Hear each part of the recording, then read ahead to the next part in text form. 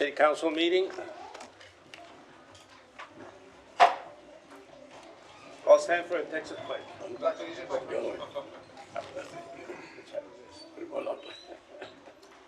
I pledge allegiance to the flag of the United States of America and to the republic for which it stands, one nation, under God, indivisible, with liberty and justice for all. Texas pledge. Honor the Texas flag. I pledge allegiance to thee, Texas, one state, under God, and one indivisible. Moment of silence, please. Our prayers and condolences go to the family of Officer Alejandra Garza. Moment of silence, please.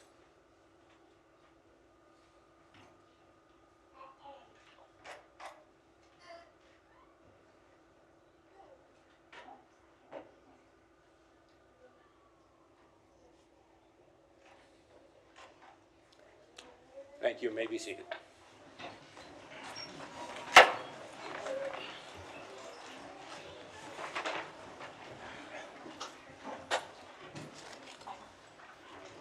All right. Mr. Secretary, roll call, please. Yes, Mayor. Honorable Mayor, Dr. Victor D. Trevino, Present. Honorable Mayor Pro Tem and Councilmember District 1, Gilbert Gonzalez. Honorable Councilmember District 2, Ricardo Richie Rangel Jr. Present. Honorable Councilmember District 3, Melissa Cigarroa. Honorable Councilmember District 4, Ricardo Rick Garza. I'm here. Honorable Councilmember District 5, Ruben Gutierrez Jr. present. Honorable Councilmember District 6, Dr. Tyler King. Honorable Councilmember District 7, Vanessa Perez. Honorable Councilmember District 8, Alisa Cigarroa. Mayor, you have a quorum. Thank you. Mayor, motion to approve of the minutes of July 27, 2026, July 28, 2026. Second. Motion to approve the minutes. All in favor? Aye. Opposed? Motion passed. Second. Motion second. All in favor? Aye. Opposed? Motion passed. All right. Before we go up to citizens' comments, I have two recognitions I would like to bring up with the communications. First of all, good afternoon, everyone. We'll proceed with recognitions.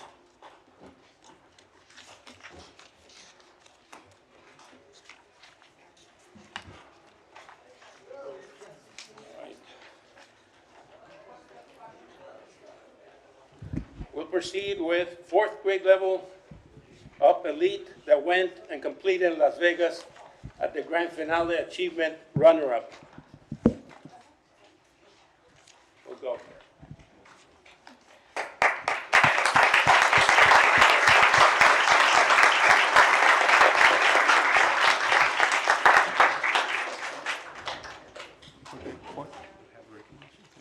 Fourth grade, they already have. You want to, fourth grade is this one. Lady level up, grade basketball team. The City of Laredo Mayor and Council recognized the Lady level up fourth grade basketball team who traveled to Las Vegas for the grand finale tournament and came up as runners-up. Come on down.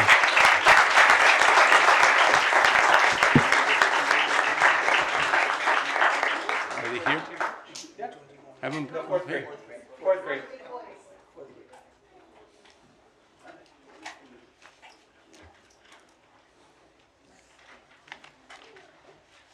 All right. Secretary, just a note. And a couple of words from the coach? Nothing? That's okay. Let's go back here for All right, let's go back so we can take a picture back here. Right back here. Thank you.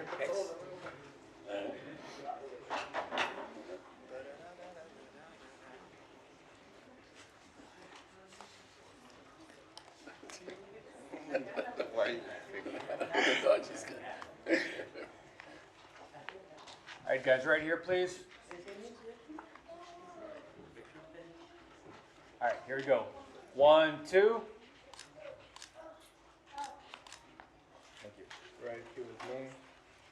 Ready, 1, 2, 3. Perfect.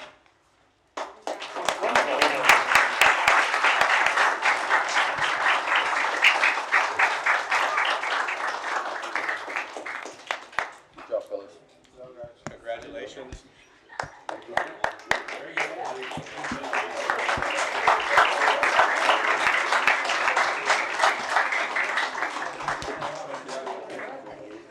We're going to do 5th grade. Number 1. All right, next recognition. City of Laredo and City Council recognize Level Up 5th grade basketball team who traveled to Las Vegas for the grand finale tournament. 5th grade came out on top, winning first place against top teams. Come on down.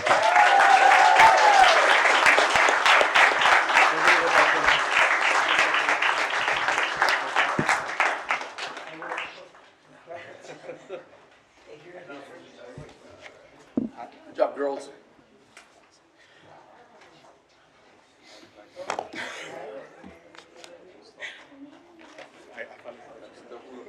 Yeah.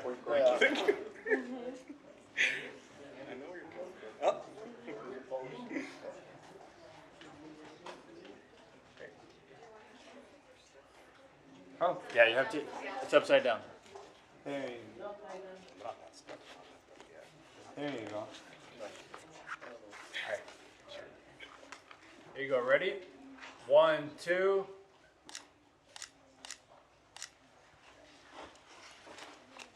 Right here, ready, 1, 2, 3. Perfect. Go ahead, Ma. You want to see one?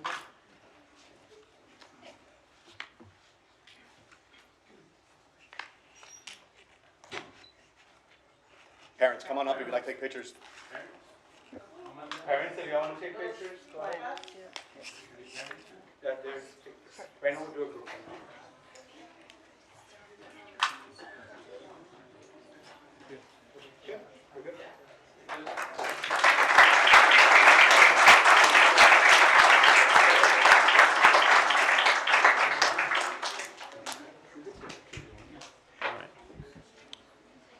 Next recognition. City of Laredo Mayor and City Council recognize the 3rd grade Level Up elite team who competed at the biggest tournament in Texas at San Antonio Nationals and placed second against the top teams in the nation.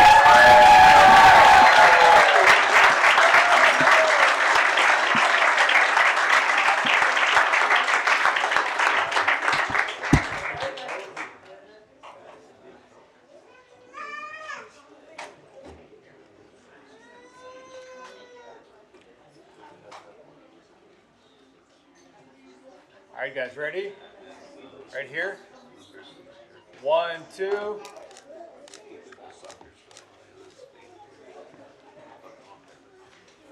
Ready, 1, 2, 3. Go ahead. Yeah, go ahead.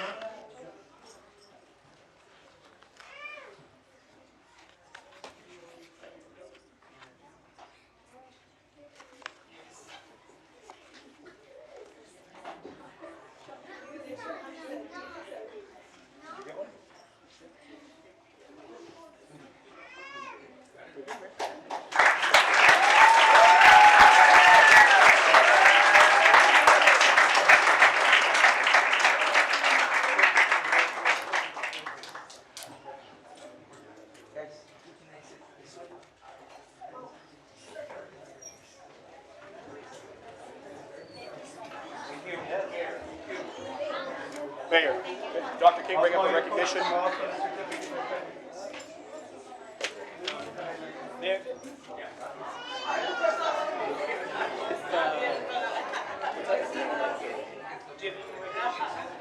That's it for me. You want to continue? Okay.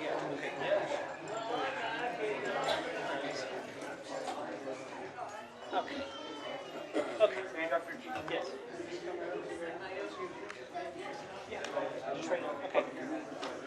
Okay. Just we'll let them keep them clear out. Okay. Let him go. Let 'em Yeah, go. let him, yes, otherwise they won't hear you.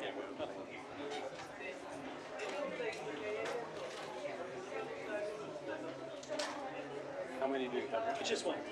It's a Girl Scout group. They're. Yes. There they are. Oh, there you go. Yes.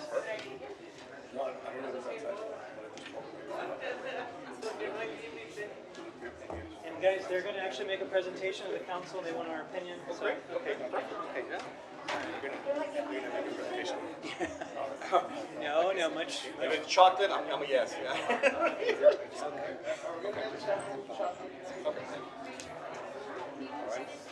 That would be nice. Next recognition by Dr. Tyler King. Yeah. Go ahead. Yes. Thank you, Mayor. Thank you, Mayor.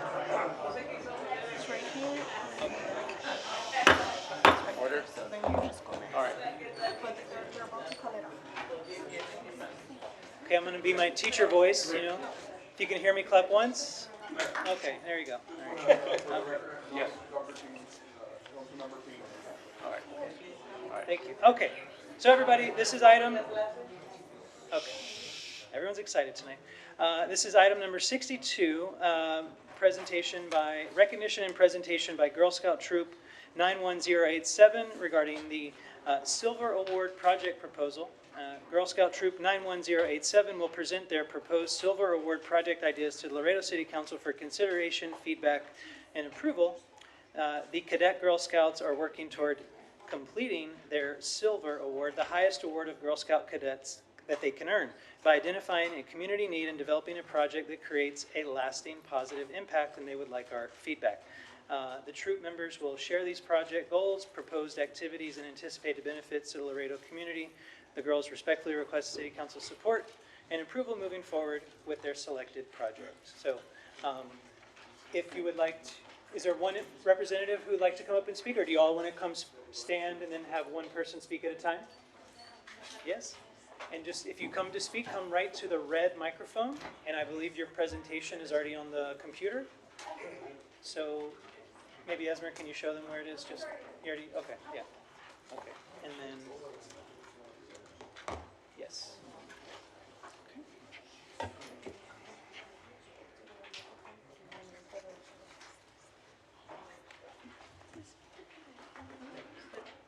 You can go and speak, Debbie. Hi, my name is Ivana Sayes. Can I scroll down? Yeah, absolutely. Can you be sure she's, yeah, screen share, yeah.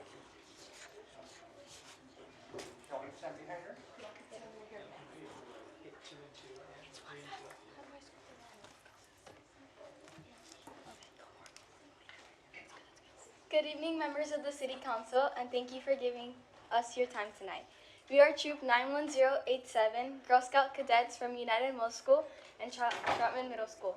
We are here to present our proposals for our Silver Award projects. As cadets, we have been working hard to identify the needs within our community, and we are passionate about making the difference. The Silver Award is the highest award a Girl Scout can earn, grades 6 through 8. Our goal is to host camps at one of the local rec centers that will help elementary age girls build confidence, learn new skills, and connect with their peers. While we work as a unified troop, each Girl Scout has designed a specific project tailored to their passion and community need. Now I'd like to introduce our fellow Girl Scout sisters who will share their specific project plans. Paulina Guzman, myself, Carolina Torres, Andrea Guzman, Brooke de la Garza, which is not here, Ivana Sayes, Ava Briochoa, and Victoria Valdez.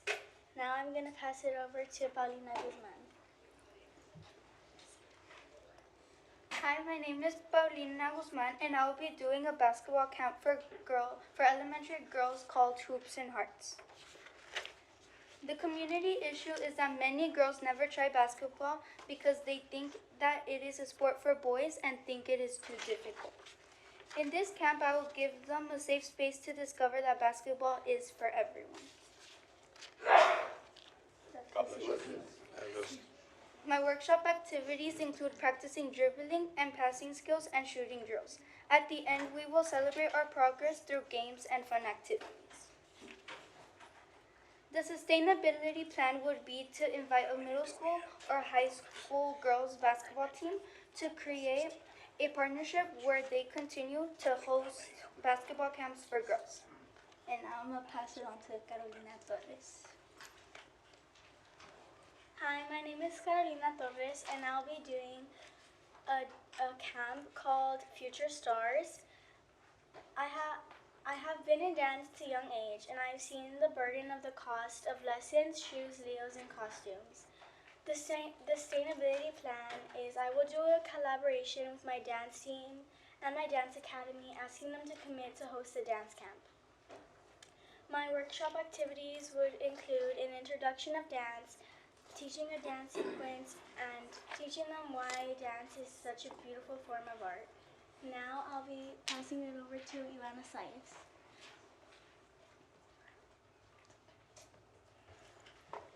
Hi, my name is Ivana Sayas, and my project is called Girls Leading Girls. Elementary is an important time in a girl's development. During these years, girls begin building confidence, communication, and leadership skills that will shape their future. My workshop provides a positive and supportive environment where the girls can discover their strengths and set personal goals and develop the confidence to become leaders in their communities. My sustainability plan is to partner with the Give and Inspire Foundation, and together we can develop a Girls Leading Girls leadership toolkit that includes lesson plans and activities. My plan of action: leadership and teamwork exercises, confidence building activities, public speaking practice, goal setting, kindness, and community service projects. Next, I will be passing the microphone to Andrea Guzman.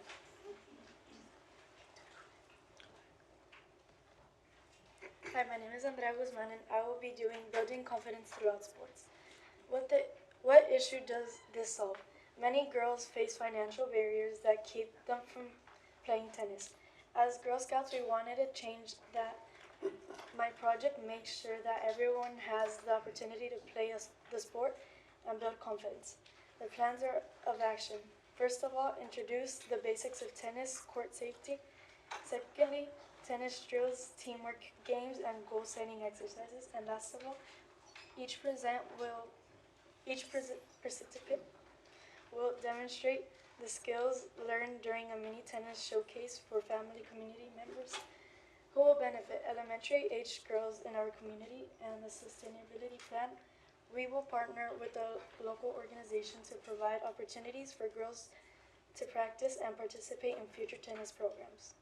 And I will be passing it to Ava Bree. My name is Ava Ochoa, and I will be doing a volleyball camp called Learning Beyond the Net. My target audience is elementary-aged girls.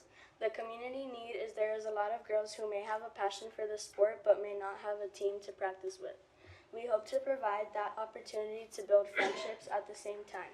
Girls grow stronger when they support each other. My plan of action: 1, introduce and get to know each other plus warm-up. 2, drills and teaching correct fundamentals. And 3, good sportsmanship activities and team building. Who will benefit? Elementary-aged girls who are interested in learning volleyball or have an interest in the sport. My sustainability plan is ask teammates and coaches for donated, gently used volleyballs and leave them in a box for other girls to take home and practice. And I'm going to pass the mic to Victoria Valdez. Hi, my name is Victoria, and I'm doing an art camp called Art for Everyone.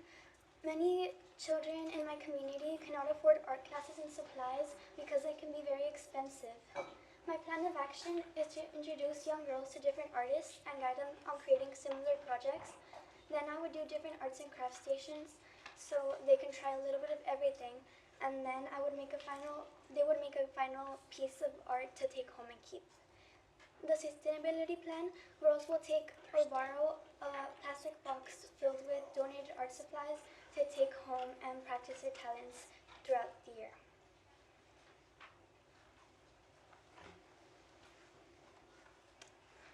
Why this project matters. We would like to create these camps to address critical social and skill building activities for girls in our community.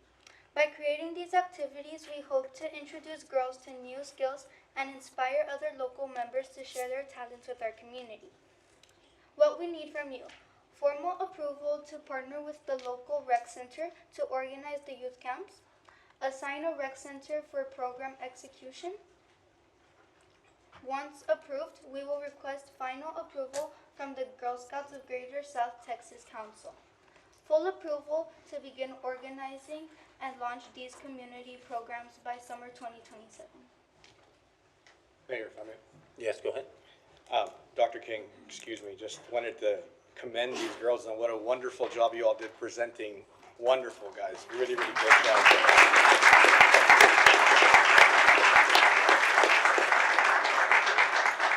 Somebody was doing a project on public speaking. Great. You don't need it, honey. You're doing wonderful. You're doing fantastic. Great, great job. Just standing up here before us is very difficult to do so. And I just want to say thank you all for doing so. Opening up the doors to young ladies that simply sometimes can't afford simple things, right? That some of us take for granted. And I think you all doing this is a wonderful, wonderful step. And I am very, very proud of you all. Anything you need from the city, or I shouldn't speak for the city, but for myself, please give me a call or text me, email me, and we will certainly take care of anything that you need. The city is behind you guys. I'm sure the staff will be as well. The rec centers will be available to you, just depending which one you all want. Unfortunately, Dr. King doesn't have one yet, but hopefully we'll be going out there. Hopefully we'll be going out there soon enough for him, God willing. But girls, thank you. It really, really means a lot that you're opening up the doors to a lot of people, a lot of young ladies out there, and it's extremely important that we keep lifting our young ladies up there. Thank you so much. Thank you. Mayor Conley, Yes, go ahead. I also want to congratulate you all on an excellent job that you all did, and especially all the creativity and the thought that went into your presentations and all the work that you did. To the council, I think I'd like to recommend that we put them in contact with the youth council so that they can work with the youth council to execute their plans for this project, because we do have a youth council, and hopefully one day you all would consider being part of that council. But I think they are well equipped to handle this task and make sure that you all bring these projects to life. So I'll make the motion to have this, to have the youth council take this on their next meeting. Second. And that way they can participate through that. Absolutely. Motion and second. I have a question. May I? Go ahead. Thank you. Girls, that was fabulous. Fabulous presentation, great ideas. You have a full packet. I actually thought Dr. King said that we might be making some decisions. I thought he was going to ask us to decide on one, but I was very happy to hear that you're thinking about the entirety of all of your ideas. They're really well thought out. I have a question. I'm curious why you're looking for a rec center and not to use the Girl Scout house. Is there a reason behind it? It's because the Girl Scout house doesn't have a lot of basketball courts or supplies to do our sports. That's an excellent reason then to look outside of it. No, that's great. That's great. Appreciate it. And I'll be supporting the item. Thank you. All right, and keep it up. I think all this public speaking is good.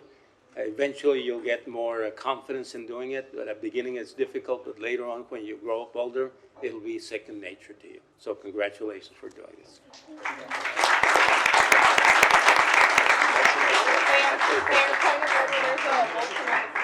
We have a motion and a second. All in favor? Aye. Opposed? Motion passes. Thank you. All right. Yeah.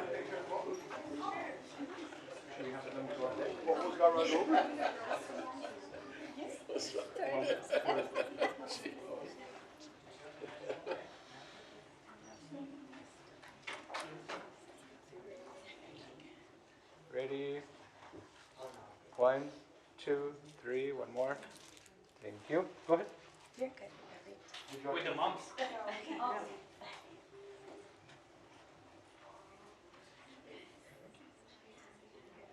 Can we have one mom on this side, please? There you go. Okay, right here with me. Ready? 1, 2, 3. Thank you. Thank you, ladies.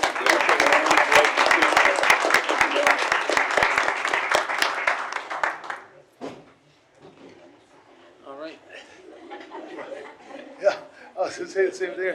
You can. I'm going to go ahead and proceed with some communications. Again, good afternoon, everyone.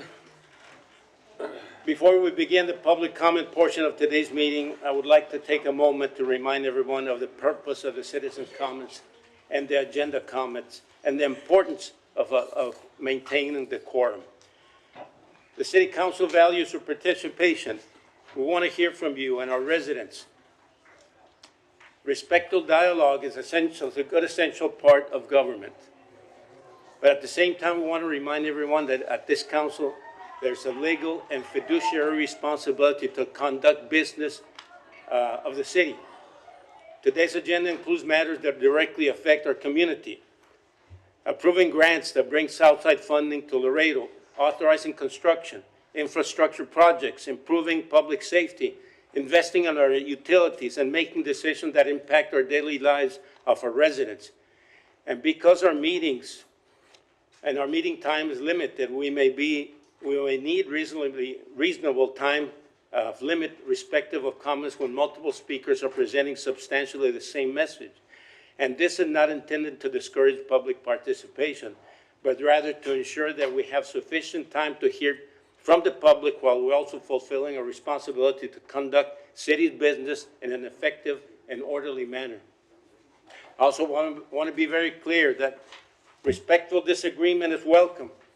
However, disruptions, personal attacks, abusive language, intimidation, or threats towards anyone in this chamber, including members of the public, city staff, or elected officials, will be not tolerated.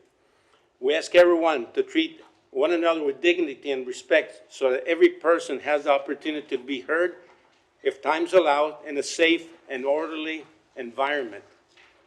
And we do appreciate everyone's cooperation and professionalism. By working together respectively, we can ensure that the public's voice is heard while allowing this council to carry out important work that the people of Laredo have entrusted us to do. Thank you. We'll proceed now with the rest of the meeting. And I would like to get some of my items 51 and 55 underway. Second. Motion second. All in favor? Opposed? Go ahead. Oh. Okay, which one is your item?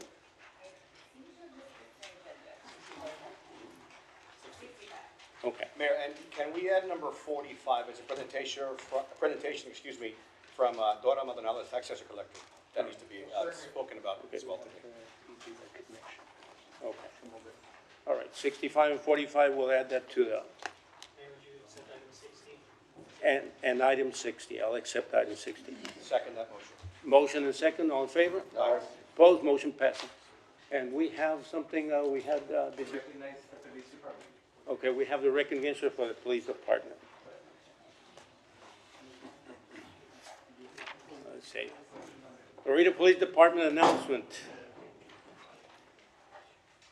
I would like to make the announcement as to bring forward the police chief, Mike Rodriguez. As mayor was alerted this week, the city of Laredo has been ranked as the 6th safest city in the United States. Unbelievable.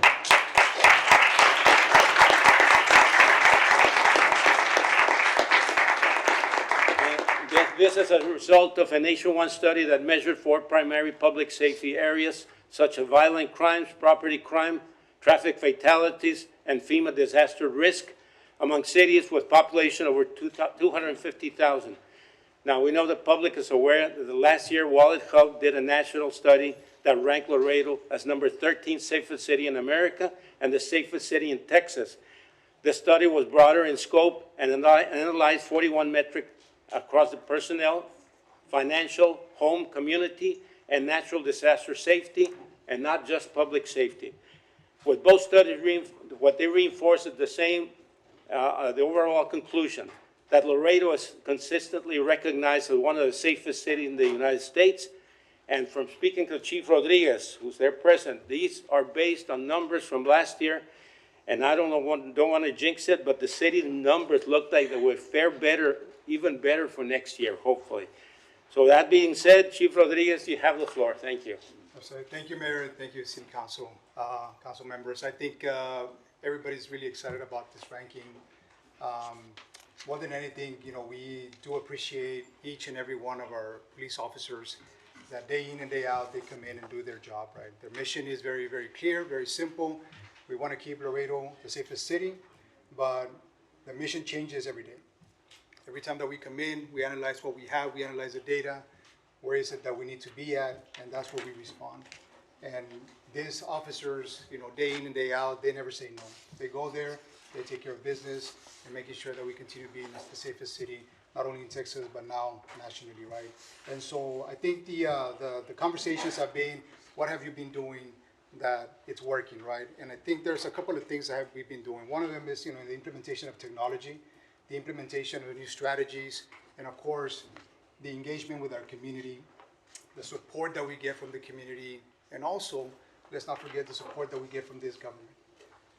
Everybody sitting here in front of me has played a big part into what we're doing and believing in what we're doing. And that says a lot about this ranking, right? Every time that we come in, they know that they got support.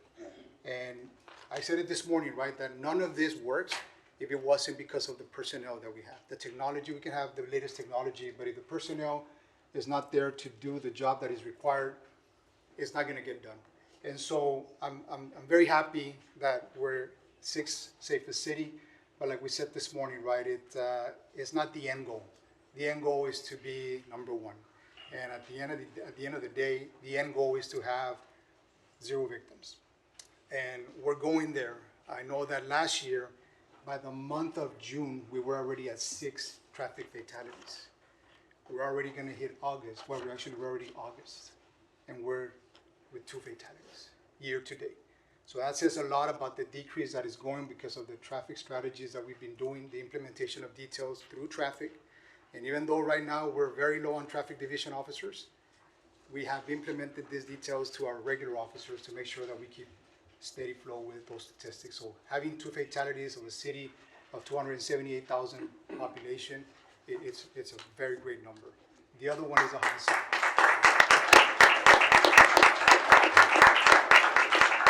Going back to our homicides, we recently knew and we found out that there was a 5th homicide because of the investigative work that our detectives have been doing. We were able to find out that one of the homicide, the latest homicide that we had, was apparently called as a natural cause death. Because of the great investigators that we had, we were able to find out that it was not natural causes, that it was a homicide. And so that brings us to the 5th homicide for the year, but we're still down versus last year. And so we want to keep that number right there. We don't want any more homicide victims. But I can tell you that if you ask any city right now, what is their clearance rate when it comes to homicide, they'll probably give you a 28, 50% clearance rate, 60% maybe. Laredo steadily, year after year, has had 100% clearance rate in homicide. That tells you that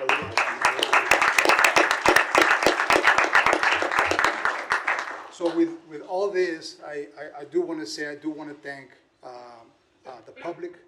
The public is instrumental into what we do, because if you don't have the trust of the public, if the public does not believe in the police department, and the public does not report, any city that you look at that and has that problem, you will understand what I mean, because they're in a place where nobody wants to be living in, because it's a dangerous place. So again, do want to say that it is a very good collaboration with the public. At another level also, our state government, our federal government, at the level for agents and state troopers and our local constables, sheriffs, and all the other law enforcement agencies that come into play. I do want to thank them, because without them, it would be very heavy on us, especially right now that we're in a shortage. Everybody's in a shortage, not only Laredo PD, everybody's in a shortage. We do want to say thank you to them for coming in and helping, because again, everybody puts a little piece of what they do into this collaboration. So thank you again, Council. Thank you, Mayor, for what you've given us, and we appreciate it in every one of you. Management, I appreciate for everything that you do for the police department. Thank you, everybody. Mayor, if I may. Yes, go ahead. Chiefs that are all up there, all the brass, or the majority of the brass. I just want to commend you all and thank you all for everything you all have done. It's amazing that the city of Laredo, a border town with Mexico, is the sixth safest city in the United States out of thousands of other cities that are with us here in the U.S. The job that you all can do, or that you all have done, exemplified exactly what type of men and women we have in our department. And I don't want to only thank you guys, but the boots out there on the street, the men and women that are out there serving every single day. I know you all have typically an 8 to 5, right, which is great. Thank you so much. Well, not really. But that's true. I call you all the time. But certainly the men and women that are out there on the street, and to the public, thank you for trusting in our department and our police department, because without the collaboration of you all calling these men and women in to what's actually happening in our city, we wouldn't have these great stats that we have now. So to the police department, thank you all so much and congratulations. Thank you. Thank you. And one more thing, these studies are national studies, a Wallet Hub and Smart Asset Studies. These are national studies, so these are not just things we're saying here. So that gives you the credibility that you deserve. And thank you very much, Chief, for what you do. Mayor. Yes, go ahead. Chief and rank, I also commend you. I want to highlight and point out that a case we had in New Year's in District 1, that the investigation started with 0%, almost like a needle in a haystack, going blind looking for that, and for that, you know, to find potential justice for the family and making those arrests. It means so much to South Laredo as a whole. Again, it's they say Laredo, maybe it's too hot or there's not much thing to do, but at least people nationwide will start looking to our city to move here, because yes, it is one of the safest cities amongst thousands of municipalities in the nation. So thank you guys, appreciate y'all. Mayor, ma'am? Yes, go ahead. And I know I expressed my great respect and gratitude for all the work of your department this morning at the press conference, but I also wanted to highlight, because I know there's some interest here, the fact that we did talk about the safety measures for the technology that this council has approved for the Laredo Police Department and that you've instituted in our city, and that you credit with helping to keep us safe. And I think people will be reassured by your commitment to transparency, the development of a portal so that citizens can have their questions answered about this technology. It is, like you said, a united effort. It's not just your police officers, but it's the trust they have in the community. And by extending that transparency, I think you continue to build that trust. So I want to thank you for that as well. Absolutely, and like I said this morning, right, and I was pretty much very upfront about it, that I'm for transparency, 100%, and we're already working on a totally revamped policy that is going to have better governance into this technology. So the tool is not really the problem, is the misuse and opacity that happened with that tool. So we're already getting ready to push out a new policy, completely revamped, where we're going to have oversight by our public safety committee at first, and then report every month to council as to the use of that technology and everything that we're doing with that particular tool. Again, the AOPRs, which is an automatic license plate reader, is not really the problem. The problem is the misuse and opacity that has happened with that tool. And so, just to be very clear, right, we don't share with federal agencies. We don't share with any other agency right now. The only agency that we do share, and that is because they're in the same commitment of addressing the violent crime, is our Department of Public Safety. We have hundreds of troopers and DPS agents that patrol our streets. It is a much needed tool sometimes for them to make sure that they do that search, but there is a policy well written as to how they use that tool. But we're elevating it. We're putting a much more transparency into what we're doing. And like I said, every time that we will meet, I will bring this forward to our Public Safety Committee with our council members that sit there, and then circle back with council to give out a transparency report as to what the technology was used for. And of course, where there's an ongoing investigation, you would be well aware of it. But again, it is another level of transparency. Again, is the misuse that has happened in other cities, and is the things that have happened with that tool that is creating the problem, right? But the AOPR is a tool that works, especially right now when we're about 79 officers short. Thank you. Mayor, man. Yes, go ahead. Chiefs, I wanted to thank you also personally. There's three things that I'd like to mention that that would benefit the public to understand and know. Number one would be, your level of communication with this council is above, I mean, it's right up there with the best communication I've had with organizations anywhere within the city and outside of this. Your constant diligence to keeping us informed is bar none, and I appreciate that. Second part, and probably the most important part, I know that it is always great to, at the level of workmanship and the work that you do is something to be very proud of. But I'm very concerned about our people, because you are understaffed. We need more people out there, and I need people to understand that y'all are working 24/7. You're cross-training officers to do things as you move forward. And so I'm concentrating over here on the mental health and the physical health of our police department. I just want to make sure that you understand that the council, at least me, I speak for myself, that I'm here to help with anything that you see fit for your officers, your men and women there, that we need to do to keep them safe, to keep them healthy, and to keep them especially with great mental health, because they take on a lot. And I'm also speaking, for our first responders at the fire department. All of us together can keep this city safe, but not at the expense of our officers, and I really hope that you understand that my door's always open for whatever you all need, as far as that's concerned. The third part of it is that, as we move forward, there's going to be, we're in the middle of summer.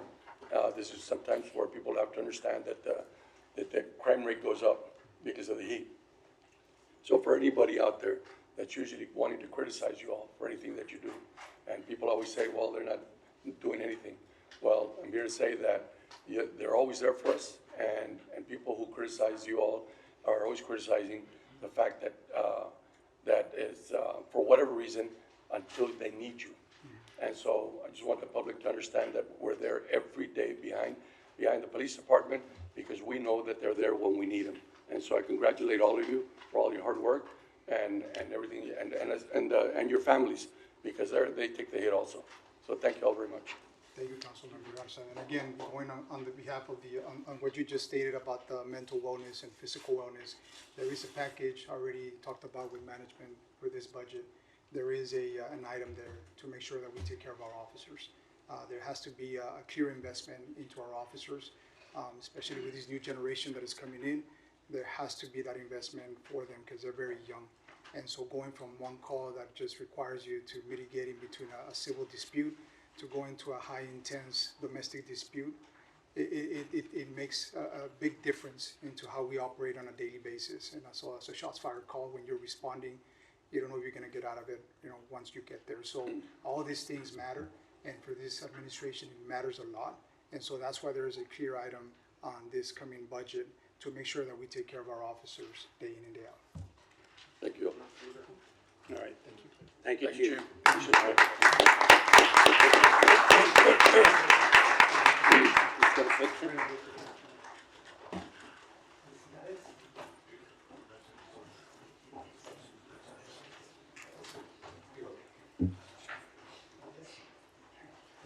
Congratulations.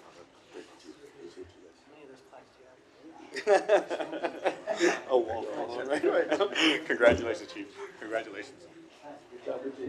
Thank you for all you all do, guys. Thank you, Chief. Thank you.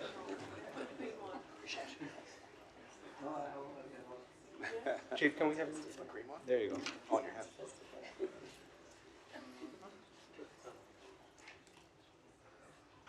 Ready? 1, 2, 3. We're good, man. Very good. Share. All right.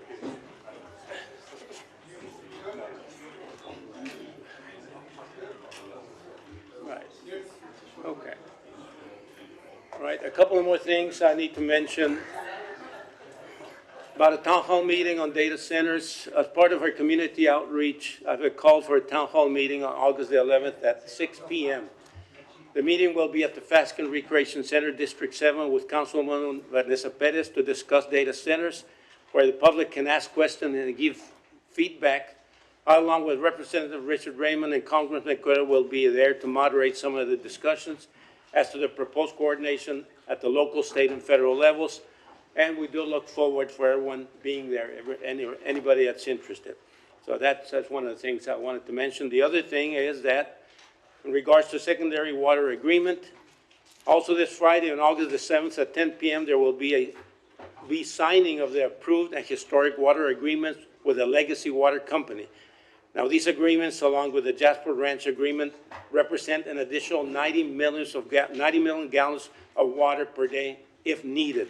They will not only stop the clock on the issue that Laredo is running out of water for future generations, it also creates an opportunity through the Legacy Agreement to work together with Webb County on supplying infrastructure and water to households in the colonias, which had also been long overdue.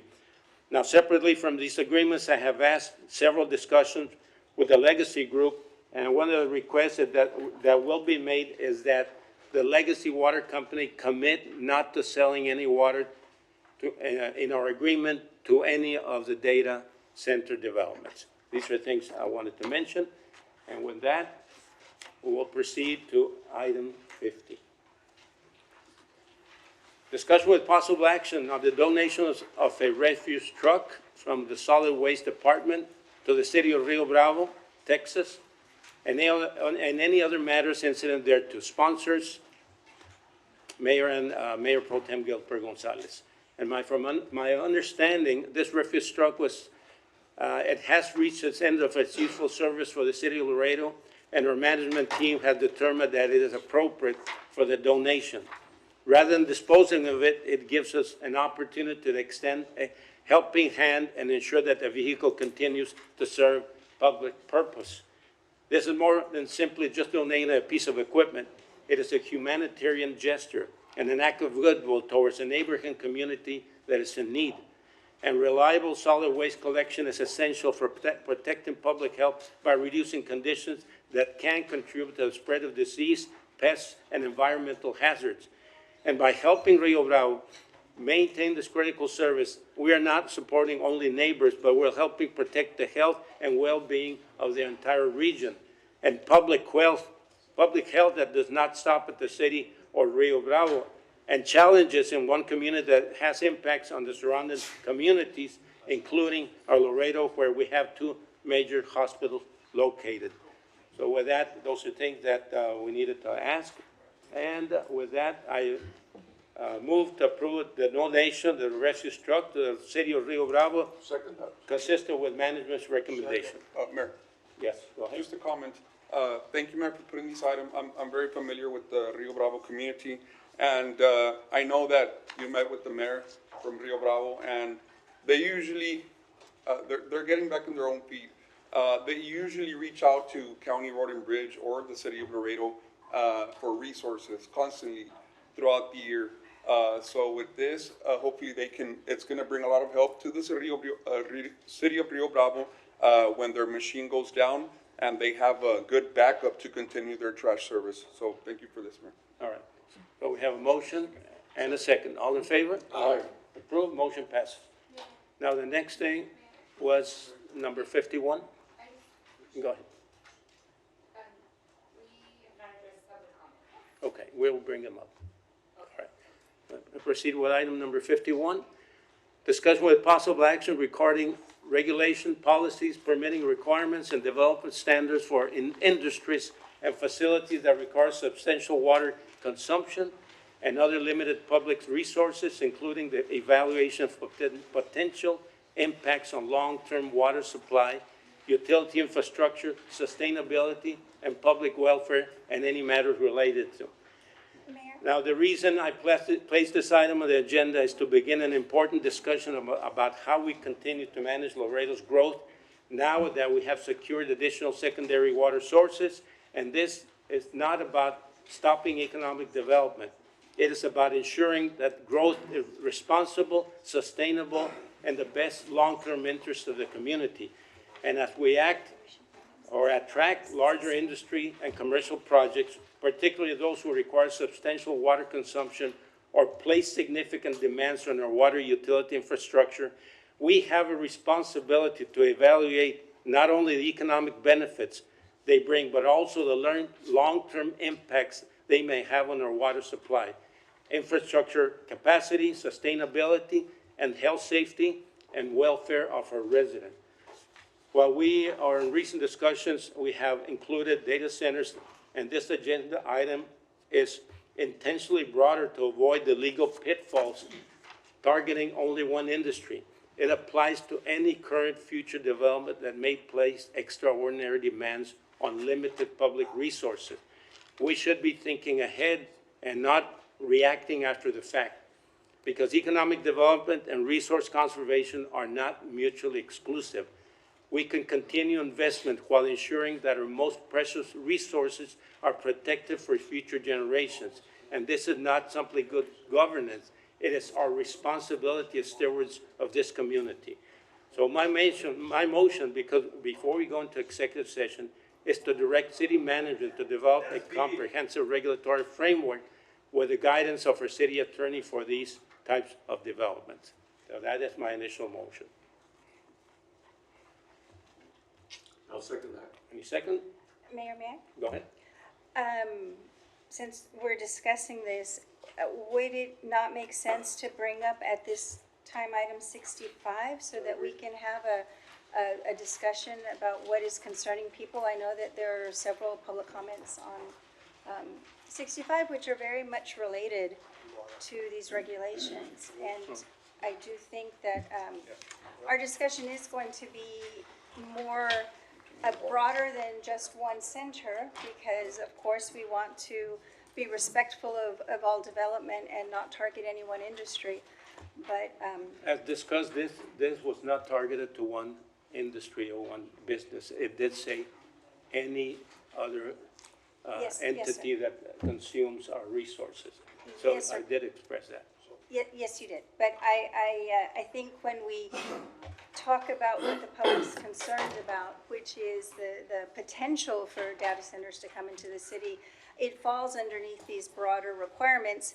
And the interest right now is in discussing the potential for data centers to be located. Mayor, if I may, Yes, go ahead. do we have any people trying to speak on these items, like maybe just to your own? Mayor, that's what I was, we have several do have- public comments, but it doesn't state exactly what it's for, so I'd recommend, or if I could motion for the public comments to come I'll up and second speak that on this motion. item Well, we have one, specifically. we have a motion on the Right. table.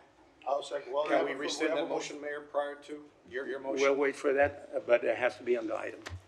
All right. Any comments on this item? There's, Mayor. I have just public comments, Mayor, and we've been respectfully waiting, and we're being skipped Hold on, Mr. every single meeting. Hold on one second. John? we had one individual that signed up for item number 65. Now, there might be some other ones that they wrote public comment. They didn't write number 65, the item number. Just want to let the council know. All right. Mayor, so, Mayor, if I may, Mayor, can we retract your motion for that to pass right now, because you mentioned executive session, and we certainly don't want to go there without the public speaking before. And we do have public comment, and I think a lot of this has to do with the data center specifically. If we could bring them up, that'd be my motion. Or any, Yes, Mayor, if I may, it's not particularly just the data centers, also any particular, entity that wants to consume a lot of water.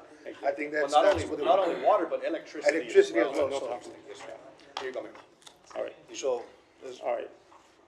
So we have public comments. but, point of order, Mayor. Yeah, go ahead. Are you rescinding your motion, or are we just? I'll wait for the public comments. All right.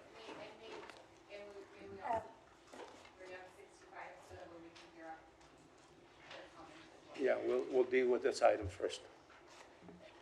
Point of order. Mr. Wynn, can you discuss the need to rescind the motion in order for us to proceed? Right, because the motion on the table is the mayor's motion. We rescind that, then the other motion can be brought up regarding bringing public comments back. And then we can go to. Yeah, we'll do the public comments and we'll go to the other item. So, Mayor, you need to rescind your motion. Okay. I'll rescind it and then we'll have the public And comments. then my new motion is to bring up public comments specifically on this item. And item number 65? No, hold on. Uh, We're dealing so- with this one first. Right. So my motion is to bring up public comments right now. I'll second it. That's a motion and a second. All in favor? Aye. Opposed? Motion passed. All right. Amador Flores, the third.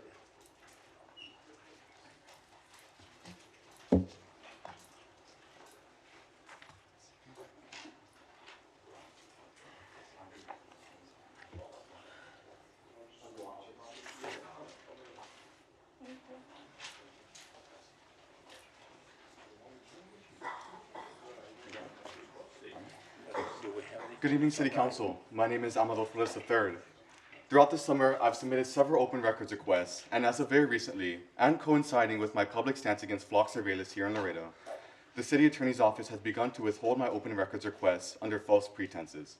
Let's get into it. To begin, both refusal reasons cite Texas Government Code Section 552.108. This is a discretionary exception, and the Attorney General's own office has said so since 1977. Meaning the city is deliberately choosing to withhold this information from me. This is a choice the city has made with me twice now. The city attorney can withdraw either filing and produce these records tomorrow, and I'm here to argue the case for both. The first request regards Police Chief Rodriguez's number. On June 15th, he presented before City Council and claimed that since the start of 2026, crime in Laredo has fallen 60%. Because my independent fact check shows that this crime actually fell around 17%, and accounting for the nationwide decline brings that somewhere between 5 and 9%. I asked for the original source that Chief Rodriguez used to calculate his metric. The city then told the Attorney General that showing the public the math that he used to calculate the chief's number would interfere with ongoing investigations. The conclusion was used in a public presentation, but the sources behind those misleading numbers are being kept private. The second request is 2 grant applications the police department files with the state. The city calls them internal records, when in fact they're not. The department uploads them to Austin through a state portal attached to a resolution that was passed here in open session. These very facts make these records external and publicly viewable. Read their letter, please. It calls my grant application a bond, when it is not at all. Twice. Their own legal argument contains a sentence that was copy and pasted from my own request, still in my first person voice. And the whole justification is one line. Release will interfere with law enforcement activities, period. It sounds scary, right? But by law, the city carries the burden of proof to demonstrate how and why the release of these documents would interfere, and in their own response, they have failed to do so. They cite a decision that requires case-by-case review. They did not review the case. I know this because they didn't even name their record correctly. Now, let's take a look at the main reason they give. Drones. In a different open record request, the city handed me the fiscal year 2025 version of the exact same application that I asked for in this request. This document lists the Drone Operations Lab at over $19,000 and Brink Drones at over $446,000. Flock Safeties at over $1 million. That same application describes what it calls, quote-unquote, undercover surveillance and bait operations. But if you recall, during the June 15th presentation, the police department walked this council through how these drones are used in its success stories, and even showed off a physical drone for the public to see. If drone information is too confidential to release, why was the Laredo Police Department showcasing it to all of Laredo? The city gave me the fiscal year 25 version of this document. Then they told the Attorney General that the fiscal year 24 and 26 versions from the same form are too dangerous for me to read. Both of these statements cannot be true. Thank you very much. Tuttle, am I cut off? All right, well, thank you for your time.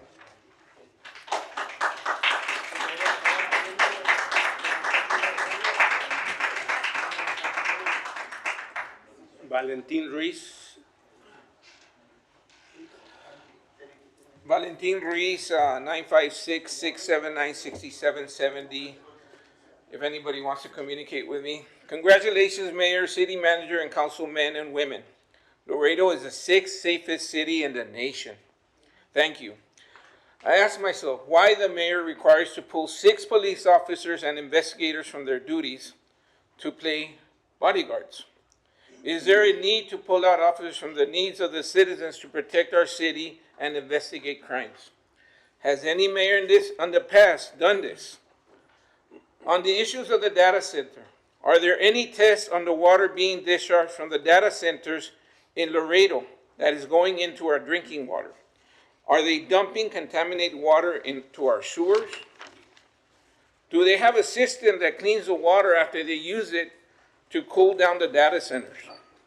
On the issue of public comments, I suggested to you, Mayor, many times to take public comments as they are received by timestamp and call them as first come, first serve. Also, comments on agenda should also be called next. So move those agenda items to the beginning that have people that signed up to comment on that agenda. I've always offered solutions to the problems you create, Mayor, by skipping citizen comments and then giving recognition with no 3-minute time limit. Then you skip public comments again and ask for reports. Mayor, you claim you encourage citizen comments, but you subtly push us to wait so long that students from middle school, high school, and residents leave after you ignore my respectful request to call in all public comments. I have a question for the mayor and city manager. When you signed up for this job, did you apply and run fully knowing that you fear our federal leadership and our president? In the eyes of Laredoans, you fear so much to stand for our citizens of Laredo on the issue of our only water source and the wall. From what I understand, you fear our president, and you only want to talk about the buoys.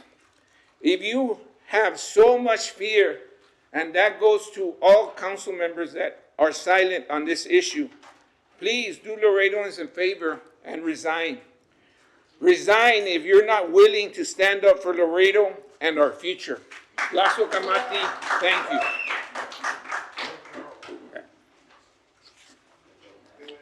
Maximiliano Prado.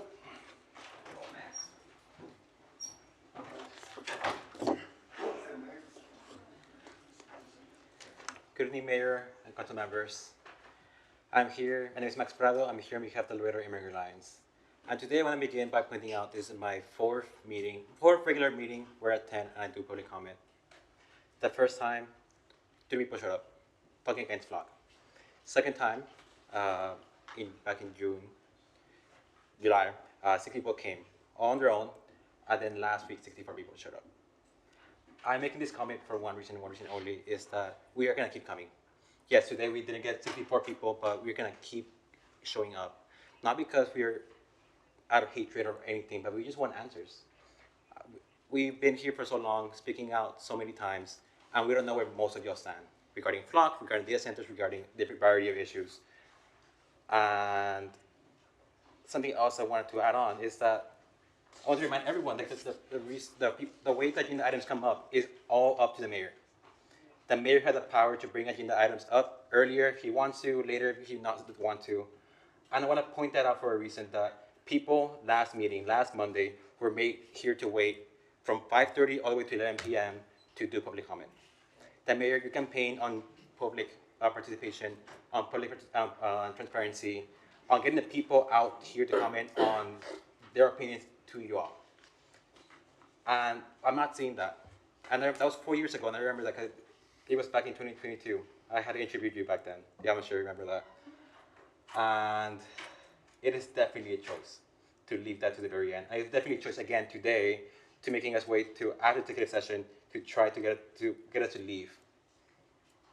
I understand there are other city meetings to address, but then there should be more meetings instead of canceling the other city council meetings that had, just like last month. And I do want to applaud the police chief. I'm not sure if he's still here. Thank you for making the comment on the commitment to transparency. But I'd like to add on, maybe we can double down on it. Not only should there be reports to the Public Safety Advisory Board, but that advisory board should be a committee that allows civilian Laredoan participation in that committee. Because why are we hiding behind the term advisory board? So it's not subject to Open Meetings Act. We do want transparency, and I don't think we're asking for much. There are things that don't add up. I do applaud the department for being the 5th safest city in the U.S., but safety should not be at the expense of privacy. Safety should be at the expense of the people. And I want to make sure that y'all know that, because I think we have been forgetting that it is time that the people are prioritized, not tech, not AI, not data centers. We need you all to please advocate for us, because you are our representatives. All right. Thank you. Thank you.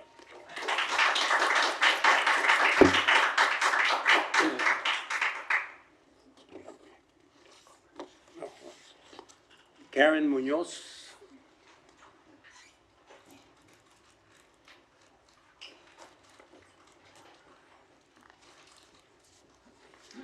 Good afternoon, Mayor and Council. Karen Munoz. I live in District 8. I support item 65, but would also ask that instead of a temporary moratorium, you pass an outright ban on data center development. I'm also here today, like Max, to continue raising the alarm about flock cameras. The community deserves safety, we deserve transparency regarding the tools law enforcement is using, and instead of transparency, we've been given a presentation from our police chief explaining that there are safeguards. I'll note that I didn't see any safeguards. I've received the presentation also via public information request and reviewed it again and didn't see any safeguards there. We're told again today that LPD doesn't engage in immigration enforcement, that we don't share our, I guess we only share with DPS is what he said, right? But again, despite that, my public information requests have revealed that we do.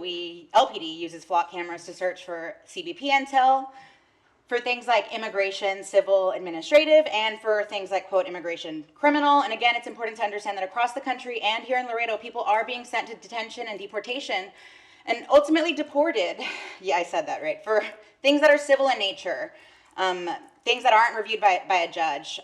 I mentioned this before, ICE warrants are not criminal warrants. They're not reviewed by any judicial officer that's neutral. My colleague says jokingly, but seriously, that ICE warrants are like toilet paper. They're not real. They're not real warrants. And unfortunately, people are being deported in our country every day for them.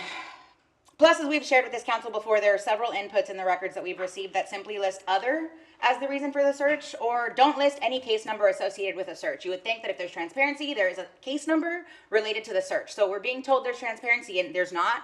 And then also DPS, you said we share with DPS. DPS is actually who's doing the most deportations of any law enforcement agency in the state of Texas.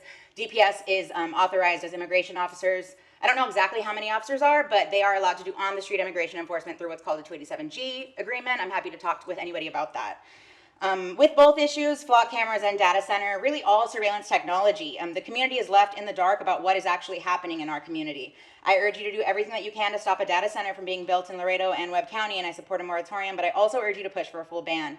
While you make these considerations, you need to know that these data center developers, they know that your voters don't want data centers. They know that people across the country don't want data centers. So they're going to do what's called greenwashing. They're going to tell you that it's possible to do these environmentally friendly and safe, and that's simply not true, and we have no reason to believe that these companies are going to serve our communities. They're going to serve their profit motive. That's absolutely true. That's what we've seen in this country. The individuals behind these tech oligarchs are really what they are. Elon Musk, Peter Thiel, companies like Anthropic, OpenAI, whose founder, Sam Altman, has said himself, quote, AI will probably most likely lead to the end of the world, but in the meantime, there will be great companies. Because again, they have to serve their profit motive. They don't care about us.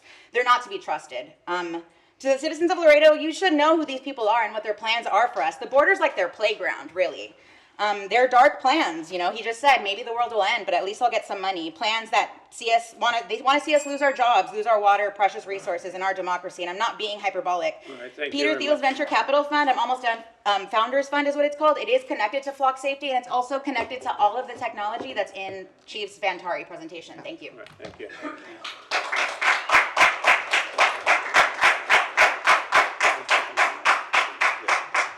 Alejandro Garcia.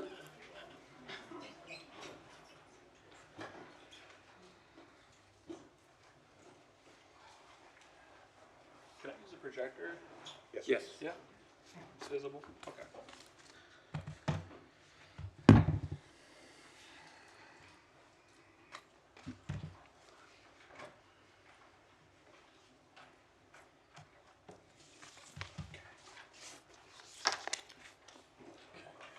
Can y'all hear me? Yep. Yes. Okay. Good evening. My name is Alejandro Garcia. I'm a member of Fronteras Sin Data Centers. As a resident of District 6, I want to thank you for paying attention to the issue of data centers. We're not alone. Other cities and counties have already felt the negative effects. Because of neighbors and friends who've spoken up, we're starting to understand what these projects really mean for our health and environment. We can't afford to wait and hope for the best. We need to look out for each other right now before it's too late. Any second now, I will be a father, potentially. And being a father has gotten me thinking even more about the future of my family and whether this is the right place to call home. I want to plant my roots here, but I'm concerned. I'm concerned about our water situation, our air, and to be honest, I'm scared. I want to start by addressing a couple things before that are related. One, the Regional Economic Development Infrastructure Corporation Agreement. We deserve to know the details of this agreement, and it should be publicly available, and it should have already been. Two, the multi-party agreement between the City of Laredo, Texas, Webb County, Texas Legacy Water Supply Corporation, and the district relating to the wholesale water supply project. We should know the details of this agreement. It should be public. The area groundwater utility, Agua, we deserve to know who is involved in Agua and documents related to make up the decision making sure should be public to the citizens of Laredo. On May 18th, I came up here for the first time to bring up the proposed 50,000 acre data center project known as Data City. I urged the council members to not enter into any non-disclosure agreements and ask the city attorney to confirm whether they exist or have been signed. Nothing was addressed. On the 27th, after someone addressed data centers, Mr. King, you said that the city council has not considered a single data center project. We haven't talked to a single person. It hasn't even come up at once and at all. Here's the thing that puzzles me. If no one here has spoken to anyone, why do we have public records showing otherwise? Here's a copy. Is that seen up there? Here's a copy of Mr. Neeb's calendar in May. It suggests that on the 13th, he had a meeting with developers regarding data centers. Is it possible that a few others have also done the same? Can you, Mr. Mayor, and other city council members confirm that you have not met with any developers or signed NDAs? Richard Raymond recently proposed bans on NDAs. That doesn't mean that they haven't happened, or the ban is retroactive. 3 minutes, Mayor. All right, thank you.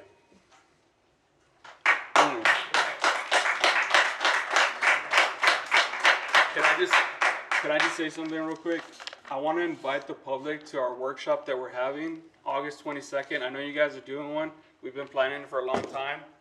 It's for our organization from Tennessee Data Centers. The whole community is invited, and everyone here is invited if you want to join. So please. Congratulations. All right, thank you. Thank you. Thank you. I'm about to be a father. Congrats. All right, Ana Vara.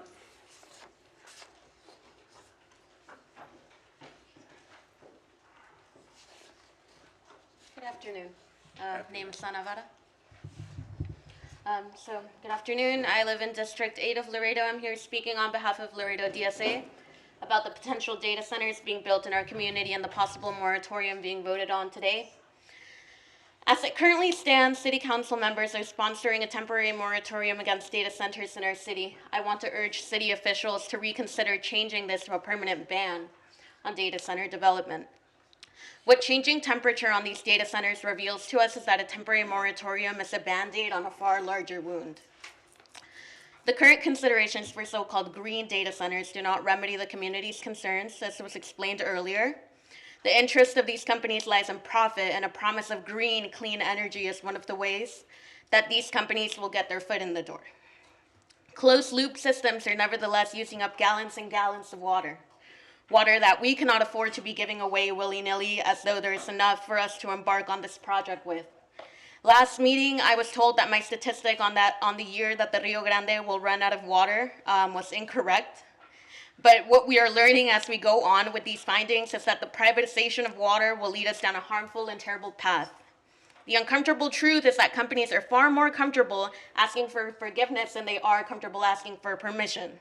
Even as Governor Abbott approves a full audit of proposed data centers in Texas, swearing not to approve the construction of any until they have met the requirements that his office has established.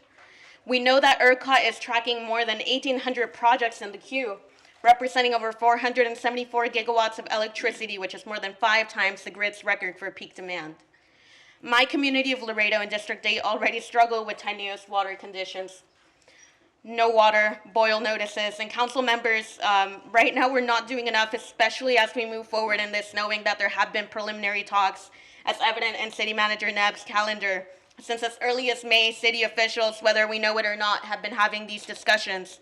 I wonder if we had not requested these city calendars, if we would have ever been made aware. If I had not come to speak on this issue last week and spoken with council members after the meeting, would we have known of these preliminary talks? Must constituents demand and ask for information of this kind in order to become wholly aware of the goings-on of this city council? Just last week, we had 64 public comments.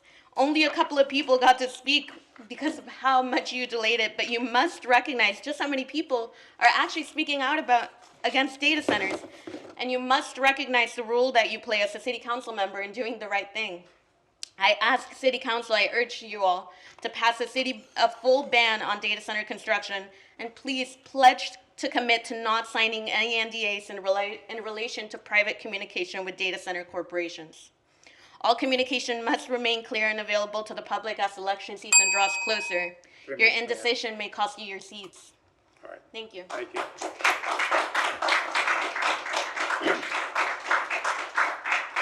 Rick Trevino.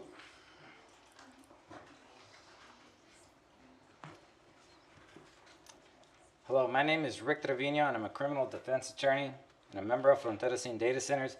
And I'm here to lend my support to an outright ban of data centers by the city of Laredo. And I encourage you all to leverage your political connections at the county and state level. Encourage them to do the same. But I'm here to talk about something different. I'm here to talk about legacy water, Talis, the GMA 13 Agua, and this ad that we've been seeing in the Laredo Morning Times. So Hamrod, I hope you get this. Now, when you hear me say Legacy or Talis or Legacy Municipal Management District, those are cutouts for the walkers. We're talking about the walkers. And back in 2023, State Representative Richard Raymond, with the help of State Senator Judy Saffarini, in House Bill 5405 made Legacy the walkers into a municipal management district. They made the walkers into a governmental body. That's the original sin here. That is such an irresponsible and short-sighted decision that somehow was considered a good idea by y'all and the county to be in league with them, that I could only attribute to Laredo and Webb's very peculiar and unfortunate political culture, where a guy like me could leave for 20 years and come back, and it's the same faces, the same large owning families running the show, with the same inordinate influence, seemingly everything going on in Laredo. Look, do we have a water crisis in our city? Yeah. But enriching legacy, i.e. the walkers, by hundreds, maybe billions, is not a prudent decision with only coercive effects on our democracy. The state of politics in Laredo is pathetic. Our sheriff is being investigated by the feds. His brother, Henry, pardoned by the president for shenanigans with Azerbaijan and Mexican banks. And the guy running against them, Tano, our outgoing county judge, married to a walker. You can't write this. And what does democracy look like if Tano wins? What does it look like if our congressman is married to the heir of the largest landowner in the area? Not good. And also they have a say so over our water. This is outrageous. And this ad, folks, is shocking what we're doing. We are bullying the poorest communities, Zavala, Dimmitt, LaSalle, and telling them, give us more water so that the walkers could sell it back to us at wholesale for the colonias, all the colonias. How many times have we heard that line? And Dr. Trevino, on June 4th or 5th, 2024, you were rushing that decision. Cigarroa, King, Vanessa had very, very appropriate questions. You wanted to move it along. What are we going to do if later on down the line they want to build a data center? You can't stop them. They're the government. What if they want to build a bridge? Did Saffarini and Raymond already kill Laredo without us knowing it? I'm not trying to be hyperbolic, but we messed up. You messed up. Thank you.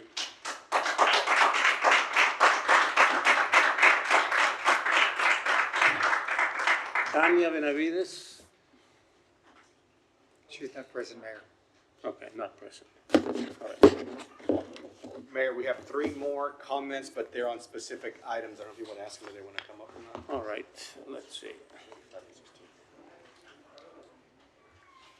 Okay, 3 comments. Do you want to come up in, or right now or in the item? That would be item number 16 for Fernando Galvan.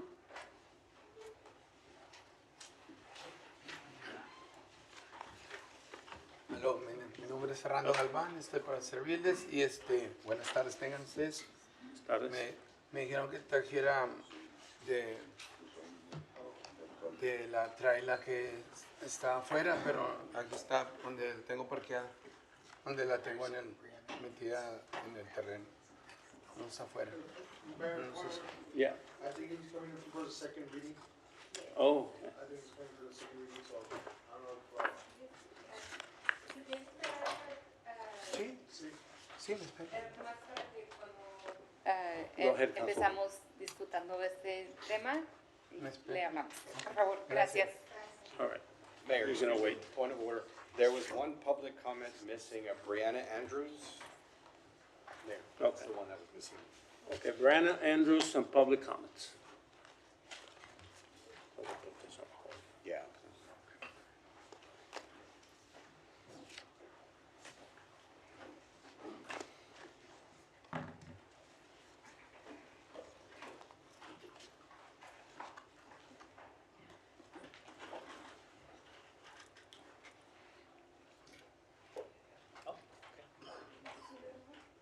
You want me to- here.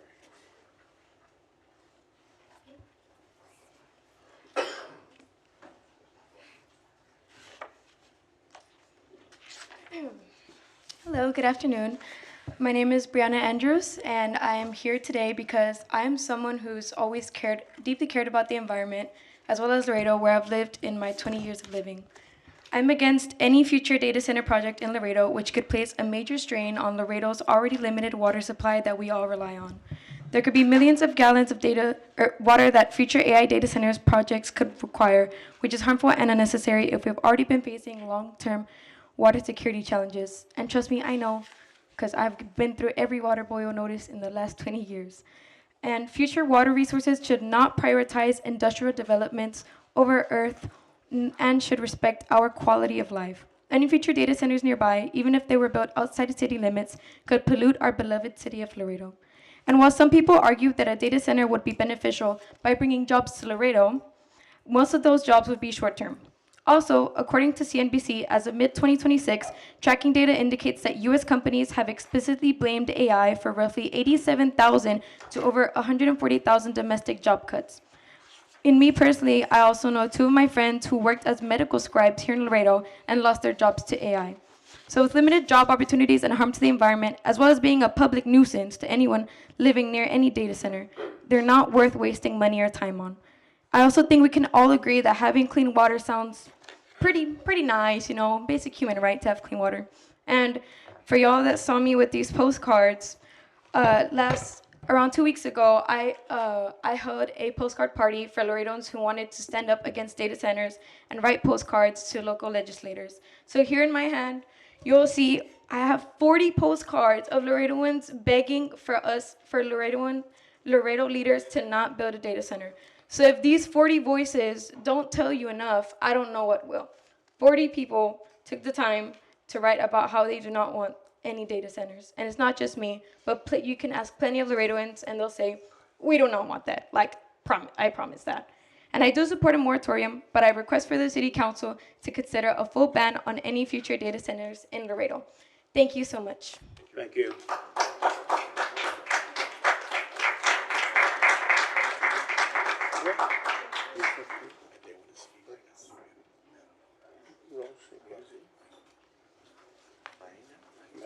Rosie Mayena? I don't know if we got that right. Mayor, she's here on item number 45. That's for the You want to tax. speak now or wait till the item comes up? I'll wait for the item to come up. All right, okay. Wait.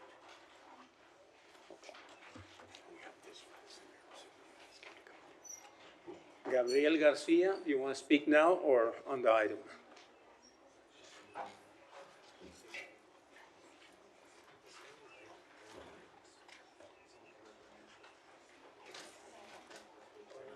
No? 45. Yeah. My name is Gabriel Garcia. I'm from District 5, and I am here to request that you, our elected officials, vote on collecting our property taxes based on the no new revenue tax rate. Thank you. All right, thank you.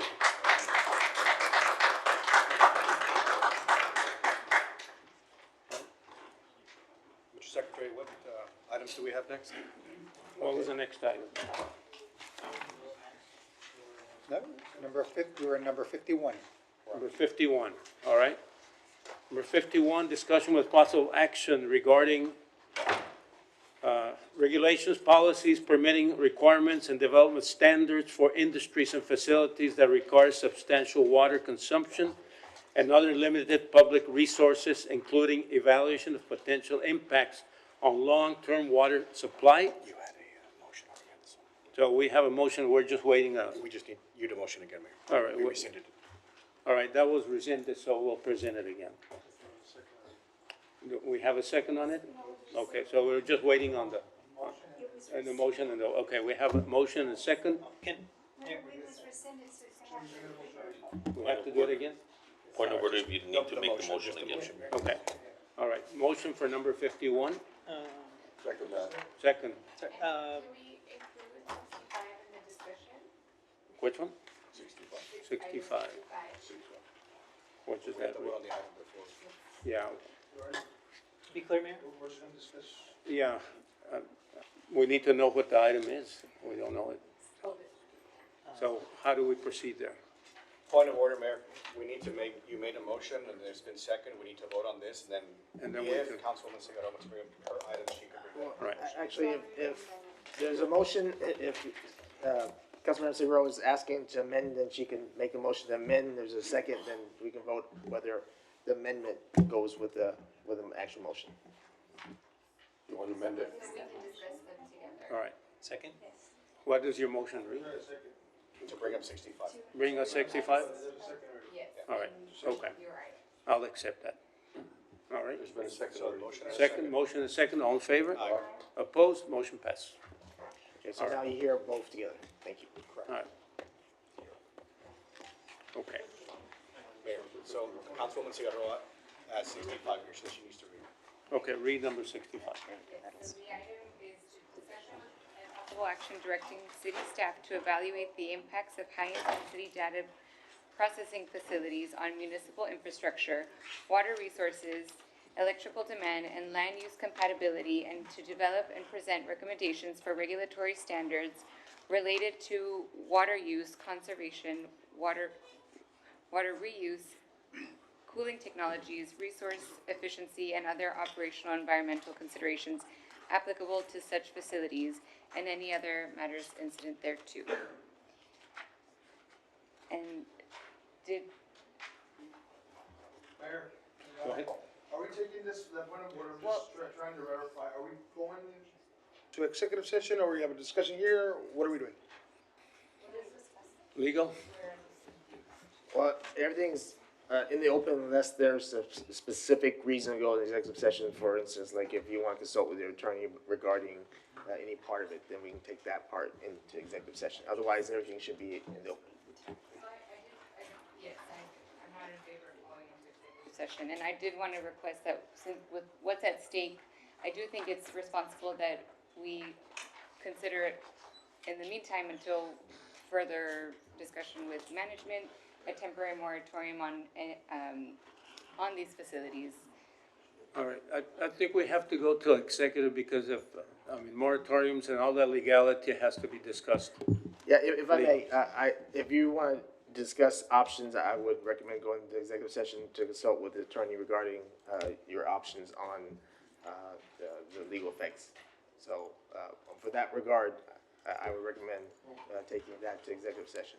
I'll second the mayor's motion All right. to go into executive But session. there was for a dis- motion already on the floor now. What was the motion? We had a motion on the floor and now we brought up our item, but there was still a motion.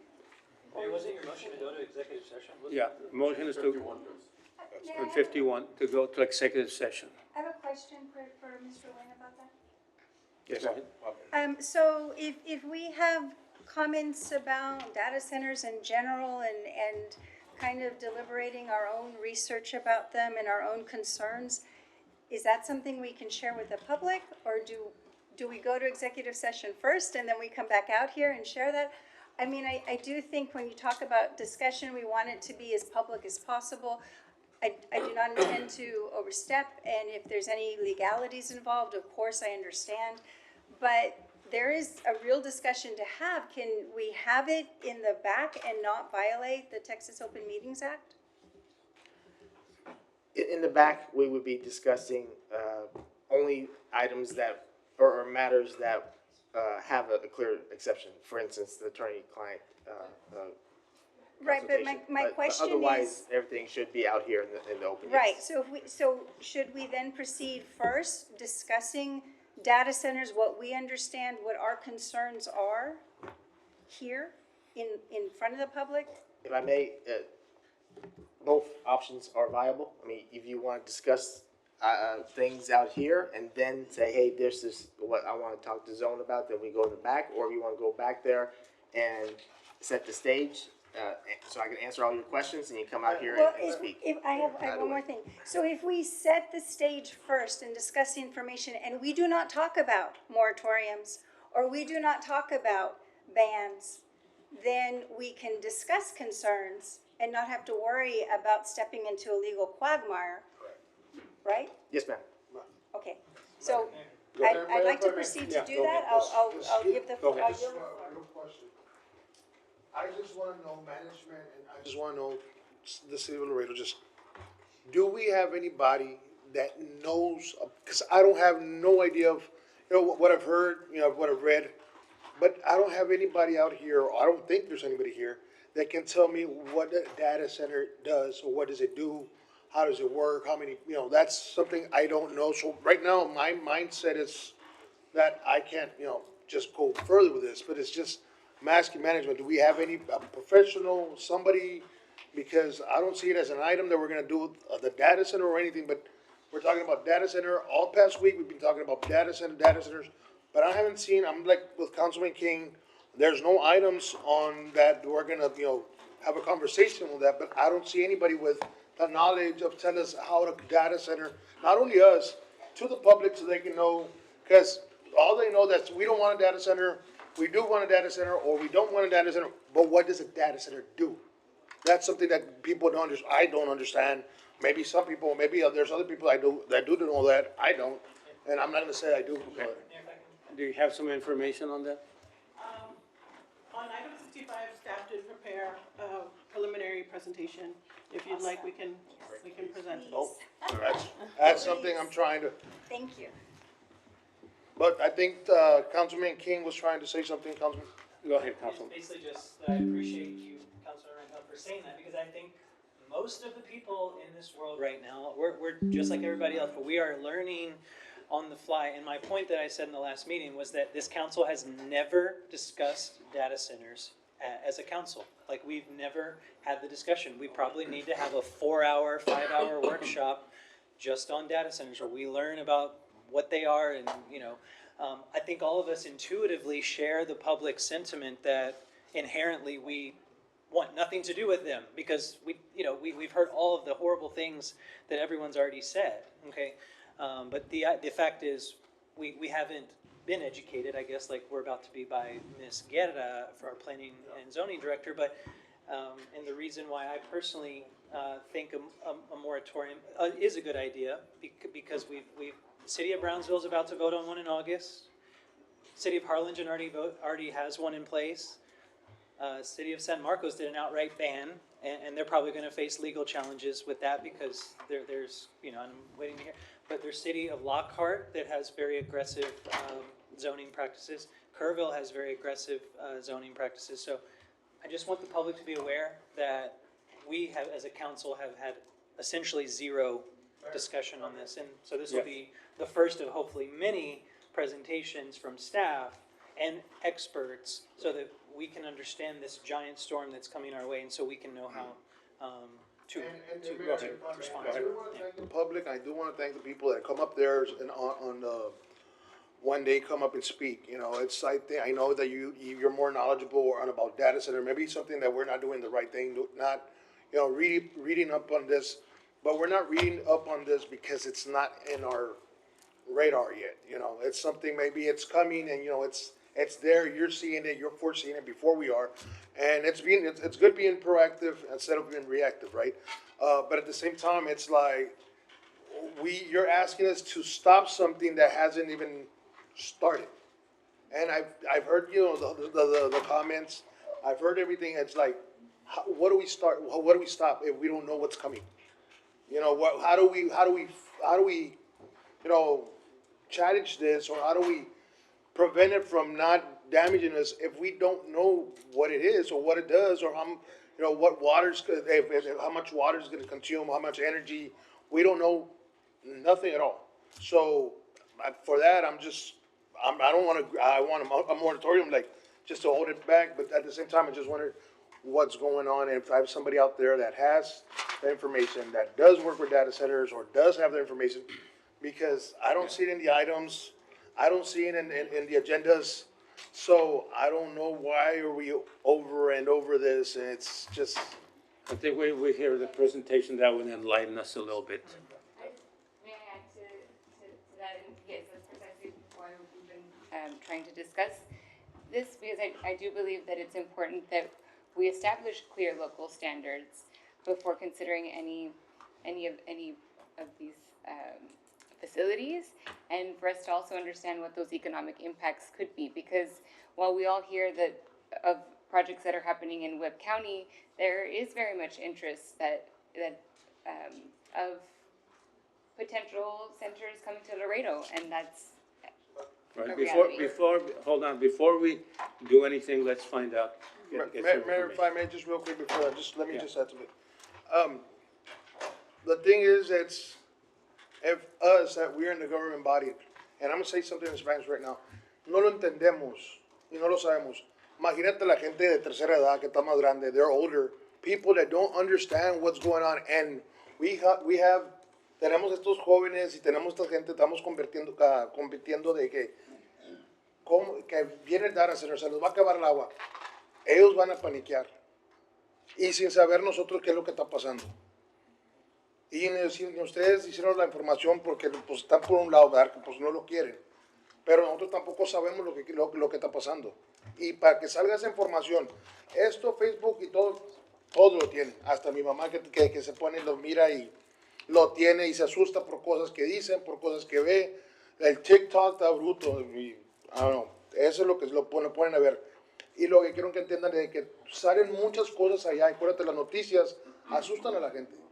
Y si nosotros ponemos que información y decimos, es que va a pasar esto, se va a acabar el agua, se va a hacer esto, y sin no hacer nada todavía, ellos se están asustando todavía, ya se están asustando. A la misma vez tenemos que entender qué es lo que estamos haciendo y no poner, como dicen, no lo podemos adelantar antes de lo que esté pasando. Primero, let's get information, and then we'll start doing it. Okay. Mayor, thank you. Yeah, go ahead, please give us information. Good evening, Mayor, members of council. Vanessa Guerra, Planning and Zoning Director, for the record. Staff has prepared a preliminary presentation. We are going to review an introduction to data centers, potential impacts, current status, potential ordinance considerations, and proposed action. So by no means, we're gonna say we're experts on data centers. We are not. We've done our preliminary investigation of data centers and continue to learn all that we can about data centers. So what is a data center? What we found is a data center is defined as a facility that houses computer servers and supporting infrastructure to store, process, manage, and transmit digital information. So anytime you search the internet, email, you stream a video, GPS, other apps, that's what data centers do. So what do they sort of look like? This is sort of what they can look like. So they can be very large facilities. You see sort of a power facility right there. So this is kind of what you're looking at. Not a lot of parking because not a lot of people. So why are data centers important? Artificial intelligence, the rise of machine learning, cloud computing, data storage, that's what data centers do. They accomplish all the video streaming, online services, the e-commerce, our digital transactions that our economy is growing more and more towards. The growth of the interconnected devices, your smart TVs, smart refrigerators, smart everything. More and more pressure on, the internet and data center Mayor, usage. if I may? Sure. Ms. Guerra, and I'm sorry for stopping you, but what I'm hearing is that anything that we're doing, right now, we're using that energy from that data centers. Does that matter? Is that correct? Because we're using energy. Service. The service The from the data service, center? yeah. Yeah, there is a data center out there that would provide AI services, GPS services, that's what So data centers do. GPS, smart TVs, Mhm. all that, watching video. Those are the sorts of services that data centers provide. What does this mean for cities? Increasing demand for electrical infrastructure. Data centers do have greater cooling and water requirements. They typically have larger building footprints, and we need for appropriate zoning and development standards to address the concerns associated with data centers. So we wanted to compare traditional data centers and high-intensity data centers. Those are the ones that we're talking about, those high-intensity processing facilities. So just to go over very quickly, the primary purpose of a regular data center is to host, store cloud services, web applications. And the high-intensity is dealing more with artificial intelligence, machine learning, big data analytics, scientific computing. So typically, your hardware is going to be CPUs. The high intensity has more high performing graphics. Power demand, a big difference. 5 to 15 kilowatts per equipment rack for your traditional versus 40 to 125 kilowatts per equipment rack. So approximately 8 times more power demand. Cooling requirements. Your traditional data center uses just regular cooling, basic liquid-assisted systems. The advanced uses direct liquid or liquid-to-chip cooling systems. So the key difference, high-intensity data centers require substantially greater electricity capacity and cooling infrastructure than traditional data centers. So we found an example. Here's one out there in Abilene. This is called Stargate 1 Data Center. It looks like it's approximately 1,100 acres. The site uses 1.2 gigawatts of electrical interconnection. Projected electrical demand is comparable to what is needed to serve approximately 750,000 homes. So very high electrical demand. We looked at what is state government doing with regard to data centers. So, effective as of June 2025, the regulatory framework for large load customers that's greater than 75 MWs to address electrical grid and reliability, emergencies and cost allocations and data transparency.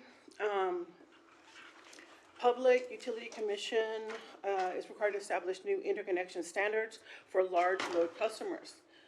Right now, several House and state committees are currently studying data centers in their interim charges, including the impact to the electrical grid, water supply, infrastructure, economic development, and regulation. So that's all being heavily discussed.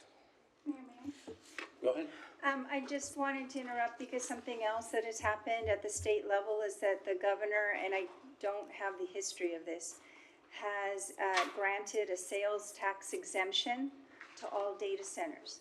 And the reading that I had was that that is probably why we're getting such a great push from data centers to establish themselves here in Texas.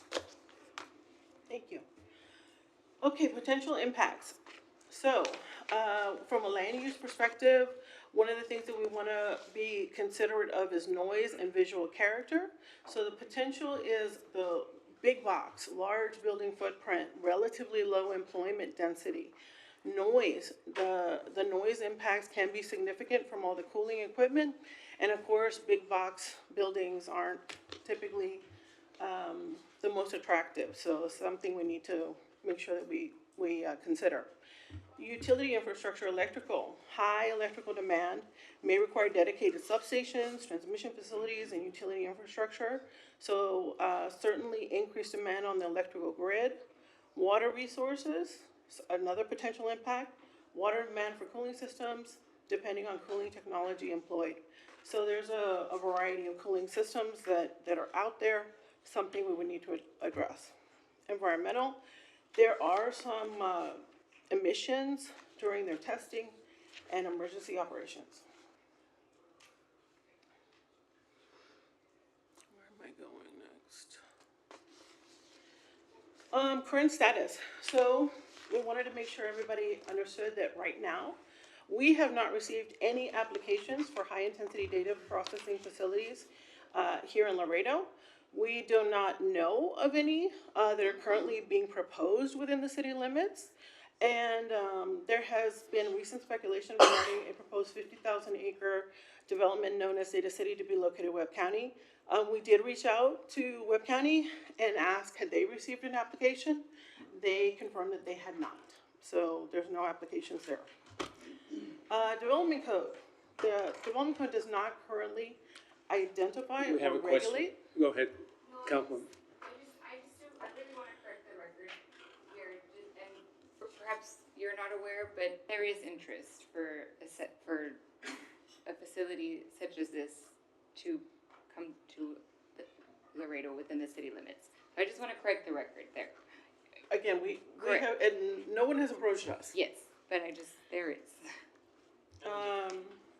Mayor, when you say Go ahead. You.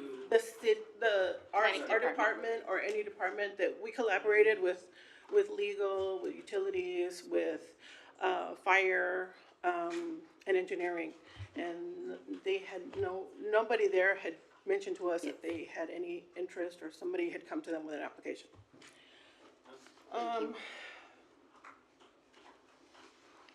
In the absence of current high-intensity data processing facilities, projects, this provides the city an opportunity to establish a regulatory framework in anticipation of potential future proposals. So, what do we want to do if we start looking at the creation of an ordinance to deal with data centers? So from a land use and zoning, we want to make sure that we get good definitions in there, establish the zones that we want to, that would be required, if they would be allowed, develop development and performance standards, establish distance requirements, noise requirements, lighting, buffering, landscaping, screening, and generator testing rules. Utility and infrastructure. I have no saliva left. I'm so thirsty. Utility and infrastructure. So, address electrical, water, wastewater, and infrastructure capacity. I meant to bring my water with me, and I totally forgot it. Evaluate the potential need for utility impact assessments. So, we started looking at, do we if they're coming, do we require them to do an infrastructure, how they're going to impact our utility infrastructure, and require, of course, interdepartmental coordination. Thank you so much. Thank you so much. Really appreciate it. I meant to bring it with me. Oh, thank you. So, water use and conservation. We wanted to make sure that we address the cooling system technologies, the closed loop systems. We want to take a closer look at that, and I guess work with all of our other technical departments to help us review and give good recommendations regarding all of this.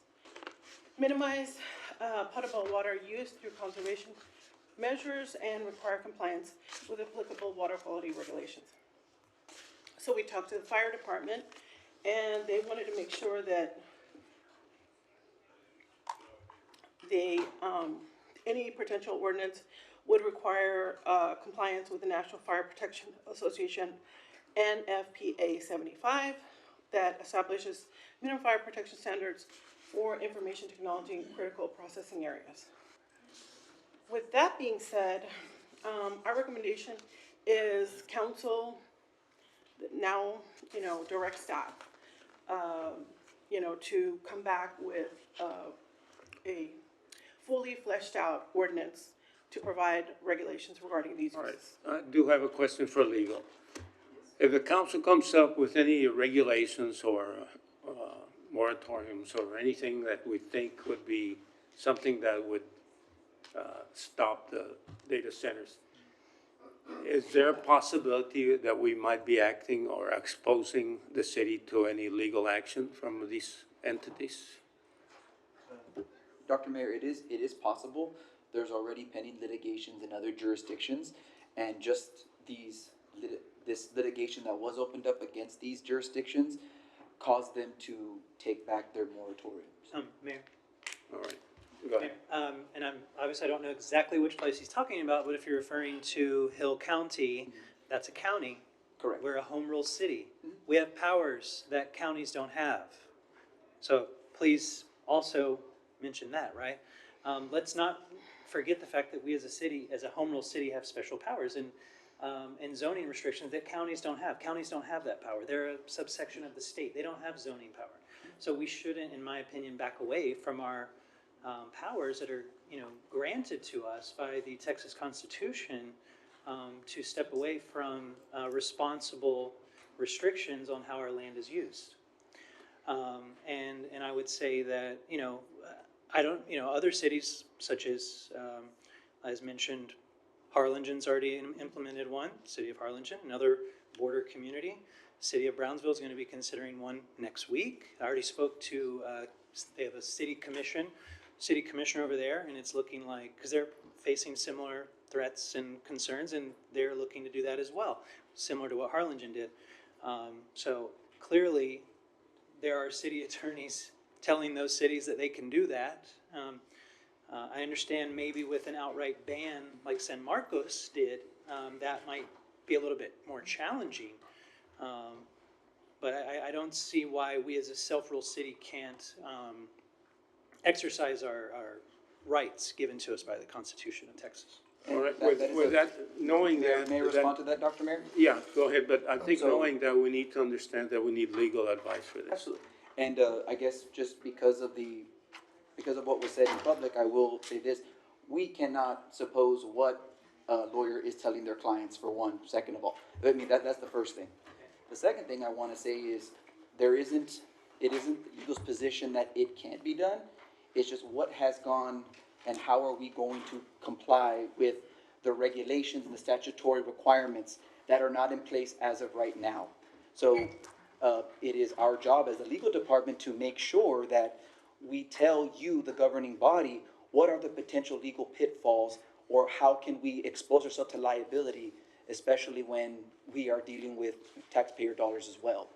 So again, not to say that the city attorneys in Harlingen are doing it wrong, I just cannot figure, I don't know what has been told by them, what are their regulations, what have they done so far in order to prepare themselves for a moratorium. And that can be discussed more during the back. That is public record that there was an active application for the city of Harlingen, and they did that moratorium to prevent that active application. In this case, there's no application, so you would think legally that we were acting proactively before any applications are done, which you would think that would increase our chances of avoiding any lawsuits, because we're just seeing what's going on out there and we're trying to write the rules before the application arrives on our desk. That's what the point of a moratorium is, right? Yeah. And I think that's a good point, but we need legal to advise us. Please. Go ahead. So, I appreciate the introduction to data centers. I think everybody, well, I'm sure the people who have spoken about it have already done this basic research, but I think for the general public there's a great interest in knowing this basic information. I will say that my concern, and I don't have answers, is what the impact will be to the grid of the state of Texas. Because we remember, all of us remember what happened with Storm Uri and how the grid just broke down. And it was because, and again, based on public reporting, there were demands made on a system that had not been weatherized, had not been upgraded or modernized, did not have the capacity to suffer through. Nebraska tons colder. They didn't have a problem with theirs, right? And the demands were the same. It was all people trying to tap in for heat and taking a big demand there. So perhaps the state of Texas has done something we don't know, but right now there is a plan to build new transmission lines from East Texas to West Texas to serve the growing electrical needs of the oil and gas industry. And it's facing pushback currently from the lieutenant governor and from a state senator, Republican, because it'll be $33 billion borne by the taxpayers, and because it goes through private land. And in this case, the governor and the state senator are very wary of trampling on Texans' property rights. And I mention that because the modernization of our grid and understanding that it's got to be strong enough for all of this data center usage, the usage is going to, I think, double what the city of Laredo uses right now. I mean, the energy demands are tremendous.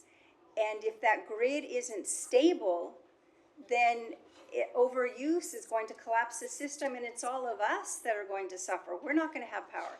And because this governor chose to not to exempt companies from the sales tax on electricity usage, which does not apply to any regular users, ratepayers here, where will the money come from to make these investments so that the grid is strong enough to handle the increasing power demands? And it's increasing power demands for an industry, plus our growth as a state. So who's going to be left holding the bag to pay for all of this upgrade in infrastructure if this governor has taken out the best ability to find that pot of money, which is normal sales tax? Yeah, and certainly all good questions that we need to really evaluate and, dealing with any regulations. And hopefully the state will be doing some good work to address this on a statewide level, to make sure that those data centers are providing the adequate infrastructure to provide for their needs if they do come here. And those are two issues, right? Because a data center has to connect to the grid and build all of its own infrastructure. And I understand that that is on the data centers. But the grid itself is a public utility. And if we can't trust our public utility corporation to protect our ratepayers from paying for all these upgrades, we're going to be left holding the bag. And I don't know that the hottest city in the state of Texas, or one of the hottest cities in the entire country, should be where these data centers are located, threatening to weaken our grid that serves all of us here. I really don't understand why data centers are locating in Texas, other than, I guess, the tax exemption. They should be put in much colder climates. And then we can all, it's new technology. It's not that we're against the continual technology and all of the upgrades that AI promises. I mean, there are a lot of safeguards that need to be put in place, but AI has the potential to really help the way we work, to really help how medicine is served, how different medical conditions are diagnosed. All of that can be true. But, in building out the system, as a country, we should put these places where it makes sense. I'm not convinced it makes sense here. All right.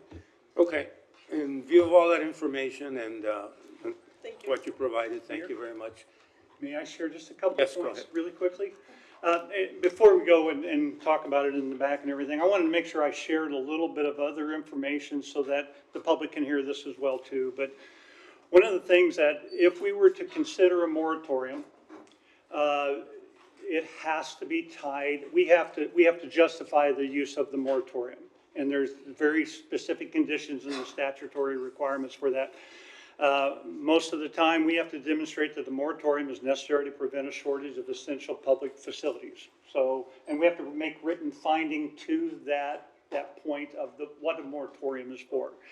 So we have to show evidence of our existing public facilities are operating near, at, or beyond capacity. We have to identify which portion of the capacity is committed to development. And so we have to specify that out there. We need to know how much a data center is going to actually be utilizing in order to determine how much of that capacity that is feeding into.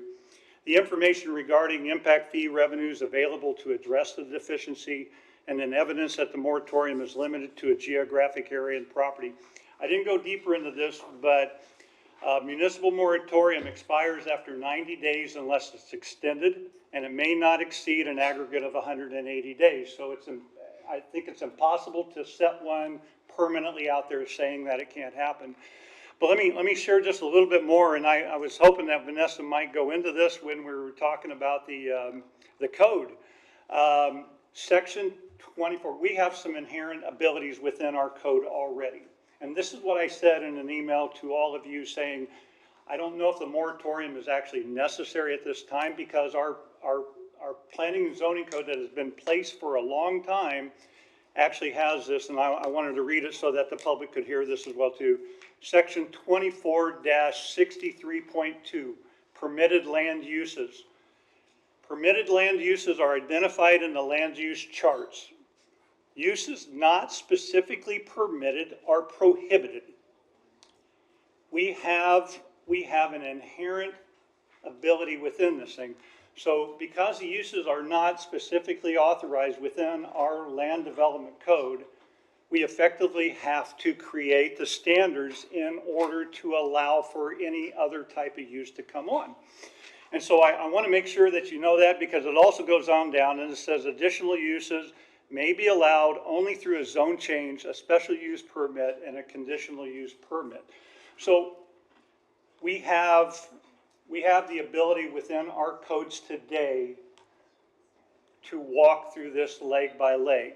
And that allows the public enough time to participate within the conversations and all of that.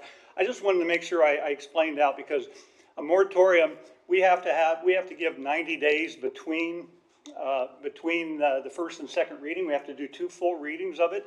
And I would rather spend the time in developing out the regulations that would actually serve us better in the long run rather than the short term. But I wanted to make sure everybody understood, and please look it up, 24-63.2, permitted land uses. Uses not specifically permitted are prohibited. And we have nothing in that whole list that identifies as a data center, a hyperscale data center, an AI data center, an artificial intelligence computing facility, a high-performance computing facility. I believe we're well protected at this point in time, but I'd love to have the conversation in the back to talk about the pros and cons of a moratorium. I'd like to see the options we have also. We'd like to hear legally, because we're making all these assumptions, but we need the actual legal opinion on it. All right. Mayor, for public record, just want to be clear that today, for those who aren't aware, Governor Abbott, amid backlash, he announced on Monday a moratorium on the approval of data centers until regulatory agencies can audit proposed data centers seeking connection to the state's electric grid. So that actually happened today. Governor Abbott did that. So I think there's momentum, in the direction of putting a pause, on these things until we wrap our heads around them. So All right, good. All right, executive session? Yeah, motion for executive session? Second, all in favor? Opposed? To identify the how, why? To get our legal options. No, but I mean, do we need to do the, section 551.071? Yes, consultation with attorney. Consultation with attorney, Yes, okay, based on that. all right. Motion passes, executive session.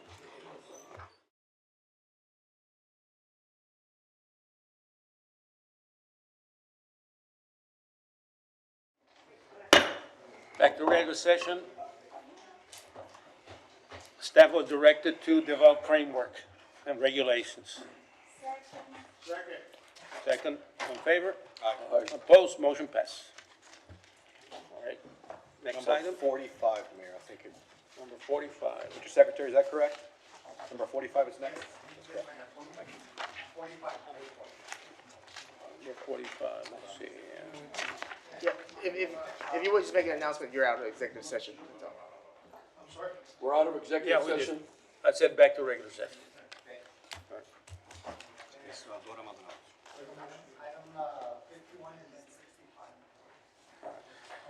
After 45. After 40, now 45. Right, now 45. 45, yes. All right, 45 right now. Ms. Maldonado. There is a public comment, Mayor, on, pending on number 45. Okay. All right. Number 45, public comment, Rose Marina. Mayor, Mayor, earlier we had, I know there was at least one item that we moved forward that was next. Was it 45? And then 45 and then 60. Yes. Okay. 45 and then 60. Okay. All right. Hi, my name is Hi. Rosie Maya. I'm a resident of District 6. In today's age, information is becoming a lot more accessible, and the city and the public are learning more and more about how the city operates, right? And as the days and weeks go on, people will uncover more information, and I'm sure people won't be happy on how the taxpayer dollars are being spent. People are paying more attention to how they are going to vote in this upcoming election for the mayor position and for the councilman position. And there are three big items that people are paying attention to. 1, flock. 2, data centers. And 3 is how our property taxes. We're looking to see if the council representing the public's interest on these 3 topics. We are against flock, we are against data centers, and we want the no new revenue tax rate for our property tax. The people deserve this. Reward the people for their hard work. Thank you. Thank you.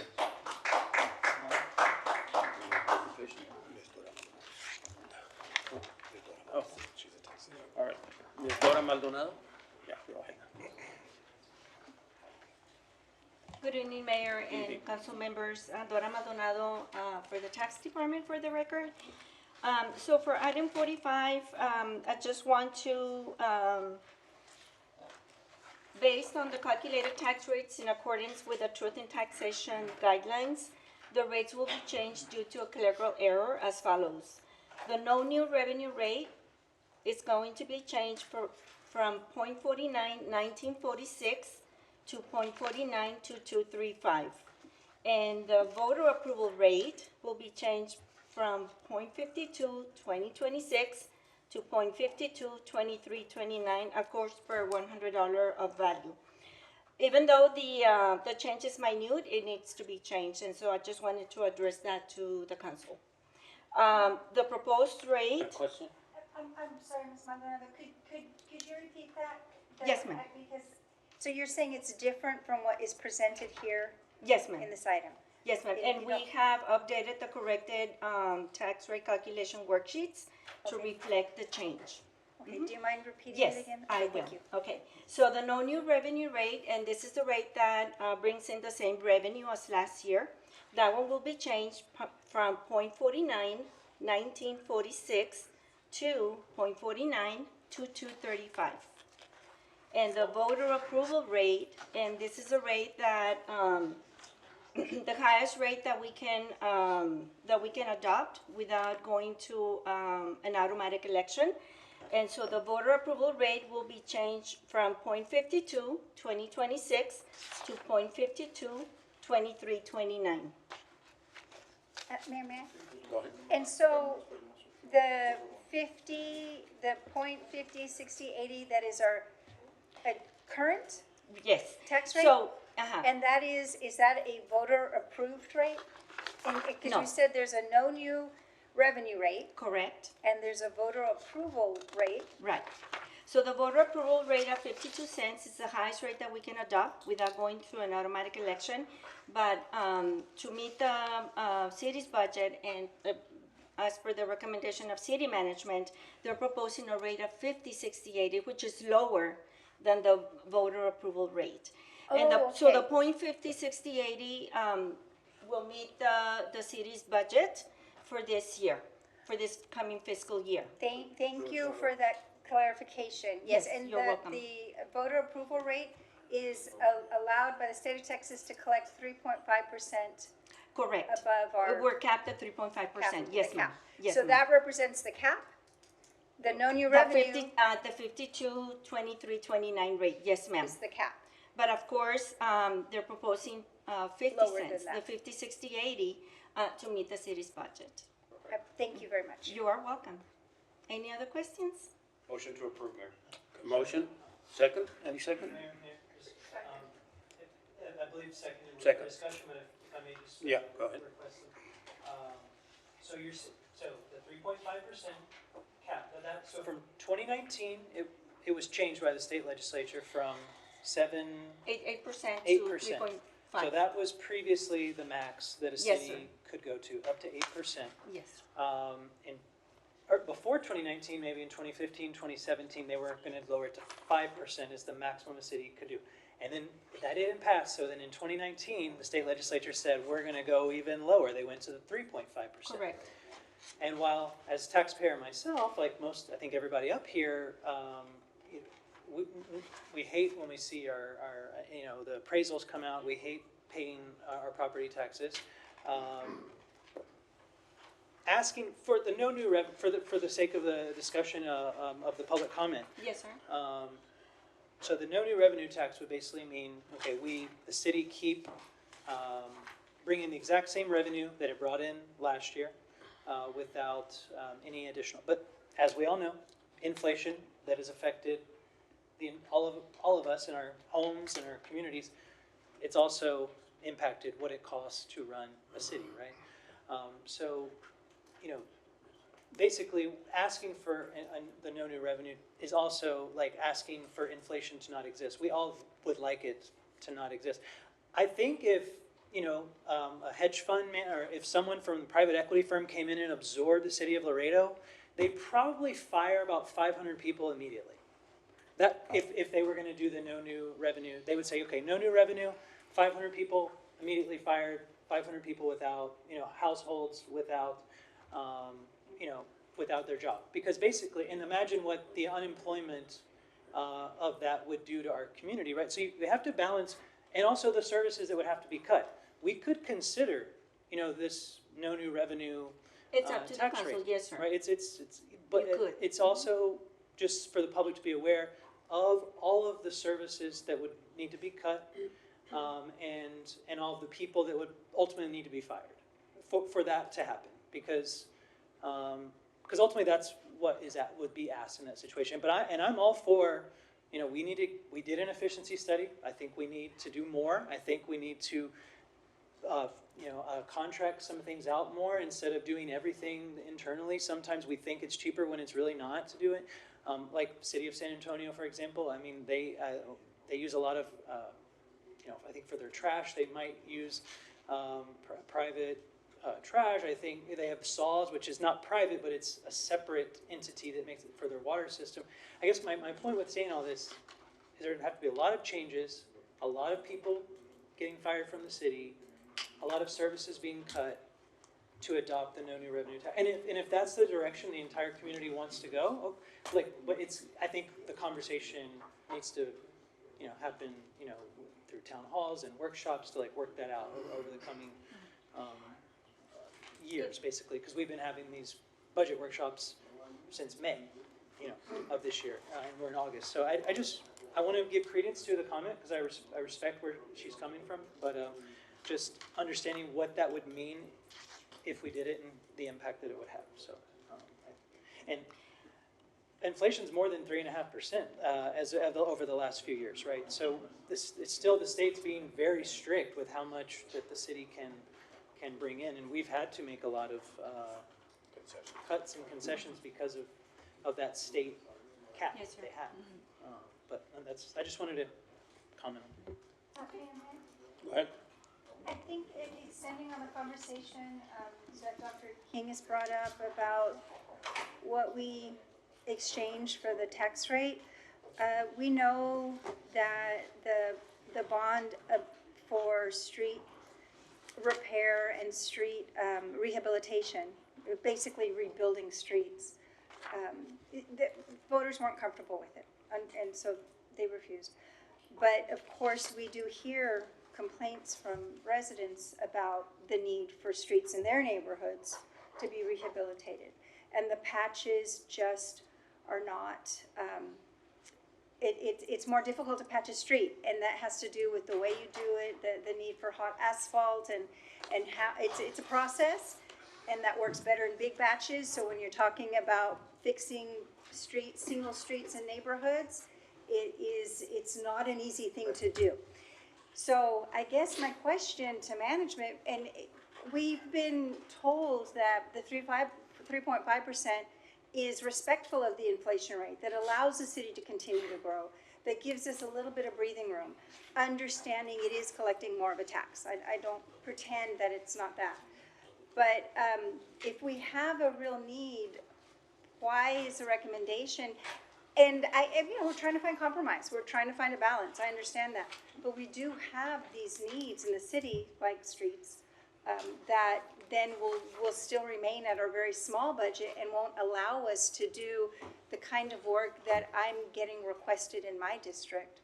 So that's my question. Mayor, if I, just give me 1 second. Go ahead. This, good point you're bringing up with Councilwoman Sierra. This is an item that I have, an extra item, talking about, the utilities, the cuts, how they're having trouble. And if I I don't know if I can bring the item as well, might as well, we're speaking about, the money that's gonna go to tax, that we're asking for taxes to go back to the streets, at the same time, show that the need that we need for the streets. And we're better off to have utilities and maybe public works out here that say, hey, this is how bad it is. Having the people out here, the professionals, having them here and tell us, hey, this is how bad it is, and this is what we're trying to do. And maybe the monies that we're trying to collect, it's not enough for that. I don't know if it's possible here. Make a motion to bring my item back up. I'll second. I got it. All right, motion and second. I think the tax rate has to be separate. If I may make a comment, again, the highest rate that you can adopt, because you're the council, is the 52 cents. And the proposed is the 50 cents. You as the council can propose a different rate. I just wanna, make sure that you understand that. But this is the rate that management, is recommending to satisfy the budget, right? Well, you wanna make motion, there's a motion on the floor. There is already a motion. Mayor. Go ahead. Yes, there is a motion by Councilmember Gutierrez, and I just wanted to clarify, the second was by Councilmember Perez?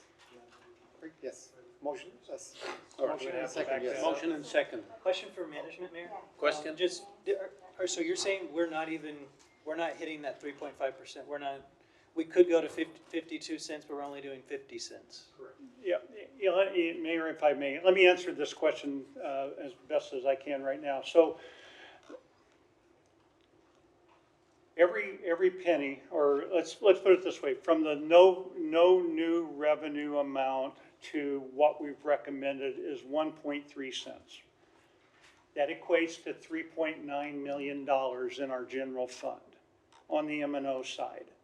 So we will have those challenges that we have while we're trying to continue to work on public safety and all those other needs as well too. The reason that we recommended the 0.506080 rather than to stay at the voter approved amount was we are still reducing our tax rate at 0.506080.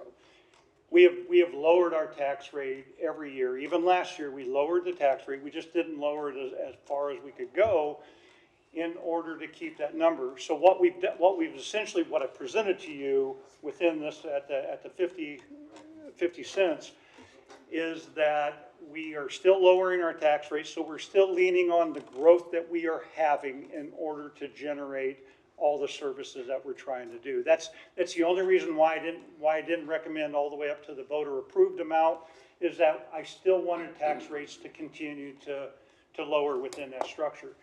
Now, the question as far as does that cover the 3.5% increase? I think inflation for next year, what we have utilized for our salaries and everything else is 2.9% is the cost of living adjustment for Social Security. And we are leaning on our third source, our bridging rates as well too, are actually helping complement that we could actually move that number. Would love to have additional money. Every penny generates about $2.6 million. And so every penny more that we have there, we could generate more. But I thought it was best that we continue to stay the trend of trying to pull this in check. It makes our departments think harder and everything else with that. I don't know if the 3.5% is enough, because we are making up for decisions that we wish would have been made differently in 10, 15 years. I mean, your item there, council member, is on the street repairs. We have 900 miles of streets out there. If you just do the simple math of they have to be replaced in 25 to 30 years at max, we need $30 million a year to fix our streets. We're spending about $5 million a year on fixing our streets. That is a general fund expense and getting there. And just so you know, because we put these numbers in our bond resolution to fix our streets for that, we are still under the 3-year moratorium that we can't go out and borrow more money in order to do the streets. So we've been very creative about utilizing older money in order to get that done. Mayor, we've actually been doing tax notes, like last year. We do tax notes and PPFCOs, and it, depending on who you talk to in the public, some people don't like those, but that is a completely separate that's not financial cash. system. It is allowed. That's not general fund cash, though. That's borrow. That's still borrowed. It's still borrowing against our general fund. It's just not a CO. It's not a CO, but it's not cash either. Yeah. Right. We're borrowing against our assessed value. So essentially, we're going 2 cents under what we by law could do without an election, which is basically saying no to $5 million of extra general fund money, because we know we're going to have more coming in from growth. That's the intent, and to keep the taxes in check with exactly what. So we are not just that. I think it's a good point for the record, because we've essentially been doing up to the 3.5% in the past. This time we're actually going lower than we're going lower than we could by state law. Right. I think that's we are lower than the amount that we could take. Yeah. So I just think that's good for the public to be aware. It's not as low as we could go because we still have services to provide for, and that's the only reason why we went to this number. Mayor? Yes, go ahead. So, by having said that, obviously, we have a job to do and provide, our citizens with every service that every municipality has to put together. And we're doing it in a responsible way, but we're still a lot lower, well, not a lot lower, 2 cents lower than really what we are allowed to do without an election. So, and that doesn't put us, we're not meeting necessarily in the middle, but we're going lower than what we could to even improve some of the services that we're putting out there, right? Yes, sir, and because of our growth, we're still able to reduce the tax rate overall. I want to make sure that point gets out there as well, too. Yeah, so we're able to do a little bit of both within that structure. And if I may make another comment, with regard to the 2 cents, right? Those we can put them in the bank and we can use them next year as an unused increment rate. It's a calculation, right? We may not be able to use the full 2 cents, but we may be able to use some of it in the event that we need to raise our tax next year, our tax rate. Good. Good. All right. There's a call for a question there? All right, any other information? No? That's All right. We have a motion and a second. All in favor? Opposed? Motion passes. Thank you. Thank you. All right, number what? 16. Number 16. Discussion with possible action regarding an update for possible scope and budget adjustment to previously discussed plan to address federal hog overpopulation, federal hog population and their destruction to private property and any other matters related thereto. Feral hog. Thank you. Feral, not Thank you. federal. Thank you, Mayor. And I believe Ms. Bluestone has a presentation. I won't repeat things I've said. I do. I'm trying to figure out where it's at. Okay, so you're giving me time to talk while you're going. Okay. No. But, Mayor, Council, Warren Bluestone for the record. Start it off. yeah. Okay, sorry. Yes.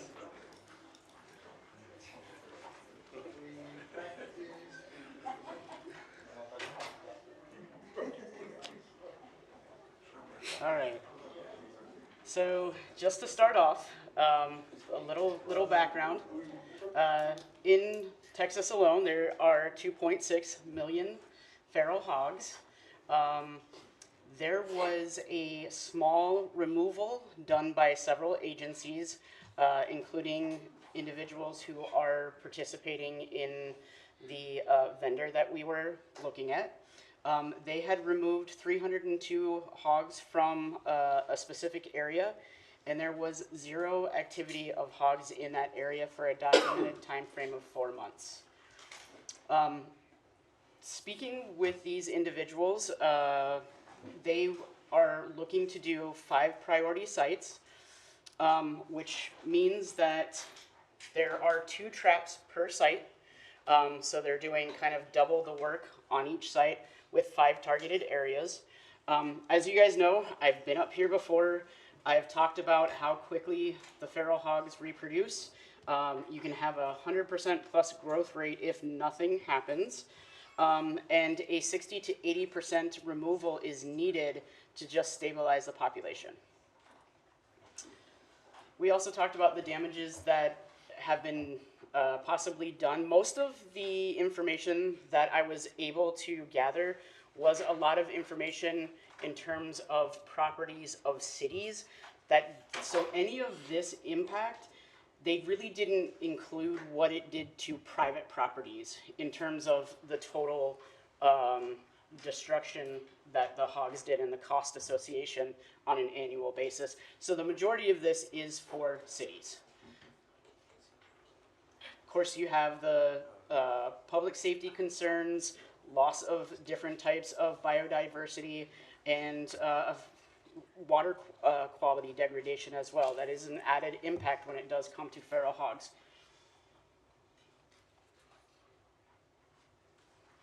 So, the organization that we've been speaking with, the first thing that they are going to do is assess, which is surveillance. Most of it's drone surveillance and night surveillance for these areas. Next is pre-baiting those areas, corral trapping, and then figuring out, is this the best technique, and adaptive suppression, which means kind of tweaking it a little bit. There's real-time monitoring, GIS tracking services, and I want to let you know, because a lot of what has been in question was performance monitoring and reporting. There is going to be a baseline assessment done by this organization that actually has the knowledge to do so. Monthly reports, quarterly reviews, and annual reports. So what are the key performance indicators? Site inspection, 100%. Active trap monitoring, 100%.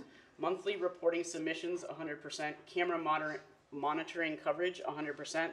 Reduction in hog activity, around 50% for the first year. And reduction in damage complaints, also around 50% for the first year. Their staffing is 1 lead operator, 1 wildlife operator, 3 techs, which are part-time, and a program manager.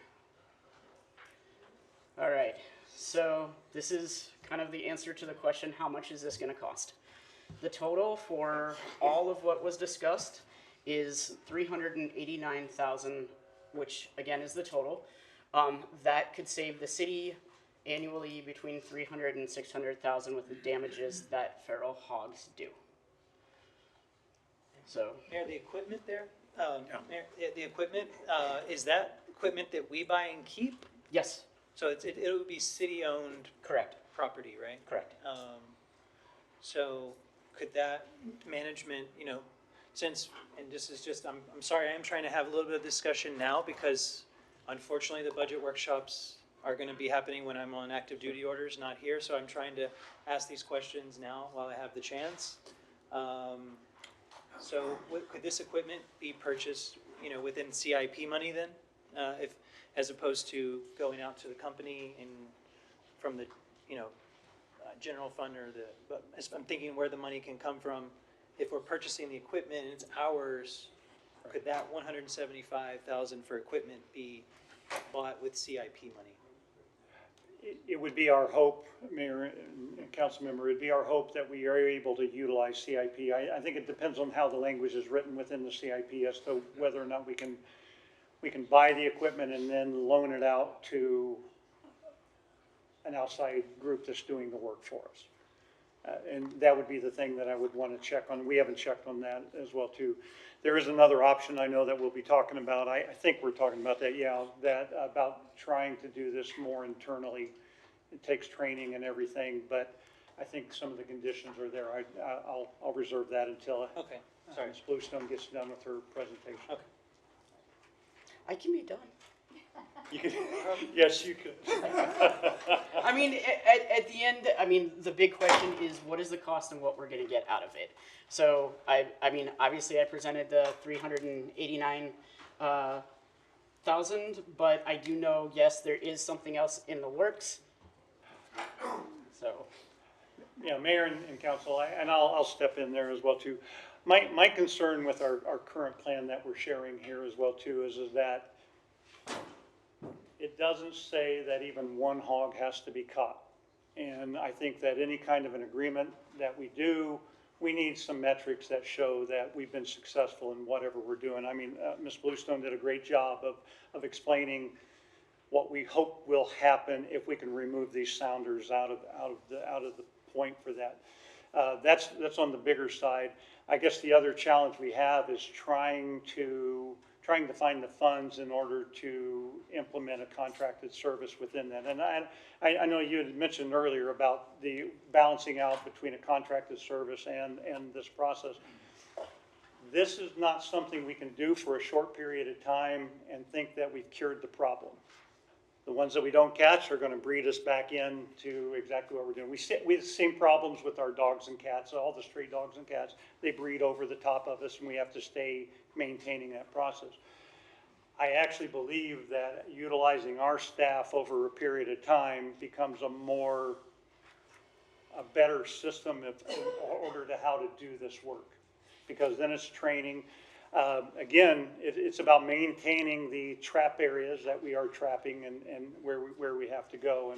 And I would rather have the ability for Ms. Bluestone to move individuals around where the most important needs are. Right. So it may become that we're successful with the hog removal, that we can then move these officers over into more of the domestics again as well too. It is about training our people, and it's about doing that. I would just add one other piece to that, just because Chief Rodriguez does that continuously with our police department. When we have hot spots, we move our people into those hot spots, and I think we can do the same thing here with these, between the domestics and the wildlife as we expand this thing out. I truly believe in our staff better for doing something like this as well too. If it was temporary, it'd be one thing. Yeah, go ahead. Mayor, thank you. Mr. Neff, question. So you're saying that possibly with staff doing this, it'd be more sustainable to do so over a long-term period? I think we want to make sure that we have the right number of people in order to do this all together, because what we're going to do is that we're going to set out bait traps. Right. I mean, that's what they're recommending there as well too. And just so you know, hog traps they're corrals, for lack of a better way to say this. They're not just little live traps or anything. So they're going to go out there and they're going to trap them up there. So then it's about maintaining the traps is really what it's about. You're going to go and remove whatever you caught over the night or whatever, whenever that time frame. But again, you're saying it'd be more sustainable than doing this in a one-time period. In my mind, I think it is better sustainability, because I'm having trouble. We only got one proposal. Right. And this proposal was, and just so you know, and Ms. Bluestone and the team has done a great job of bringing that number down from 500,000 down to 386 or. I think it was 800, sir. Yeah, and so. My challenge is though, is that if we don't catch one pig. Right, they still get paid. We're still spending that much money, and I think that our staff, because we can reallocate if we're not successful one way. And what's more important, especially for the public out there, because they're the ones that are having to fork their money over to get their lawns fixed over and over again, is a time frame. How long would it take to train our staff and actually be out there and trying to catch these feral hogs? So these positions would be very specific right. to this operation. I cannot train up successfully the staff that I have with the knowledge that I have. I have to bring in somebody who is an expert willing to train staff. And with that, Again, the time frame.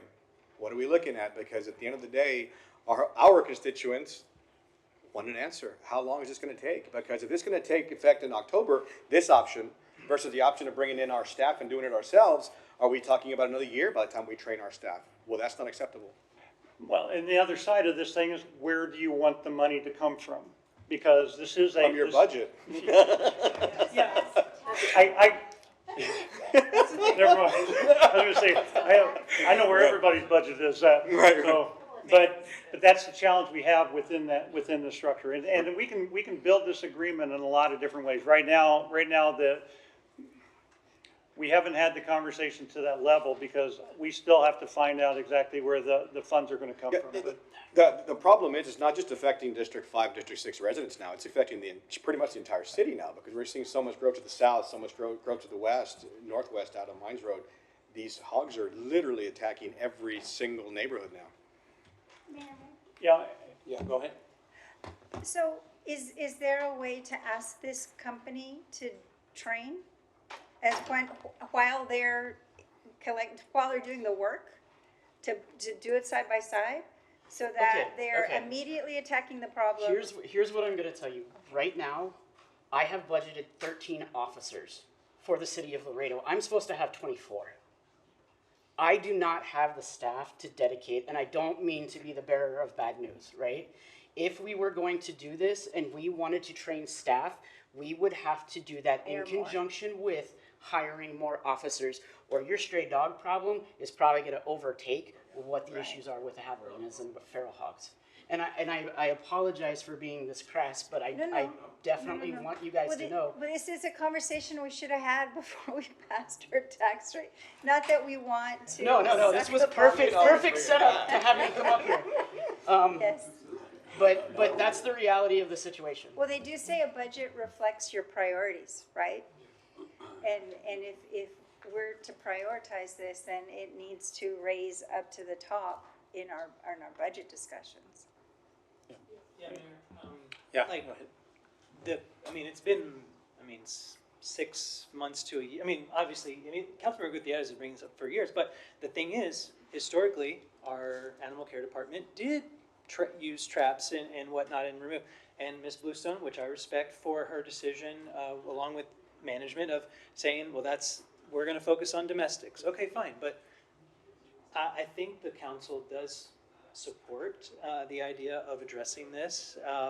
So I don't understand, as to Councilmember Sega's point, if you were seeing this as a priority, Mr. Neb, you would include it in your budget. And you're not giving me and the council a way to fund it, which is telling me you just don't want to fund it. So because if you wanted to find the 380,000, you'd find it. I know you would.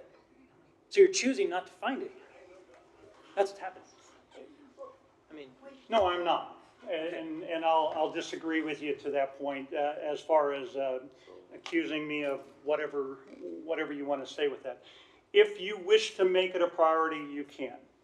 That's fine. Well, then you have moved the budget workshops to when I'm going to be on military leave after I told you the dates. If you made a decision the day that we start it tomorrow, we start it tomorrow. It's not an issue about waiting for the budget workshops. It's not an issue about that. I will bring back the alternatives, what it will look like, to help you understand that we can't keep spending without controlling that. I mentioned to everybody when I handed out the budget books, it's a balanced budget. You add anything else to it, we're going to take something else back out of it. That's the only thing I want to make sure I add to that. If you wish to take on hog management as a city responsibility, we can. My understanding is there's at least one neighborhood out there that have found a way to do it themselves. A wealthy neighborhood with a wealthy HOA. I don't know if it's okay. Yeah, it's. And they're still having problems. Yeah. And no So offense to- if it is the will of the council to make this a priority. My job is to make sure that we do it the best way possible. Okay, I guess if you doubt that it's the will of the council, I take it, so, Councilmember Gutierrez, I'm gonna ask your help for a motion on how we can make this happen and put it to a vote to the council. Please direct the chair. Oh, I'm sorry, Mayor, I'm asking my colleague for assistance on a good quality motion as my senior colleague to my left and someone who has brought up this issue many times, for assistance on a motion that we can bring to the council right this moment, that would help us address the issue in preparation for the budget. Absolutely. So, Mayor, ma'am? Yes, go ahead. Management, so I would direct you to bring us back something for the next meeting so we can fund this and get this in action as soon as possible. Better motion. If I may, and I know I put you on the spot, I apologize. Not at all. No, that's Mayor, fine. Mayor, But it's something that has been addressed for years, before Mr. Neff even got here. And prior management tried to do something with it, and then we had to stop it, and then it's becoming an issue again. It's never stopped, but it did slow down a bit. So I think it's to the point where it needs to be addressed now. Okay, is that your motion? Yes. No, second. Second. Mayor, if I may ask as well too, please set a budget for that at $400,000. The budget is set at $400,000. Go ahead. Just really quick, I do support this, and, you know, allocating the funding for it. I just don't want you all to train staff that we don't have. And you already said, how many officers are you short? 11.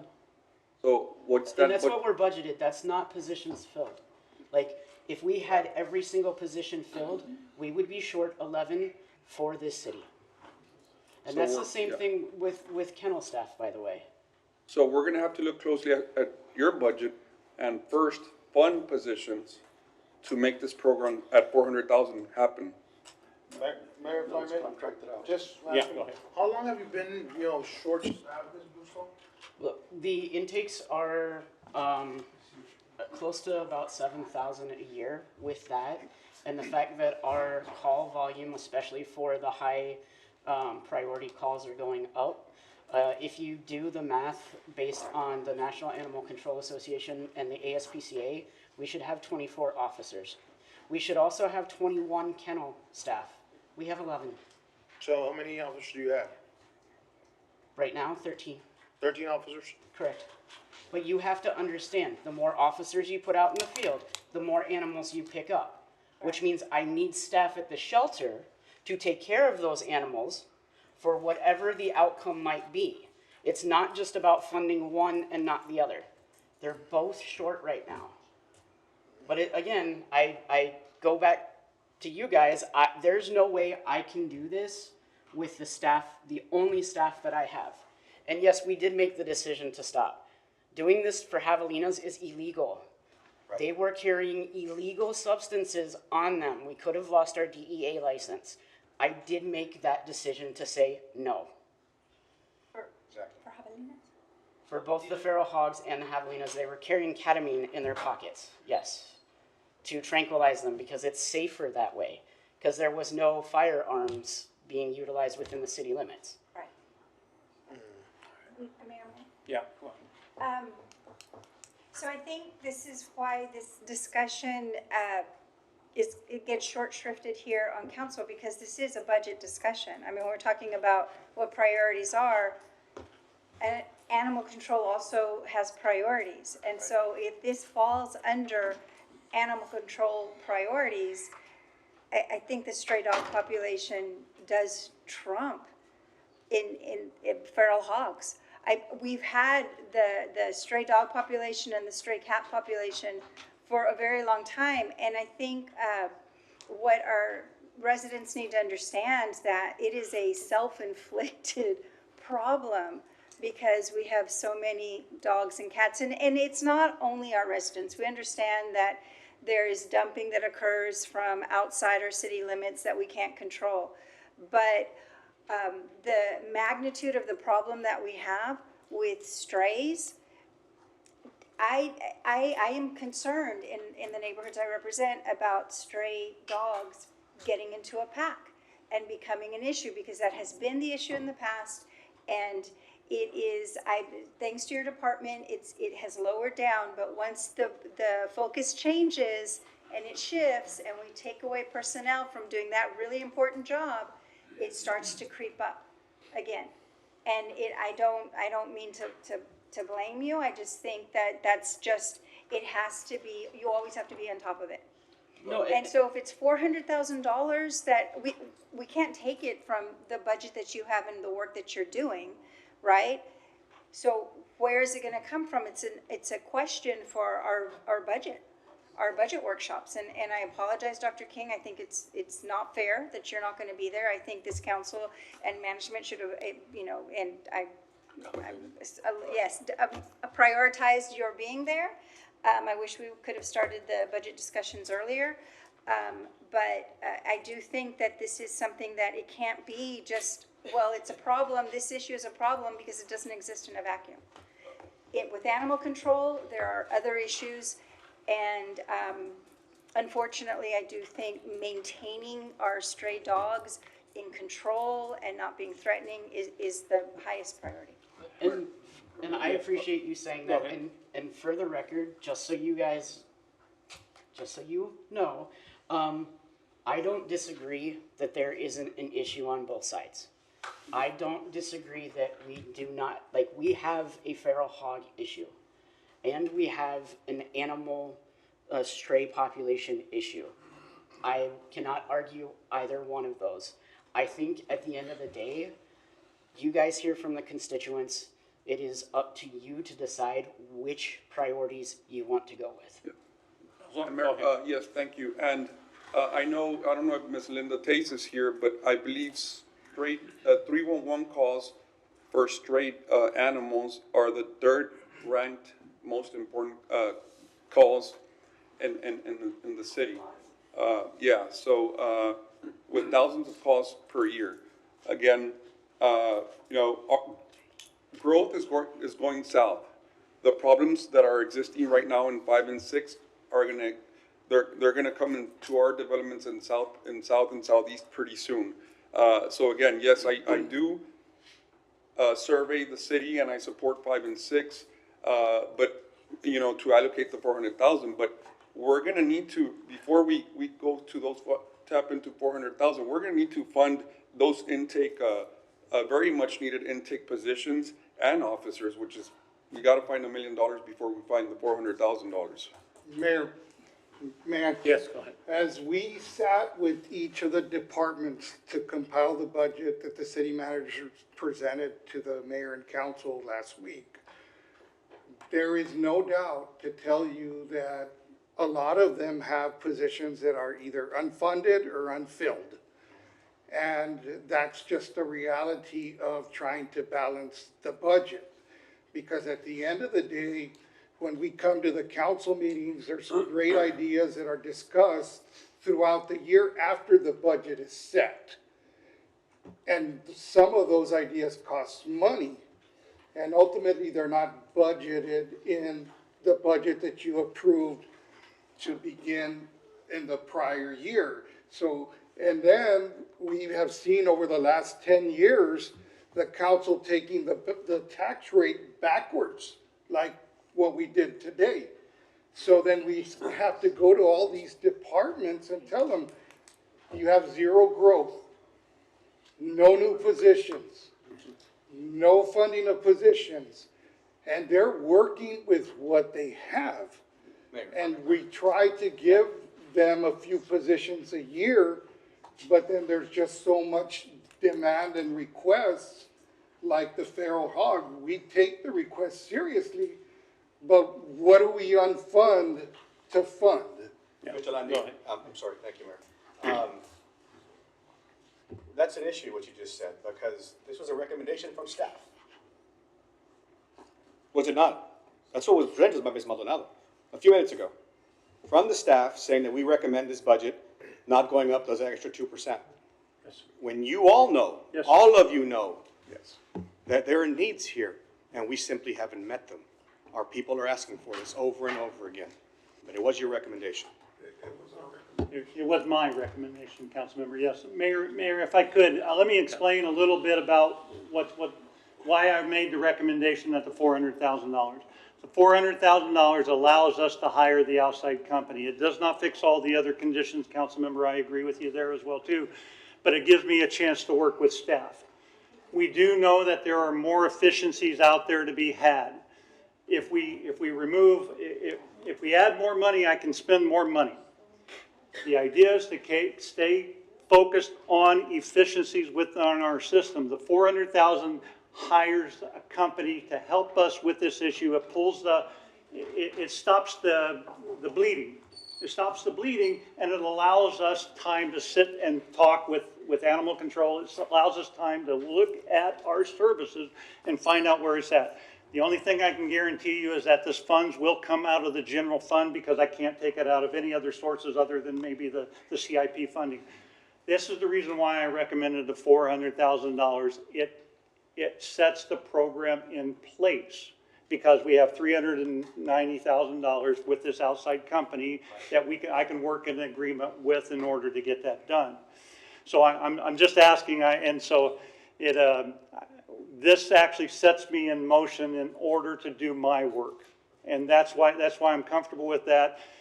The reason and again, I've already explained why we did not recommend to go all the way up to the voter approved, because I think that we want to keep these efficiencies on the top of our mind as to how we're going to do our business. We need to make sure that we're protecting our core services and then coming off of that for that. And I know that there's some other conditions out there. I know we use a lot of different standards as to how we establish how many people we need, but I think that Laredo does act differently in a lot of those cases, and so that's just one comparison point. So I just wanted to say, that's why I mentioned the $400,000. Just that one thing to clear it up, I'm not sure if we looked into it or not, but I just need to get it out there. If we looked into an airdrop spay and neuter program that the government has, they drop these pellets all over the county. The one that the state had, we did. We absolutely did, and unfortunately, we were not granted that grant, but we did. We applied for it. Okay, thanks. Yes, go ahead. Well, I also want us to keep in mind that we have a local Parks and Wildlife Commissioner, Ana Galo, up in Austin, and she mentioned she is aware of these issues with the feral hogs and stuff, and she mentioned that there was grants, and we have that the city had her support also up in Austin, so we can. Austin's around the corner, 5 months away. We need to start Chamberlain and Ms. Bluestone preparing a nice presentation for that as well. Please. Mayor? Yes, go ahead. And this is, I know you didn't quite finish the whole thing, but the 5-year program that you are representing, is a decreasing amount per year, right? Because you have 380 to start. Yeah, minus 150, because that's the upfront Correct. cost of the supply. That's why my question about, can we purchase that equipment with the yes, CIP? yes. And then just pay them the rest for the services? That's, pay, Yes. like the city, and that's a partially a legal question on if we're allowed to allow them to use it to do this service for us. I assume that's contract work using our equipment. So that takes care of 150,000 right there. Then from that you get down to 230,000. It that slowly we're decreases. looking for, and then year over year over the 5 years, we're needing less and less from them because they've attacked. The concern about were they not amenable to us requiring them to catch a certain number of them, or they didn't like? No. being put on- That's yeah. not it. I think, and here's where expertise comes in a little bit more than what I'm able to offer you. It's not just about setting the corrals up, right? It's about eliminating the entire group. If you don't eliminate the entire group, you've done nothing. So doing it this way is very, very specific. If an entire group has 20, you're gonna get 20 out of it. If it has 40, you're gonna get 40 out of it. But the key factor is nothing in this group gets away. This entire group is eliminated. So it's varying as far as the groups that are out there. I can't say that, especially, with the growth that's going on, potentially a wall coming in, that's a water source. I mean, could it get more as time goes by? Yes. Yes. Yeah, this is for Mayor, and Yes, go ahead. and you're the only person up here, of course, Mayor, that is voted for, it represents the entire city, right? I can say it has become by far the number one complaint that I get on a daily basis. I assure you it is affecting a lot of people, and the thousands of dollars they're having to spend. You know, I understand it may not be at the top of the 311 call list, but it's on the top of my call list that I know that I get. I'll just put it that way. And I think, you know, other people would say the same, but Councilor Gutierrez made a motion. My request is that we get the 150,000 of equipment in the CIP. 175. The 175 in the CIP, and then direct management and slight amendments, to Councilor Gutierrez, to get it in the remaining part in the budget discussions coming up. Not accept the amendment. Can I just have one more thing to that? Well, all of that is true and true to form with what we were talking about earlier this year. Can we make sure that the funds that are going to be allocated again are going to be in the hotspot areas? Your area has got to be number one. No, I mean, and that's the thing. I think that It the is happening. $400,000 would cover the whole county. The whole surrounding the city. I'm not sure how this process can be even more important than just isolating it to this area. Or I'm not sure what the game plan would be. That would be under the drone surveillance to really identify the hot spots where people are reporting. They do have somebody who does do the drones on staff, so. Okay, no problem. I just want to make sure that the hotspot is there and Dr. King is getting all the phone calls. I would prefer that we isolate this whole program into that area. Mayor? Yeah, go ahead. So I'm a little bit confused. I have a question because it sounds as if the motion is to look to put the equipment in our CIP list, and then the assumption is we absorb the program at animal control, but that is the most costly option because we don't have the personnel to be able to do it. So is the goal to use this outside company to find $400,000 during the budget process? Or is the goal to purchase the equipment and then look to this bigger program that animal control has to be staffed up for? Direct the chairperson. Yeah. My amendment was not to use staff, because staff's not there. The amendment is to go, pursue, and maybe if you by budget, you can trim down even more, any more of the services. But the equipment seems to be a non-negotiable in the sense that's what's needed. But to your discretion, if you can bring something else back that's even more trimmed down. But the idea being that we'll use CIP money to purchase the equipment and then use general fund money of some nature to pay this company to do the services. Because as Councilmember Gutierrez said, they can get started on October 1st. But it does sound as if that has not been proposed yet to the company. That is not yet an option. It could be, but management hasn't discussed that yet with the company. Mayor, and the way I look at this is that essentially this vote is establishing this as a priority for you to take care of this issue. That in my mind, that's what you're doing. I asked for a budget of $400,000.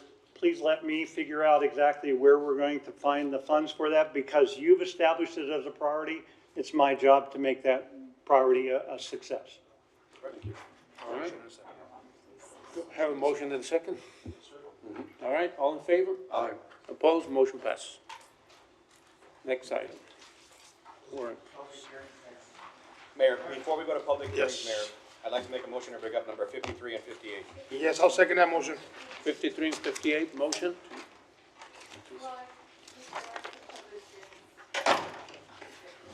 $53 and 58. I'll second that motion. There are people waiting, guys. There are people waiting here to talk about for zoning.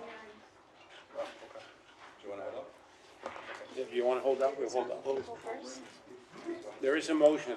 There's a motion already on the floor. Yeah. We don't have budget discussions. I agree. Then we have second and final readings on some orders. Mayor, I'll go ahead and retract my motion and open Okay. a public hearing. All right. Motion to open up public hearings. Motion? The motion is gonna be to open the public hearings, number 2, 3, 4, and 5, All right, and 6. Well, 6 doesn't need it, it's an intro. all right. Motion, any second? Second? All in favor? Aye. Motion pass. All right, public hearings. Public hearing for the ordinance amending zoning ordinance map City of Laredo by authorizing the issuance of a conditional use permit for heavy machinery sales, display, outdoor, and truck retail, truck trailer rental on lot 1, block 1, DCAF 9's road plat located at 16111F and 1472. The Planning and Zoning Commission recommend approval of the proposed conditional use permit, and staff supports the application. Number 3, public hearing for the ordinance amending zoning ordinance map City of Laredo by rezoning lots 2, 4, and 6 and 8, block 544, Western Division, located at 2303 Santa Rita Avenue from R3 to N1. The Planning and Zoning Commission recommended approval of the proposed zone change. Staff does not support the application. 4, public hearing for the ordinance City of Laredo, Texas, amended City of Laredo's fiscal year 2026 annual budget by appropriating revenues and expenditures in the estimated amount of $202,507 in the downtown TERS 1 2021B certificate of obligation bond. The interest earnings being appropriated are for the arbitrage liability payment due to the U.S. Treasury funding is available in downtown TERS 2021 certificate of obligation bond. Public hearing in consideration of a motion to consider the exterior alteration of the facade by replacing the original storefront windows of stucco with wall on lots 8, 9, block 42, Western Division, located 901 Helico Street. The property is within Old Mercado Historic District. Historic District Landmark Board failed to establish quorum on June 11, 2026 and July 9, 2026. Therefore, the item is being presented to council consideration pursuant to Municipal Code Ordinance Section 2-156, which states the extent permitted by law is if a committee is unable to establish a quorum for a regularly scheduled meeting, the city manager may bypass the committee and place any item on the committee's agenda for that meeting on the next regularly scheduled city council meeting. Staff does not support the application. Staff recommends that the original storefront window opening be restored to maintain the historic character of the building. All right. Number 2? Yes, sir. Four or against, 4 or against, 4 or against. Motion to close and introduce. Motion? Second, all in favor? Aye. Opposed, motion pass. Number 3, 4 or against, 4 or against, 4 or I against. have a quick update on number 3. Okay, The go ahead. applicant has amended this request.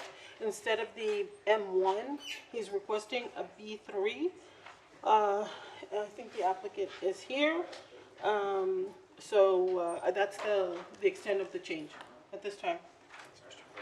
All right. Yeah, Any public comment there? Rick Laurel, speaking on behalf of Omar. So we asked for an M1 for a warehouse that's in a warehouse district. It's bordering. It's a block. Half of the block is a warehouse. The other half is houses. Mayor, can I? Yes, go ahead. We remember, we went over this in length last week. Yeah, so the request was to change to a B3, and which we accept. All right. Okay.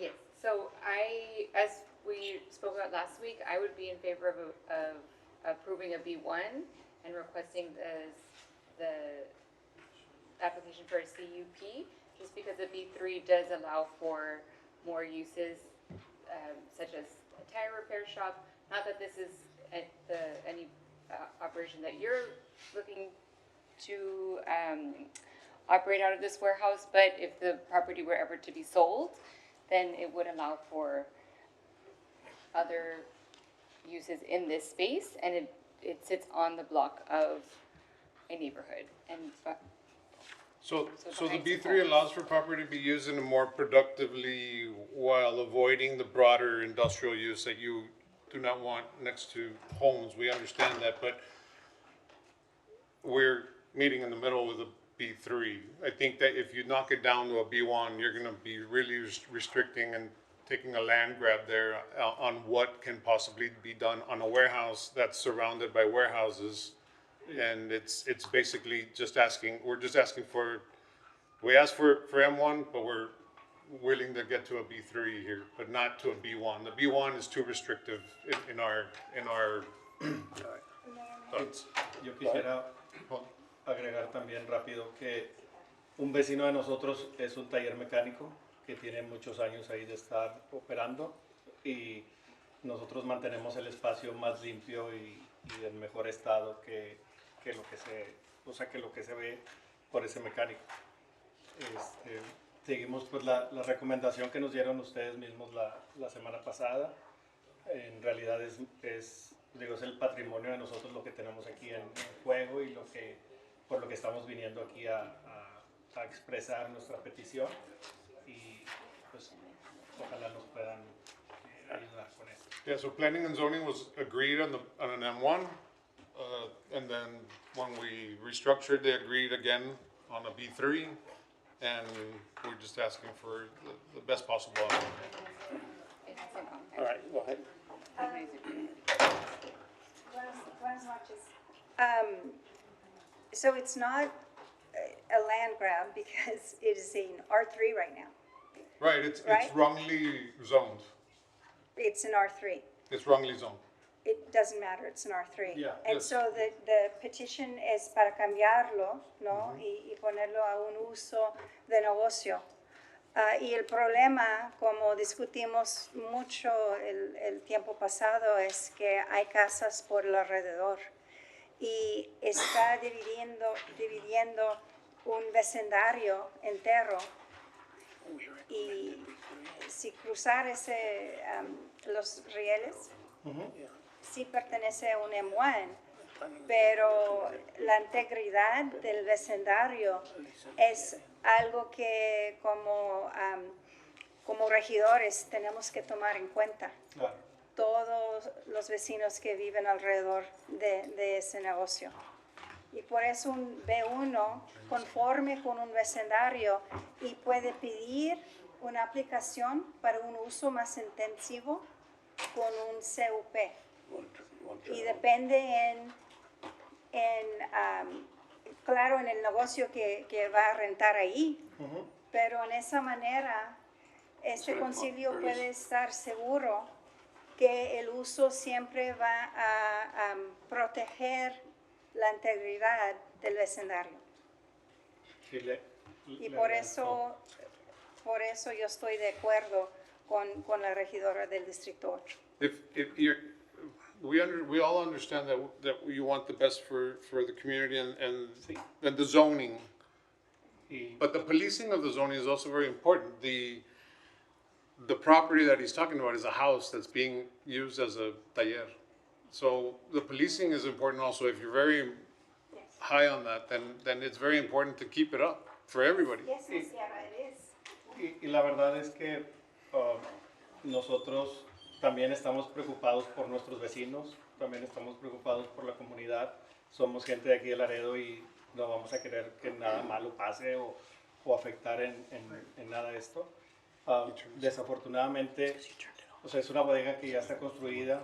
Yo creo que las personas que llegaron a vivir ahí ya estaba la bodega. Las bodegas empezaron a mover a otra zona de Laredo y desafortunadamente pues esta ya se quedó ahí, se ha ocupado también como casas de habitación que están cerquitas. Pero si el M1, si el permiso M1, que era light manufacturing durante business hours, yo sentía que no afectaba mucho, el B3 creo que tampoco. Y aún así en B3 voy a tener que tramitar el permiso condicional, eso me lo comentaron el personal de staff, porque si quiero tener un montacargas que esté como showroom, aunque sea por el lado donde pasa el ferrocarril, eso pues necesito sacar un permiso y ver si me aprueban o no. Entonces seguramente me van a volver aquí a ver pidiendo un permiso condicional para sea eso o cualquier otra cosa que tengan que poner, porque estoy muy de acuerdo que voy a seguir viéndolo o son cosas que tengo que seguir tratando con mis vecinos, pero hoy en día he mejorado el área, no he hecho nada absolutamente que los afecte a ellos, no hubo ninguna queja con mi recomendación. El Planning and Zoning me aprobó un M1, el staff no estaba tan de acuerdo, ellos sugerían el B3. Estuve aquí con ustedes la semana pasada, mencionaron inclusive, yo no estaba listo para el día de hoy, por eso estoy pidiendo ayuda aquí a Rick, porque inclusive era que no se votara, sino que hiciéramos la otra aplicación y que se presentara como B3. Y ahorita que ya estamos aquí, la verdad es que no quisiera ir en contra de nadie ni de su recomendación, que son bien válidas, y la de la señorita Lisa. Pero también al final de cuentas quisiera que entendieran que es un negocio, es una estructura que ya está en la ciudad, que paga impuestos, que si no produce no puede pagar los impuestos que necesitamos para todo lo demás, y al final de cuentas es una economía y es un cilindro que va avanzando donde vamos todos juntos, y pueden estar seguros que no vamos a hacer nada malo ahí, y que de cualquier cosa que tengamos que hacer se va a estar tramitando un permiso condicional, se va a tramitar los permisos de ocupación, donde los bomberos van a entrar y van a ver las cosas que están adentro. Si los montacargas causan algún problema a los vecinos o algo, nos lo van a dejar saber, porque ellos van a estar viendo exactamente dónde estamos. Entonces, yo creo que un B3 que es bastante light ya sería lo mínimo. Sería como que lo mínimo para una bodega que o sea, no deja de ser una estructura de 18,000 pies cuadrados, donde son muy pocas las cosas que se pueden hacer si no es warehousing, storage, tener un comercio. Entonces, Guerra, did planning and zoning recommend B3? No, when it went to planning and zoning, they had requested the M1. Planning and zoning did recommend in favor of the M1. Okay. So they're requesting a B3? No, we were requesting M1 originally. Oh, but right now it's a B3. Well, because the of last councilwoman, week. yeah, the councilwoman didn't agree with it, so we said like, okay, B3 is fine, but that would be the lowest that we could possibly go And with. what would be the reason why a B1 rather than a B3? There's still an avenue for them to operate from a B1 and requesting a CUP. And I'll share some experience that my house, right behind my house is a warehouse, and it operates at all hours of the night, and it is quite painful. And even though, and it has been sold since in the past couple of years, and so at some point in time, maybe in 10 years, this property might be sold, and we will have allowed if we allow for a B3, then it broadens the opportunity for other types of businesses to go within this warehouse, to operate within this warehouse, which sits on a block with other residences. And this is all I'm asking, is that there's still an avenue to operate the businesses that you would like, which is the ropa usada, the show, I believe. That's not what we're. Oh, well, that's what I was, that's yes. what.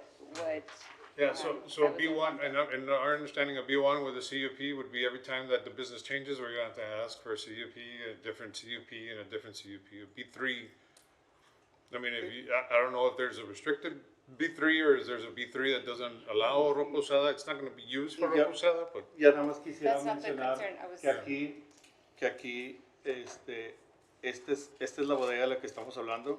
Acá en esta parte hay otras bodegas. Aquí hay un taller mecánico que tiene bastantes carros. Y esta es la vía del ferrocarril que pasa todos los días, a todas horas, múltiples veces, afectando el ruido y todos los vecinos. Nosotros estamos cerrando a las 7 de la tarde. Si algún día se llegara a vender o yo llegara a incursionar en otro negocio que pudiera hacer y que tuviera que operar en otras horas, aún así voy a tener que sacar un permiso de ocupación. Voy a poder recibir quejas de vecinos que me van a decir, oye, en estas horas estás haciendo esto, y me van a restringir, y voy a tener que llevar una buena camaradería con los vecinos. Entonces, inclusive a usted le pediría que, con todo y que entiendo lo que usted menciona, que sí hace sentido y tiene punto, que también viera que a pesar de que pudiera haber margen para eso, también sigue habiendo ciertas restricciones que nos pueden mantener en check para no afectar a los constituyentes del área, y que por favor nos apoyara con nuestra petición, por favor. But the only way that we would be able to do that is through a CUP, to allow to require. Y sí me comentaron las personas del staff que sí, inclusive si yo quería tener un montacargas ya terminado aquí para que, como con un letrero de venta sobre la avenida donde pasa el ferrocarril, iba a tener que tramitar el CUP y todo porque son cosas que pueden afectar la imagen del vecindario y es algo que voy a hacer. O sea, sí, cualquier cosa que exceda lo de un B3 o lo de cualquier cosa, o sea, sí voy a estar trabajando con ellos en ese aspecto, ¿verdad? Okay, so your recommendation is what, B1 or a consideration of a B3 with conditions? So it would be, I don't believe we can set conditions on the B3, unless I'm wrong. Can But- you set conditions on the B3? No. So my motion would be to close and introduce and to approve a B1 zone change. It's just, planning and zoning has agreed with the M1 and agreed with the B3. Now it's just either the professionals or the political side of it, whichever one is. All right, So, Mayor, Mayor? and that is your recommendation right now. That's my motion. Mayor, Mayor? Hold on. Any other comments? No? Mayor, can I ask a question? Yeah, go ahead. So, the first part, I missed. Just to be clear, Planning and Zoning Commission approved the M1, Yes. but then I heard B3. No, well, they approved an M1, Councilwoman was not agreeing, she didn't agree with it, so we said, okay, what about a B3? Planning and zoning agreed to a So B3. the commission's met since last week? Planning and zoning, well, They only heard it when the case was an M1, and they recommended in favor of the M1. Okay. We did get legal determination that council can act on a lesser zone, whichever lesser zone other than the M1, lesser than. And the recommendation from the report from planning and zoning will satisfy the state requirement that you have to have a report from P&Z before council can act. and what was that the second recommendation? No second recommendation, only the M1. Only the M1. Okay. And then has staff changed its opinion? Because you as staff. No, we do not support the M1 or the B3. We would support that B1. It is in line with the comprehensive plan and the uses that the applicant has mentioned. They're various. They could be accommodated through a conditional use permit while providing the neighborhood some level of comfort that, these uses would be allowed under the conditional use permit, and if there would be some change, then it would have to come back. Yeah, so planning and zoning agreed with an M1 then, the highest possible, but now we want to go all the way down to a B1, which is, I think, too much compromise on the owner side. All right. Y sí fue mi entender la semana pasada que estuve aquí con ustedes que un M1 no era favorable para todos, pero que staff lo que había recomendado era B3 y que You talked about it. no, yo digo, seguramente yo lo entendí de esa manera y fue por eso por lo que el lunes me presenté a Planning and Zoning y sometí la aplicación para el B3. Yeah, go ahead. My question is this warehouse right now operational? Yes. Tiene todo lo que necesita ahorita, lo que le afecta si nosotros se baja a B1? ¿Qué es lo que tiene, qué es la base de la diferencia? O sea, lo que estoy preguntando es de que el trabajo que usted hace o que construye todo eso, ¿le va a afectar en el B1 o no lo va a poder hacer abajo de la categoría B1? Porque lo que no quiero hacerle, o no quiero dar mi opinión, o no quiero afectar es su trabajo. Claro, Vamos, tenemos que se mire todo uniformado, uniform, ¿verdad? Todo que se mire bien y queremos, pero lo único que a mí mi preocupación es el afecto del trabajo y qué tantos trabajadores les va a afectar si se baja o cuánto tienen que dejar ir porque ya no pueden operar ahí. Sí. Eso es lo que me mortificó, eso es la mortificación del factory ese. No más, digamos, quiero preguntar eso. Gracias por la pregunta. Yo cometí el error de que de lo que me mencionaron de que tenía grandfather rights y que en ese lugar era una fábrica de paletas que les explicaba la semana pasada. Mi intención ahorita es be current with everything that I have to have. Y la idea es, o al menos yo ahorita aclaré lo de que entendí que con un B3 era favorable, porque sí necesito o yo son cosas que puedo trabajar con el staff y que me expliquen por qué sí o por qué no, o qué cosas puedo afectar o qué cosas no. Obviamente yo en mi petición voy a querer estar teniendo que venir las menos veces posibles o estar tramitando la menos cantidad de permisos y estar viniendo a hacer la menos cantidad de trámites para afectar un permiso. Pero ahorita, si yo me hubiera afectado en esto, a lo mejor son unas 8 personas las que se verían afectadas con su trabajo y pues lo que se tiene en inversión de montacargas, las ventas que se pueden lograr, pues también son cantidades importantes, ¿verdad? Y bueno, pues al final de cuentas, yo la verdad no quiero ir en contra de ustedes. Tenga el permiso para condicional, o sea, prácticamente si me dejan como estoy o me dejan con B1, voy a tener que tramitar permisos condicionales para los negocios. Si esa es la manera en la que se recomienda que yo opere, pues al final de cuentas lo que quiero es cumplir con las necesidades de la ciudad. Pero yo, inclusive en M1, cuando yo vi los requisitos de M1, hacer light manufacturing no es, o sea, no es algo que no se pueda hacer en esa bodega, que en realidad no tengo, o sea, tengo de vecino el ferrocarril y la parte de atrás de unos talleres. No es algo que sienta que afecte mucho, pero digo, voy a hacer lo que ustedes consideren, porque al final de cuentas lo que yo quiero es cumplir con las regulaciones. Mayor. I understand Councilmember Cigarros, she knows her district best than most of us. Although, what was the vote on the Planning and Zoning Commission, if it passed as an M1? Or how did the committee member for that district vote? Because that's all he does, survey the district and study the zonings. Once again, I think somebody asked me the same question last week. I wish we would have gotten it. It was 7-1 vote, but it doesn't say who was the one dissenting member. Oh, because it's very important to know if that one vote was the actual committee member. I apologize. I should have gotten it for you. No, that's fine. But it's on record, no?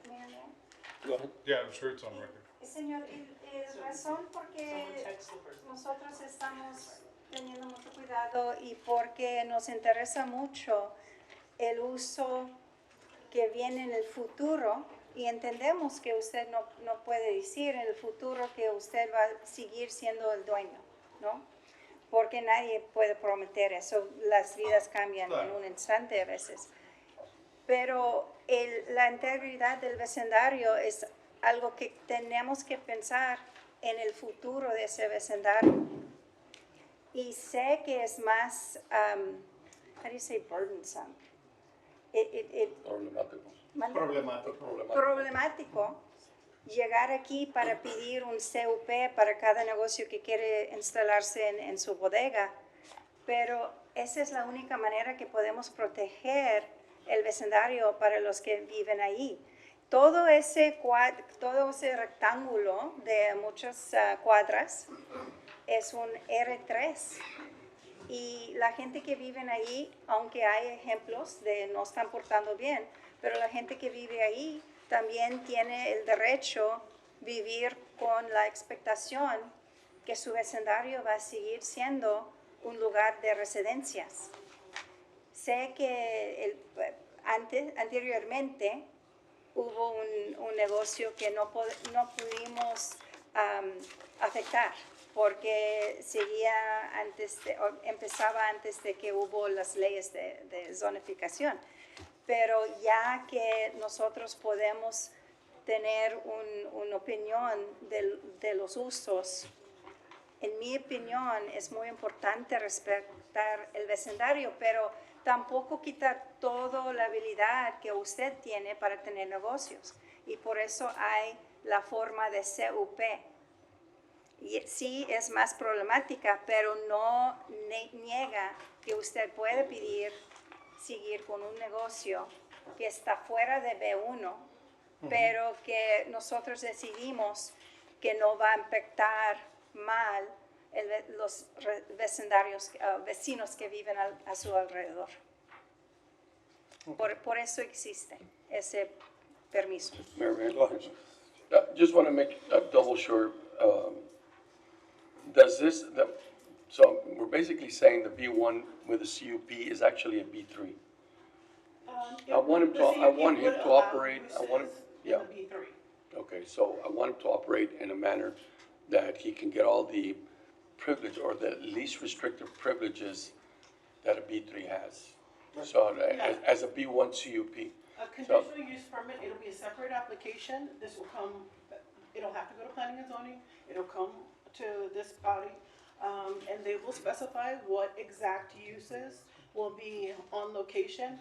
Staff will develop a series of recommendations based on the specific uses that they identify. Okay, so we're basically saying what he was saying. If he's gonna comply with everything that we're saying up here, then, and the wishes of Councilman Ciarroa and the wishes of this council are done, and the only thing I want to be very well prepared for is that CUP gives them a latitude to operate as close to a B3 as possible. The problem is that if he gets a CUP right now for business X, and that business in 6 months goes away, then in 6 months he has to come back and ask for another CUP. He's been in this process for the last 2 months without a renter. Yeah. So it's time, and this isn't the fastest process. And believe me, we're actually trying to streamline that process. I know, but the problem is that I got you. a dead warehouse is no money. Y el tema, Can you do a 5-year lease when you rent? Go ahead, Councilman. Ms. Guerra, quick question, it's just out of, you're saying that it's from B1 and getting a conditional use permit for a B3. Is it even possible to go to a conditional use permit for an M1? I think, From his current zone, no. He would need at least the B1. What I'm saying, if he gets a B1, can he come apply for a conditional use permit or an M1? I believe so. I would need to double check, but I believe so. I checked on the application and it's not possible. No? No, it's like an upgrade for something like that. Too far of a Yeah, well, scale that's, job. I don't know, that's why I'm asking, she's the expert, so. But the only thing is, I agree that I don't wanna harm any of my neighbors, or I don't wanna put any danger or anything. But if a nursery is like a gas station, has a lot of product there, a lot of traffic, and there's plenty in the neighborhood. Next to So homes. I don't understand like what kind of business or what kind of warehousing can I do there? There can be more danger than a B1 or than a B3. That is what is permitted on a B3. I think that's what I'm trying to say is like what is permitted in a B3 zone that I cannot do there. Because M1 light manufacturing, I understand that, but a B3 is still gonna be a business that has regular, not 24 hours. It's nothing like that. It's just a business. And probably it's not too much for you guys, like being in these manners or doing all this paperwork. But sometimes for us, is it does, or not have the certainty of you can do something or not, you cannot do it. I'm gonna see if it can go through planning and zoning, and then wait for see what happens. Like when this happens, goes through planning and zoning, I was like, okay, we made it, and everything looks fine, and then last week, I was not approved for M1, and you guys told me, I understand you guys told me that downgrade, and I goes to B3, which I don't like it, but I do it. And then I find out that not either. Oh. Yes. This item was Yeah. not supposed to be brought back on this agenda, and somebody either directed it to be on here because it would never have been worded as an M1 again. And so it's, really shouldn't be on the agenda to begin with. But now that it is, and that we've got recommendations, that we've got the feedback from legal and zoning that we can approve a lower, approve a B1. Again, my motion would be to approve the B1 and work with a conditional use permit. You could also vote for B3. We could, but but it would take more time because it would have to come back later, and now that it's here, we're willing to, at least I request that council would support the B1. Would you consider then going with that route and then maybe present it later on? Like, if we don't go that route, then we can get rejected, or we can see, like what would be we can see what would be The option would be it could be rejection denied. and then wait 6 months and another Exactly. 6 months of dead. But we're not denying it. No, we know that, but Yeah. All right. Okay. We have a motion and a second. All in favor Are you willing to accept that? to accept that? Yes, well, B1 I think is better than not having than not any. having anything. Yeah. With a possible CUP. Right, he has to go through the CUP process. That's fine. Yeah. there's no other options. May I? Yeah. I mean, May I what ask? other options do we have unless we get Okay. what planning and zoning allow? All right. Can we just? There's a motion and a second. Go through- All in favor? Opposed? Motion passes. May I We ask? already voted. Yes, I want to ask, I have a quick question about the CUP. If the, as Ms. Guerra had mentioned, that she spoke with legal, being that planning and zoning recommended the approval for the M1 and we were able to approve a lesser zone, could we not ask that, or is it possible that they just work with the planning department for CUP to just come back to the council? You have the options, council, to vote for a lesser zoning rate or partial parcel of the property for a particular zone, or you can do those with the CUP. So if your motion is to grant the B1 with CUP as They planning haven't zoning. applied for the CUP yet, so we haven't gotten an action from planning and zoning on the CUP. So there's no recommendation from them on that, and it's an overlay, it's not the zone. So that case, they should I come just back, yeah. thought it. All right, we can move on. We already voted on this. So next item. That's the- Mayor, may I bring up number 53, 58, and 37 is time sensitive? All right, motion second. All in favor? Opposed? Motion passes. Mayor, motion to extend the meeting till 11. Second. Motion second. All in favor? Opposed? Motion passes. 53. 53. Let's go with 53. Let's see where we have 53. We have a lot. Okay, that's, Richie. Councilman Rangel. Thank you, Mayor. This is what talk about the Liberty City Department presented ordinance resulting from water line breaks, including anticipated completion timelines for each project to ensure transparency and to keep the public informed and any other matters incidents there too. Good evening. Mayor, Dr. Thorpe, excuse me. Doctor. Mayor, Yes. legal, can I bring up my item as well at the same time, 53 I'll second and it. 58? Second.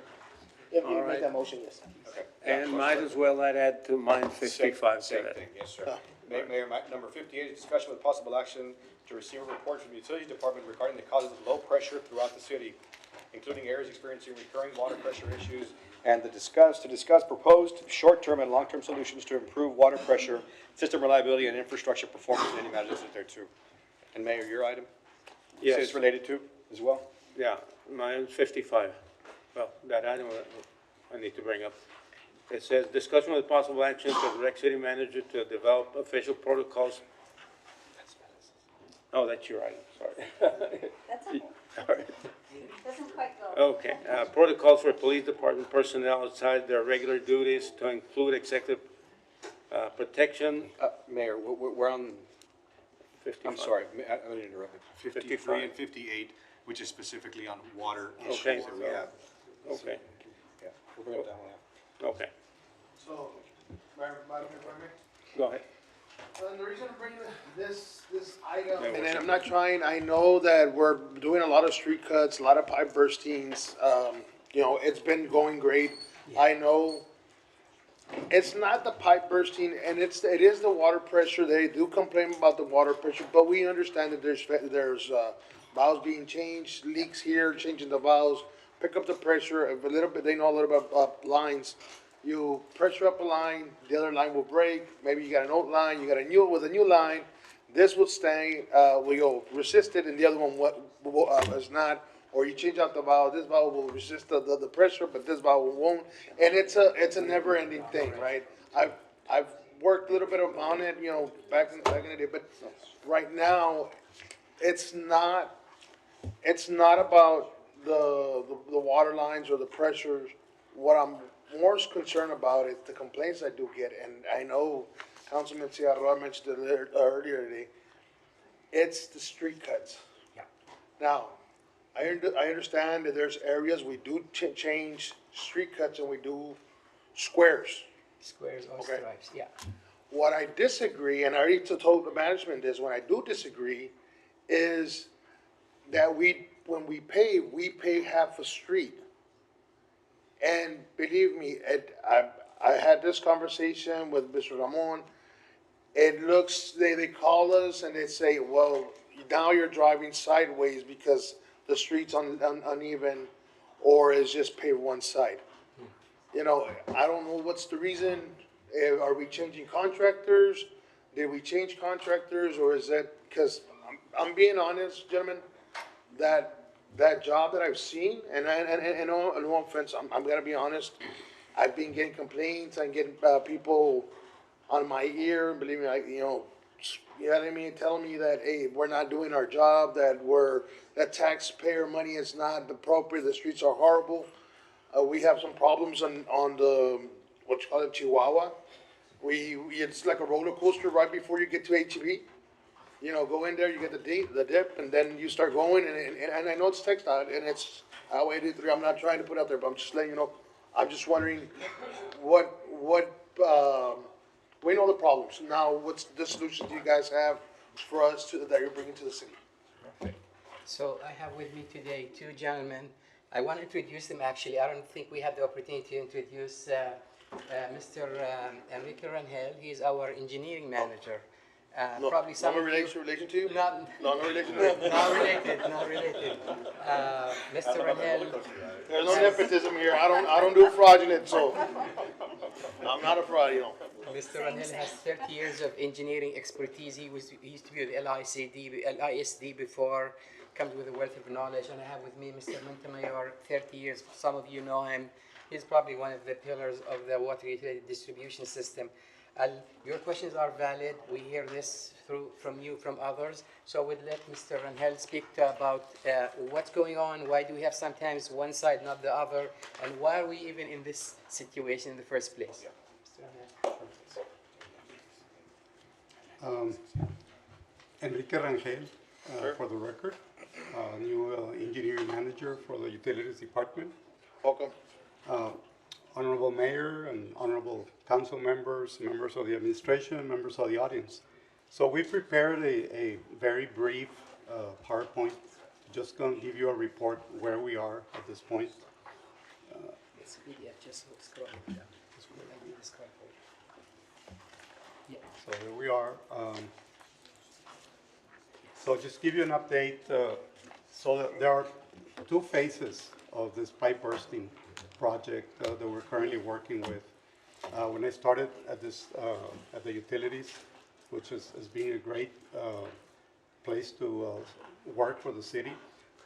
We noticed under the direction of Dr. Alzabet that he asked us to finalize the first phase, which was at about 70%, about 2.5, 3 months ago, 70% complete. So we've been focusing on ensuring that that first phase is completed successfully. We're about 97% at this point. There's only 3 streets left. But the focus of that first phase, from my understanding and reading the specifications and the contract, was really honing in on replacing the old water pipes that had been having extreme quantity of failures. So it was identified by the utilities department, selected close to about 45,000 linear feet of pipes, and which of those 42,000 have been replaced successfully. So that has really improved the water quality for the residents, as well as reduced the water losses that were being experienced throughout because of 40, 60-year-old pipes. So that part of the project really had a very minimal quantity of pavement. It was basically, as you mentioned, or some of you mentioned, it was just patches or small sections. But I think because the focus was pretty much on replacing water pipes.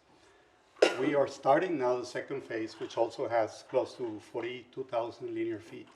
So between the 2 phases, 1 and 2, we're going to have over 90,000 linear feet of pipes between 50 to 75 years old.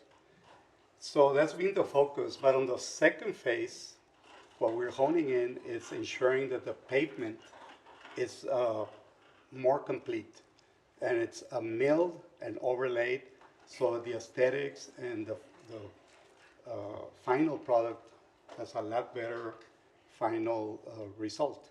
So that doesn't mean that the first phase wasn't really completed. It was just what was on the specs. But we're going to go back. The directive that Dr. Alzabet has given us, once we complete all the pipes on first phase, we're going to go back and conduct an assessment, which we already started. And this is the focus of what I'm going to present at this time. So the pipe bursting replacement project, there are some areas, streets that have been finished, completed recently. Some of them are in District 2, others in District 3 or 4. But one of the examples is Ireland Street. The limits were between Zapata Highway, Bartlett Avenue. It was a replacement of about 4,500 feet of 6-inch water line. It is 100% complete. The pavement restoration originally was small patches, just where you do the service pits, where they insert the new pipe. So we upgraded that first to do a 1 lane and continuous, so there would not be a series of patches. Then it was requested from us to look at do a complete width pavement. The budget for that part, and this is still part of phase 1, was $64,000. So in order to do the entire width of the street, as you can see there on the picture, the final product, we had to increase the cost to $286,942. Can I, sir, Mayor, if I may? Yes, go ahead. What's the price that you have per foot? Per linear foot or for per square paving foot foot, or yeah. square yard? For- Yes, right now it's $6 a square foot, but that again, that just includes a milling and a surface of 2 inches, not a complete reconstruction of the street. So the 64,000 was for the service pits because that's the way the contract was written, and those were the specifications. So the cost increase of about 222,000 was due to the entire width now being on the street for Ireland. The next street is Horizon Loop. Again, there was the specs called for just replacing the service pits. Areas of typically about 10 by 12, 15 by 20, just the areas that were disturbed in order to apply the new pipe method of pipe bursting. On this street, again, that was a decision that was made by the administration because there were so many, the frequency of those little patches were so frequent, there were too many, that it was really just justifiable. It was more economically, made more sense to continue one lane. But again, the question came up, if you're gonna do one lane, why not the other lane and do the entire street? That street, of course, have never been paved probably in the last 30 plus years. So you could see a very difference between day and night between the existing street that was not disturbed and the new street where the new water line was installed. So again, we revised the scope of work at an additional cost, and that's the result that you see on the report of Horizon Loop. The entirety of the Horizon Loop area was completely refurbished. A third street that we're working on, it's right now is in progress. We're about 50% complete. Again, this is part of the first phase. Water line was already replaced, and we're working now on the milling and pavement. I wanted to show these photos because it shows exactly the process. Like you can see on the picture on your right, half of the street that has been milled and paved, and then how it, honing in on that and focusing, zooming in, how will be the result. And you can see where the old street is totally faded. So I understand the aesthetics, the final product is not what is expected. And we're gonna change that. We're going to ensure that in the phase 3, which I hope we get the $35 million grant that we just applied, we considered and we included in the budget the entire width from the direction of Dr. Alzabet. So it increased the cost, of course, of the whole project as far as asphalt, which means we do less pipe bursting. But it's gonna be looked at as a complete product, a complete project. And we've gone a long ways from focusing 95% on the replacement of pipes to then doing partial repairs on this phase 2. And phase 3 would be what I think we're hearing or listening from the council and from the residents, that we want a complete pavement final product. Mayor, This, our date is Mr. August Rangel? 10th. Go ahead, ma'am. I apologize for interrupting, but Bismarck is District 3, Okay. just to make note. My mistake. I'm And not no, very that's- familiar with the districts. No, that's fine, but I do think it's gonna come up to an individual case-by-case basis. I mean, like you were explaining with Horizon Loop, that street hadn't been touched in 30 years. You can see where a complete street is needed. But I know that Guerrero was recently done in the Heights neighborhood. I have questions about it, but it does not have to do with the two colors. There are two tones now. The other side of the street looks fine, and I hope our residents will understand that the pipe bursting is so important to preserve the integrity of our water system, and like you said, provide a better quality of water, that they can understand why some trade-offs need to be made. If it's a street that you're identifying that is in complete need because it has not been touched in so many years, that makes sense. But at the same time, I am in favor of looking at the higher need.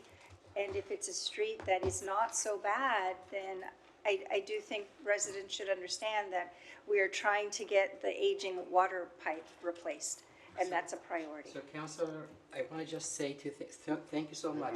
We have a great guy here. Honestly, he built this from ground up in the engine. We did not have that level of engineering 4 months ago. So, just to say, this gentleman moved mountains for us. So, I just want to give him his right. Right now, we are working on 2 change orders for the contractor. They're going to come to you probably in a month or 2. There is $3 to $4 million worth of change orders, mainly related to asphalt work. In phase 1, we're not even planned for that, but because we're trying to keep a sweet spot between paving everything to the level it should be, and to get something enough decent. Mayor, if I may, what was the first contract, I'm sorry, the first amount? What was the first amount? 11.5 million. 11.5 40,000 feet. million. Yeah. And out of that, we went through, how much was spent?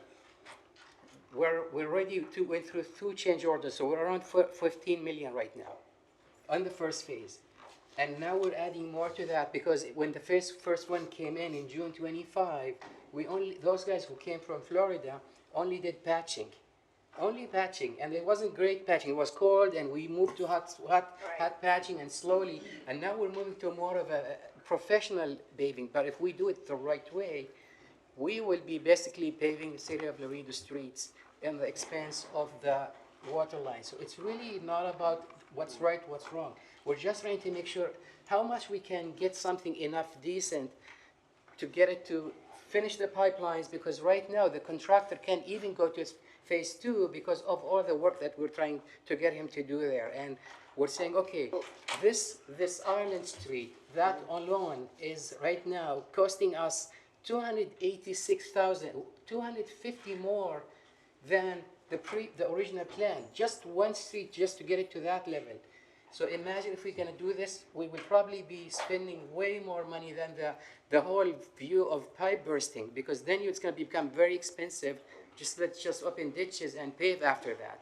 So we're trying to so I get, Councilor, your point is solid, spot on, but we're trying to make lemonade out of lemon here, so. No, and this is the reason I'm bringing this up, but it's at the same time, I want the public to know that it's either we do streets or we do pipes. It's like right now, as like you say, we're trying to do, lemonade with squeezed lemons, right? Yes. And it's like, we're trying to figure out a way to make the street, aesthetics look good, but at the same time, we want the quality of water, which Mr. Rangel just explained to us. 45,000? 45,000 linear feet of And we did pipes. 42? We're 3,000 feet away, short of, Yeah. from pipes. Yeah. So, they've been doing a good job on the pipes, but, I gotta be honest, they don't see the pipes, what they see see is the the road. street. It's the street, so what I'm trying to is just to let the public know is that it's not because we don't want to fix the street, is that we're working on the streets. So there's gonna be more construction, on, changing out more feet, so if I'm, and phase 2 or phase 3, if I'm not mistaken. Correct. So there's gonna be what, 45,000 or 48,000? Extra forfeit. Yes, phase 2 has 41,000 linear feet. So that should be about what, a year or? Now we're learning the tactic. Remember the first one? I know, Now I think we're faster. We have, like, the engineering department has created a new system which is way more advanced than the first phase. So we should be going quick. So honestly, I think within, 12 months maybe? Yes, 12 months. 12 months, we should be with phase 2, and we just applied to Texas Water Board for $35 million of pipe bursting. And that third phase is, we're not even second guessing if it's half pave or not. It's full paving, but at least it's a full grant. It's not bond money. We're not taking money from pipe replacement into asphalt repair. So again, we want to make sure we're doing this carefully. Doug, now that I have you here at the same time, people have been asking me in District 2, and I'm sorry taking the time, I haven't spoken. So it was just, I think it's, what is it, the Chacon area. We've been changing pipes, we're putting it in a pipe, a 36-inch pipe. Oh, Mercer. Mercer, there you go. Worcester and Worcester, Mercer. That's Sewer. Okay. sewer one? The microtunnel? So, and it's all about changing out pipe, that's why I'm bringing out, because the streets are also, a little bit, they're asking, they want to change the streets, they're doing some pipe bursting out there, they're changing out pipes. So I just want to know where we at with that line, or almost finished. Yeah, it's about right now 77 to 78% complete. But that really is not affecting streets really pretty much, because it's 40 feet deep under the ground. It is going well, it's moving along very well. They did encounter some issues along the way where there's a baseball field, I believe, but that's been resolved. Yeah. But it's the micro tunneling project. Yeah. They are projected to finish this by November of this year.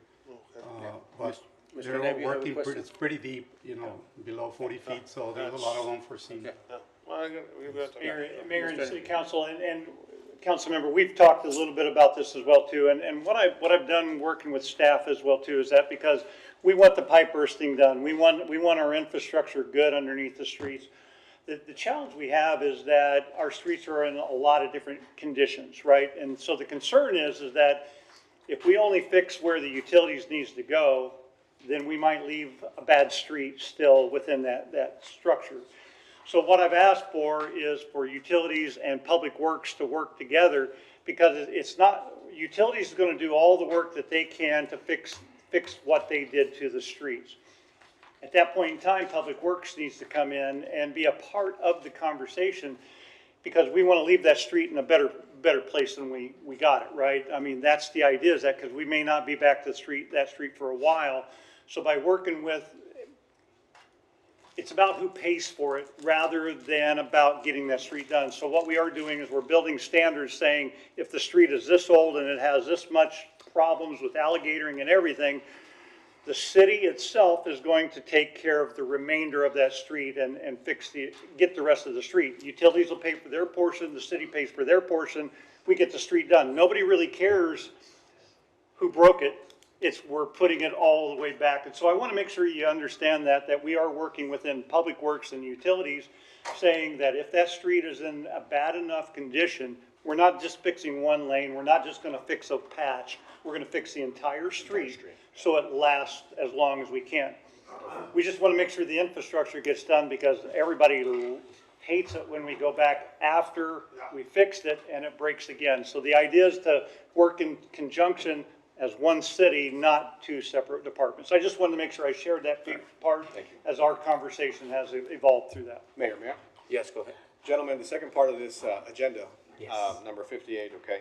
So I have received, I don't want to say hundreds, but I'll say hundreds of calls, low water pressure here in the city of Laredo, specifically District 5, District 6. I've received some from South Laredo as well, East Laredo, Luke Subdivision, Alexander, Lakeside, Winfield, I can name them. Hillside more recently, Regency more recent. Gentlemen, I'd like an answer. What on earth is going on? Because our taxpayers turn on their water, and they expect water to be coming out. And it's literally dripping out. People can't take a shower. My phone's ringing at 6 a.m., 6:30 a.m., calling that there's no water pressure. And believe me, I try mine, I have no water pressure either. So I'd like to know what's going on, gentlemen. What are the short-term and long-term repairs, unless they've already been done?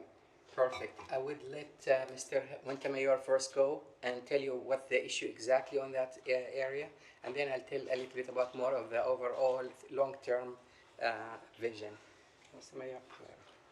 Good evening, Mayor, council members. Javier Montemayor, Superintendent for the Water Distribution Department. So in regards to the Winfield area, Shiloh area, we had a malfunctioning 24-inch PRV that fits into that zone. When our crew went out there and did, we had to do a temporary bypass on that PRV.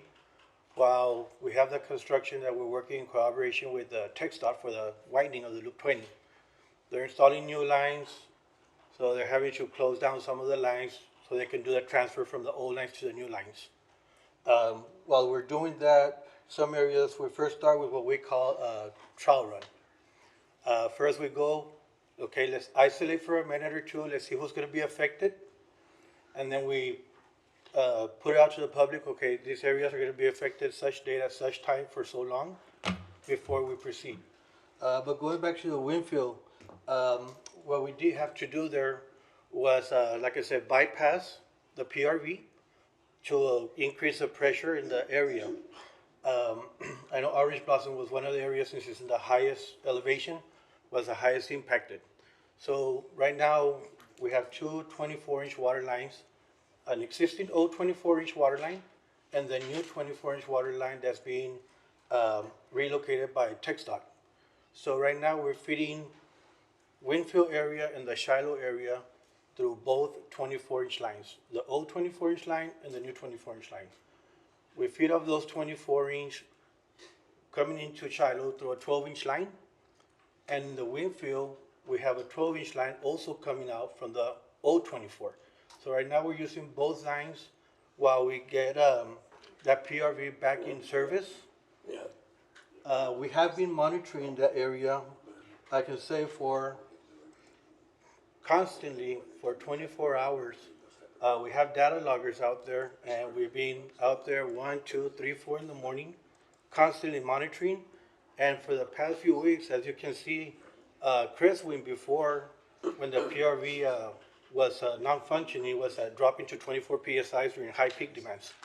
With the adjustments we did, we were able to increase it. Now it's been maintained at 73 PSIs constantly.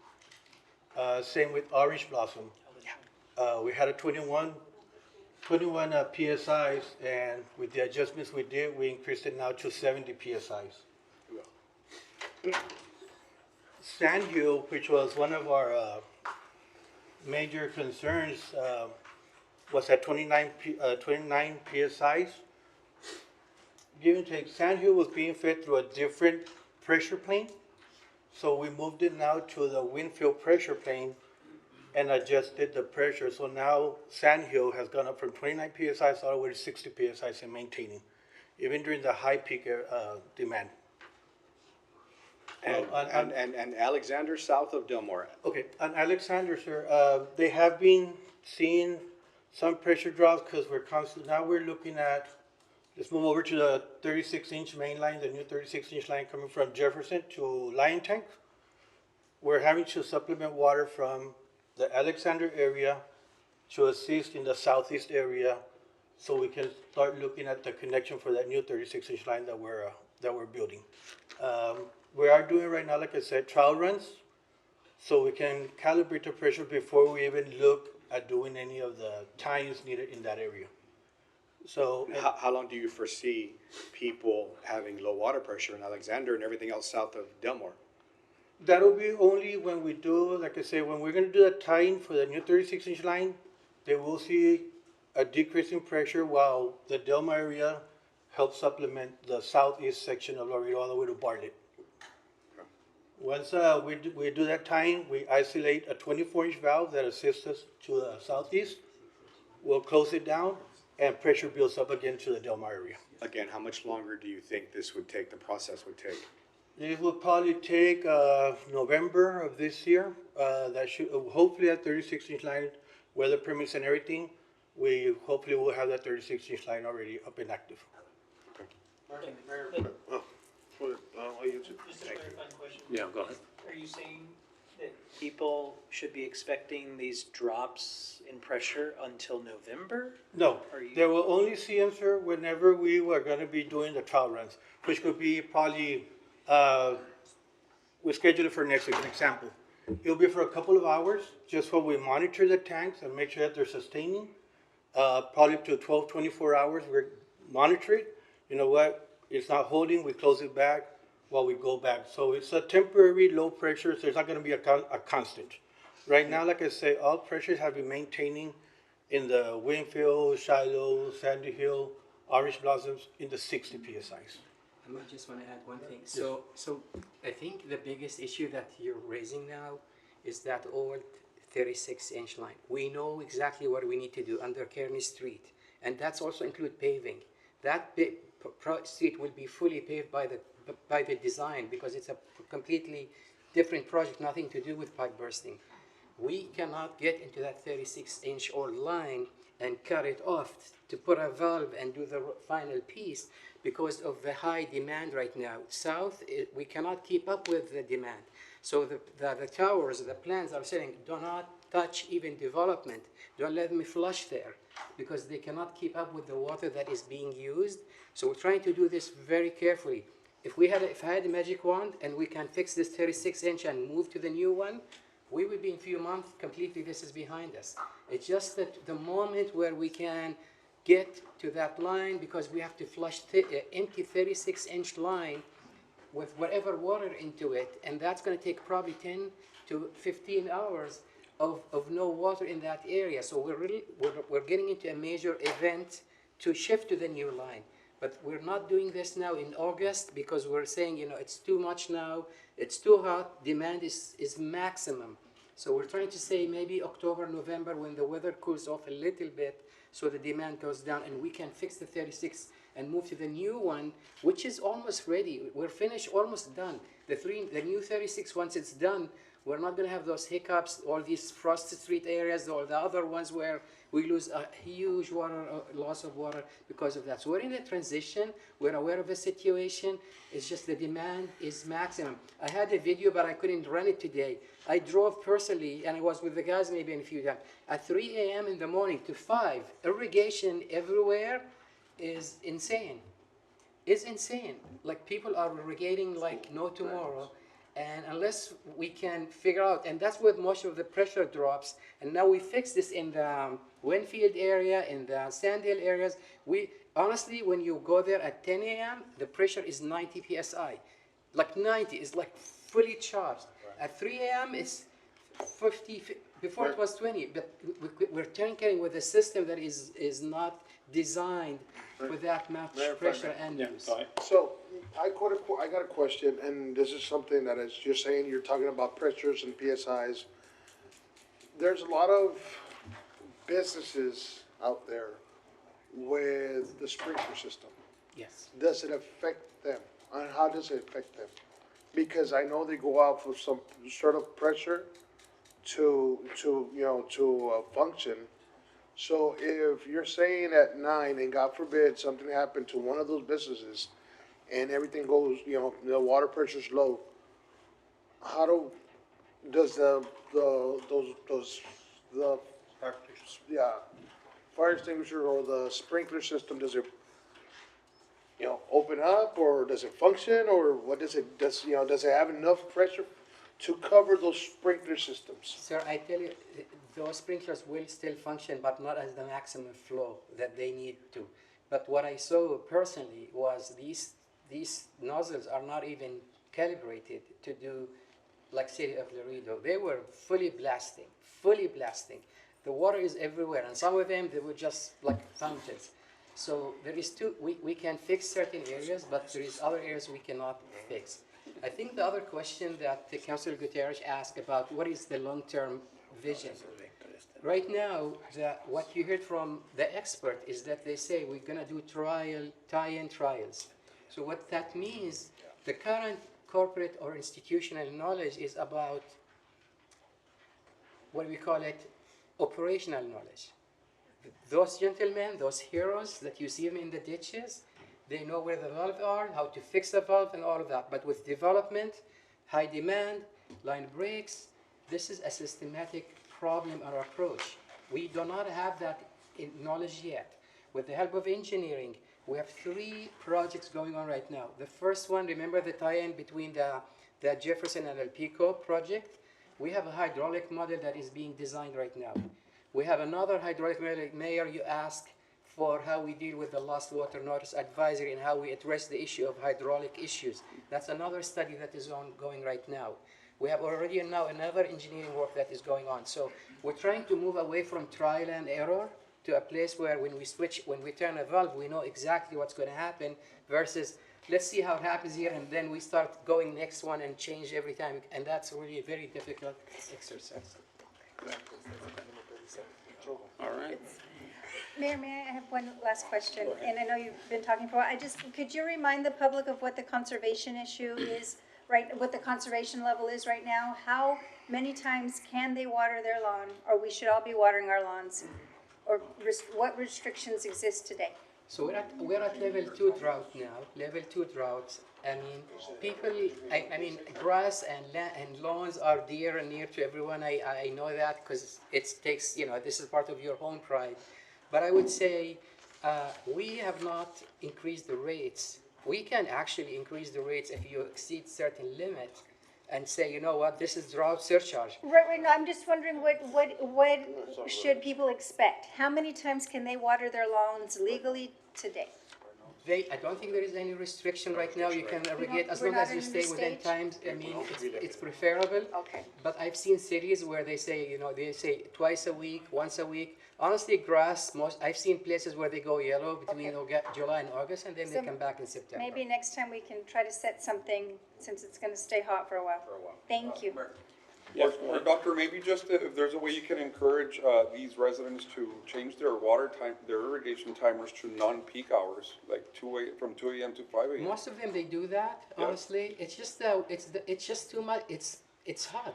It's so hot that the grass is yellow, and they want to water the grass, and it's a timer thing, and you don't see it at night. Well, we see it because we increase the pressure now. When you have a 70, 80 psi, your irrigation is firing at all cylinders. Very, very well. Thank you, gentlemen. Appreciate it. You guys. Thank you Appreciate so it. much. Thank you. Mayor, before we get to number 37, Mayor, we need to go back to a public and introductory ordinance number 5. We need to ask for, For or against? yes, sir. All right, number 5. Pardon? And number 4? We did number 4. Okay.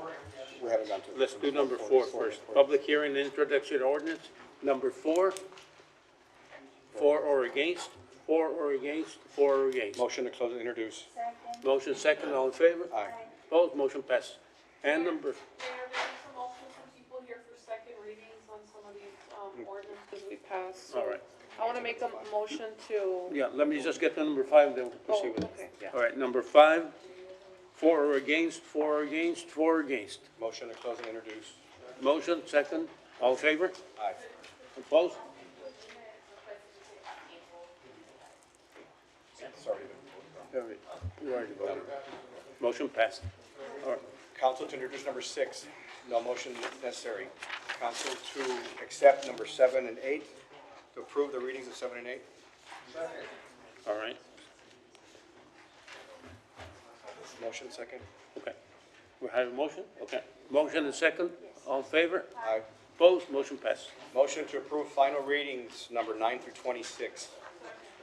And, Mayor, could I Yeah. just say that, number 24, just, that change is that to not remove the current parties, just to make clear that passed the first time, just to make sure it passes the second time. The agreement then was to not remove the current parties. Mayor, and also. As noted. On number 16, we passed it last time, but there was no conditions within the application, so I think we just pass it as is, as applied. As applied. All right, that's applied. I'm okay with the amendment. Yeah, but we haven't gone over them, and he didn't have them in the application. Do they come back?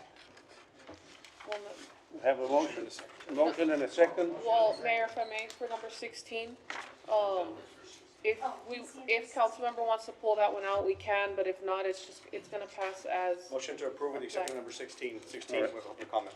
Okay, motion, all except number 16 as mentioned. All in favor? Opposed, motion passed. Number 16 on. We have number 16 here. Buenas noches, Mayor. Buenas noches. Me dijeron que viniera. Su nombre, por favor. ¿Mande? Su nombre para el... Fernando Galván. Ok, gracias. Que viniera. Con el permiso tenía una condición que me han dicho que yo tenía mi trailer afuera. Y aquí está donde está la trailer, como 20 pies adentro de mi propiedad. well, Mayor, I believe Councilmember Cigarroa, I don't know if you all have the list of amendments. So I have them here and I can read them. A ver, ¿cuál es? So it was, to approve the item with the following amendments, which condition number 2 shall be amended to include the Friday, along with Saturday and Sunday as the days of operation. Condition number 3, amended with the 16-foot trailer. Condition number 14 shall be amended such that the opaque fence be 5 feet, not 7 feet. And then finally, as decided at the previous meeting, the property shall be exempt from paving requirements.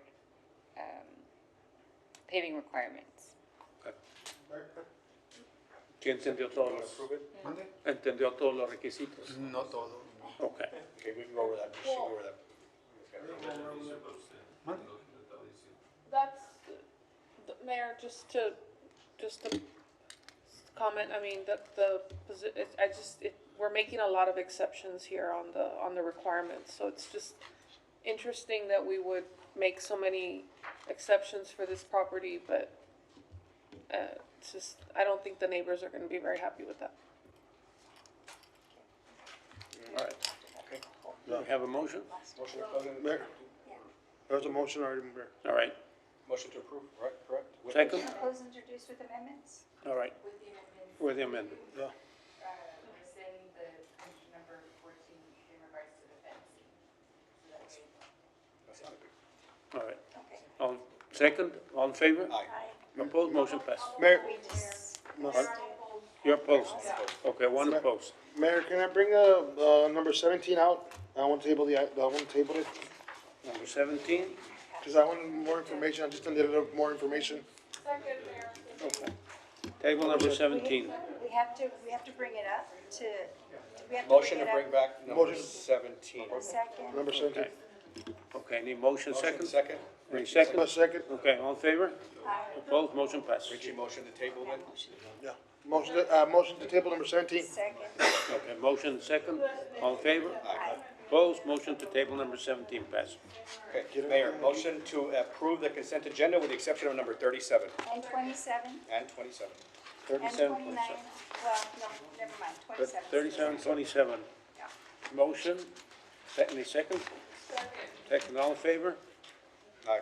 Opposed, motion passes. Mayor, motion to bring up number 37. Motion to bring up 37, second, all in favor? Aye. Opposed, motion passes. 37. Mayor and council, while they're getting up, we were asked to take a look at the retiree rates, and we're ready to present to you the rates for approval.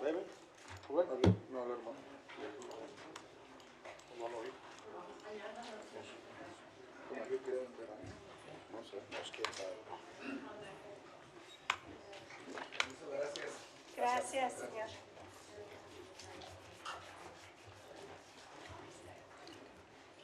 Good evening, Mayor and City Council. Evening. Carol Thurkettle for the Human Resources Department, for the record. Nicastle Blunt, HR Director for Human Resource Department. As requested, we went ahead and we brought back the rate information for the HMO plan for the retiree. So what we went ahead and did is we looked at the rates that we had previously brought forward.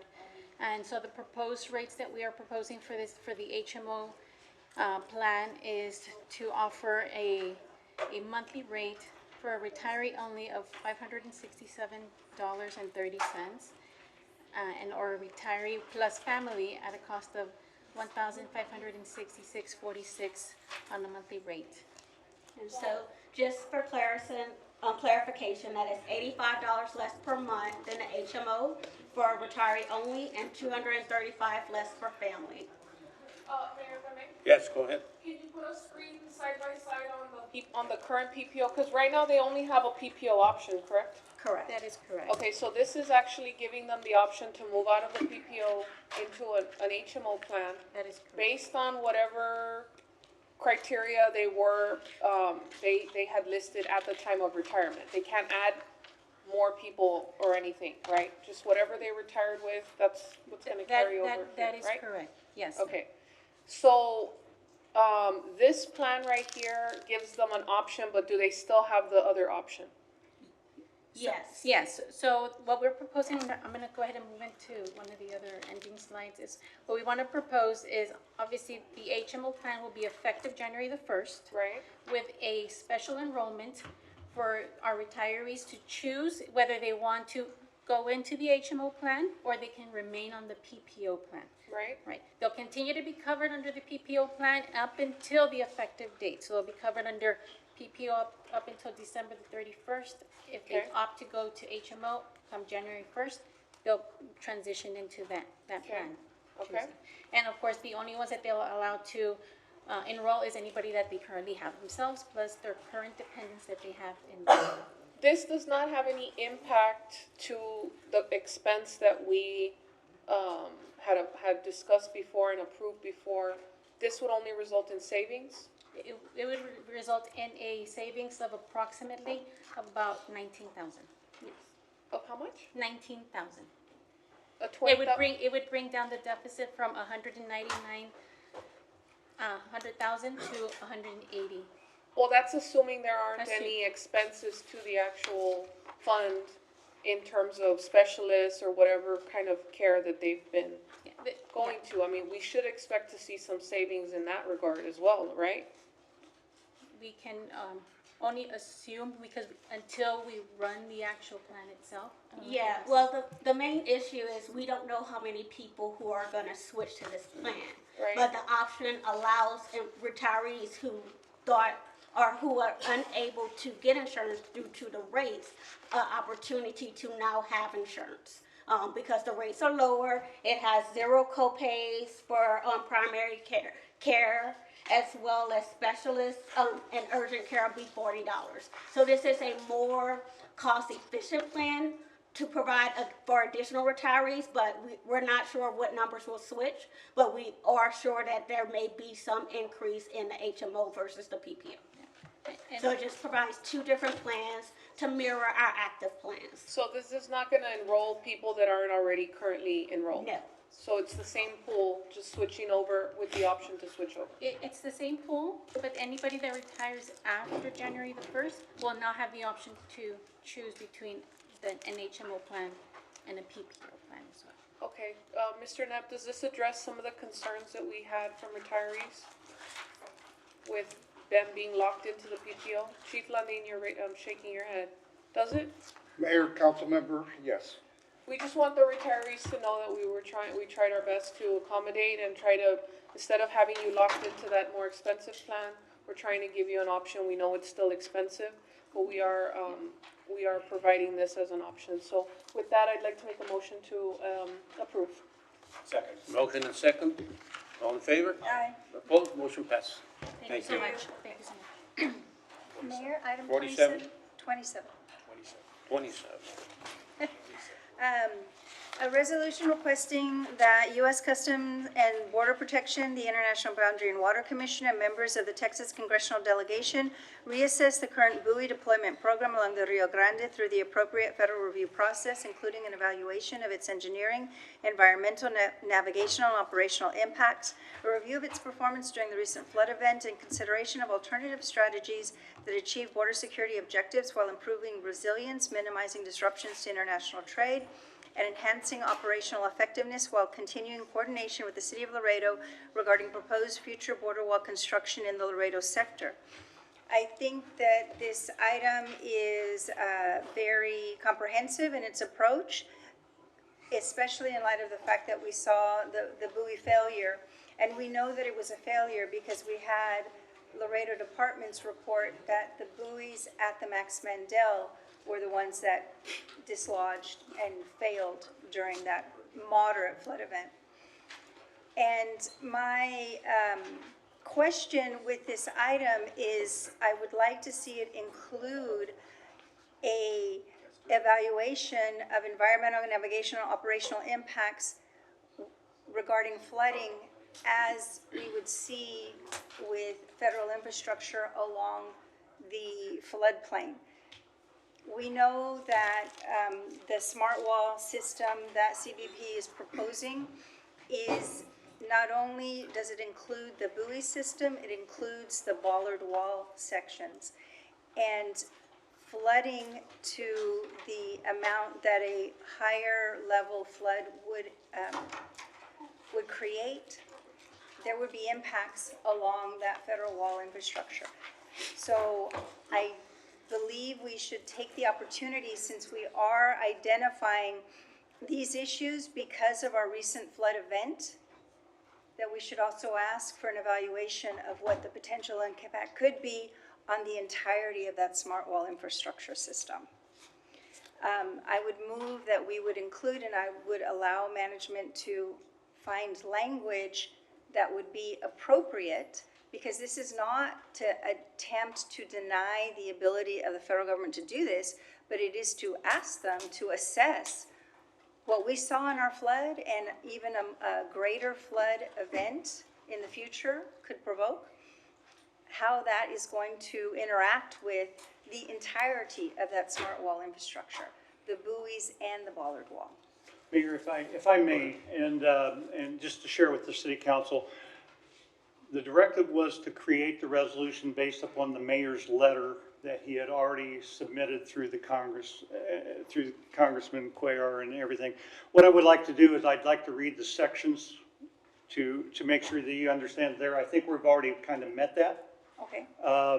It may not be as specific as you want, but we utilize the mayor's letter as that defining process as a step.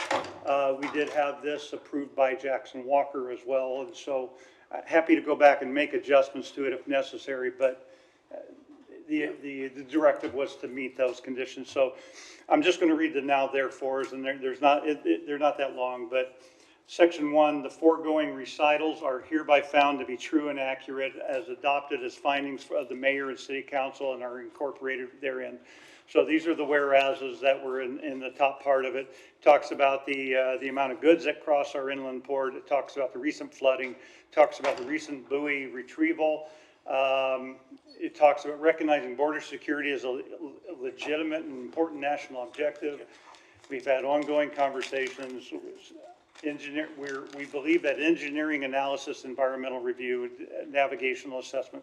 So we met, I think, all those conditions within the whereases. Now, Section 2, it says the mayor and city council respectfully request that U.S. Customs and Border Protection, the International Boundary Water Commission, the United States Army Corps of Engineers, and the members of the Texas Congressional Delegation undertake or support a comprehensive reassessment of the current buoy deployment program along the Rio Grande through the appropriate federal review process.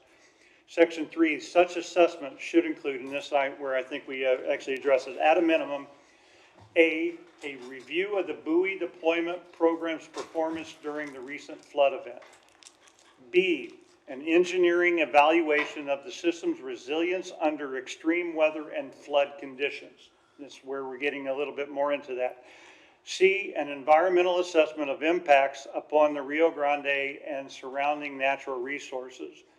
D, a navigational and operational evaluation addressing public safety, river operations, emergency response and maintenance. E, an analysis of impacts upon international commerce, cross-border trade and transportation infrastructure. And F, consideration of alternative border security strategies and engineering modifications that achieve federal security objectives while improving resilience, reducing disruptions to international trade, and enhancing long-term operational effectiveness. Section 4, the mayor and city council further reaffirm the city's commitment to continue working collaboratively, doing the appropriate studies, site-specific mitigation measures, and potential exemptions at environmentally, culturally, historically, and operationally sensitive locations where alternative security measures may better serve both national security interests and the public interest.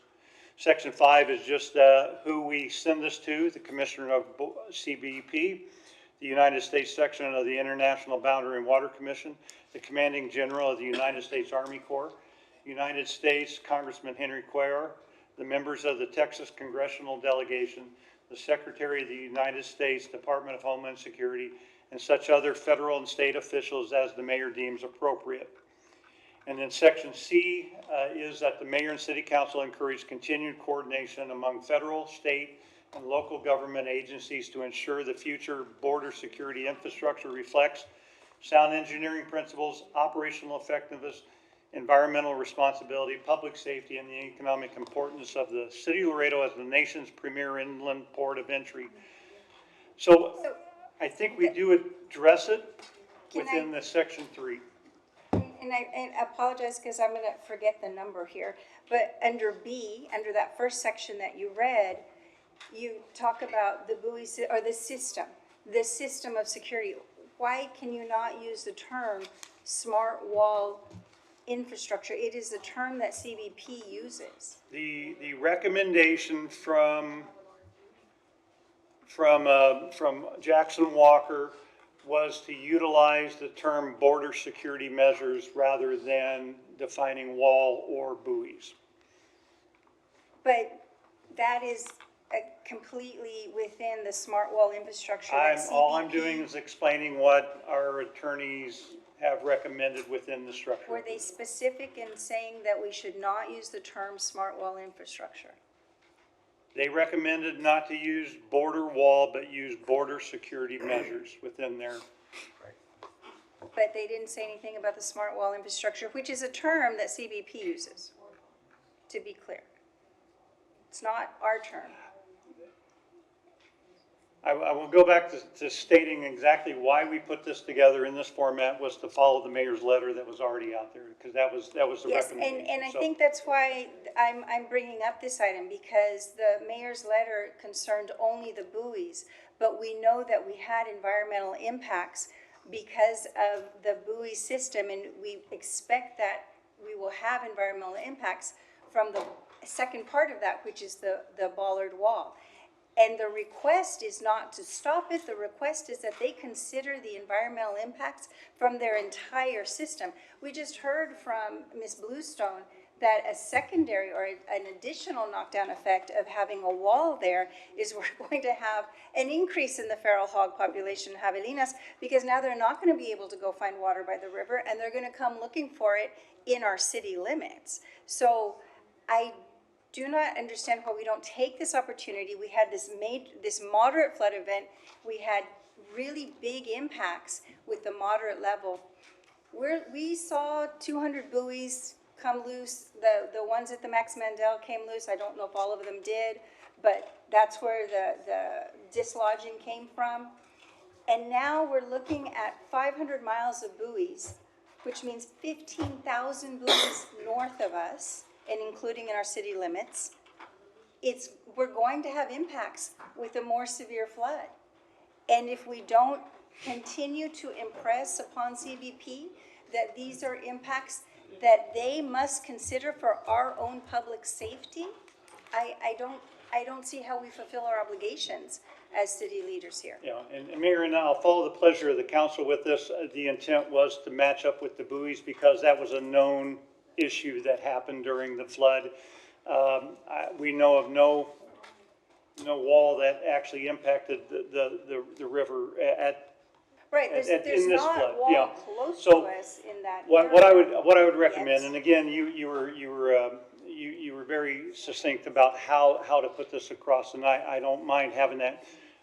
But I would have to bring back the resolution. I would take it back to Jackson Walker, take it back through legal to make sure, to see if we can actually match it up. Because you did give us the preference of saying it has to meet within those conditions. So That would be I just my, recommend tabling this item then and allowing us to adjust it. I'll move to table then. Second. Okay. Second. All in favor? Aye. Opposed? Motion passes. We have 1 minute left, Mayor. 1 minute Motion to left. bring on number 57. 57. Second. Discussion. Okay. Discussion with possible action to suspend the enforcement of tree ordinance for existing businesses until the ordinance is renewed and updated and other measures adhered thereto. That's my motion. Motion second. All in favor? Aye. Opposed? Motion passes. Motion to adjourn. Well, Mayor, before that, Mayor, motion to bring Retract. for all the items that we didn't get to. Bring it back. Council meeting. Second. All right. Motion And then second. to adjourn. All in favor? Aye. Opposed? Motion passes. Motion to adjourn. Motion to adjourn. Second. All in favor? Meeting adjourned.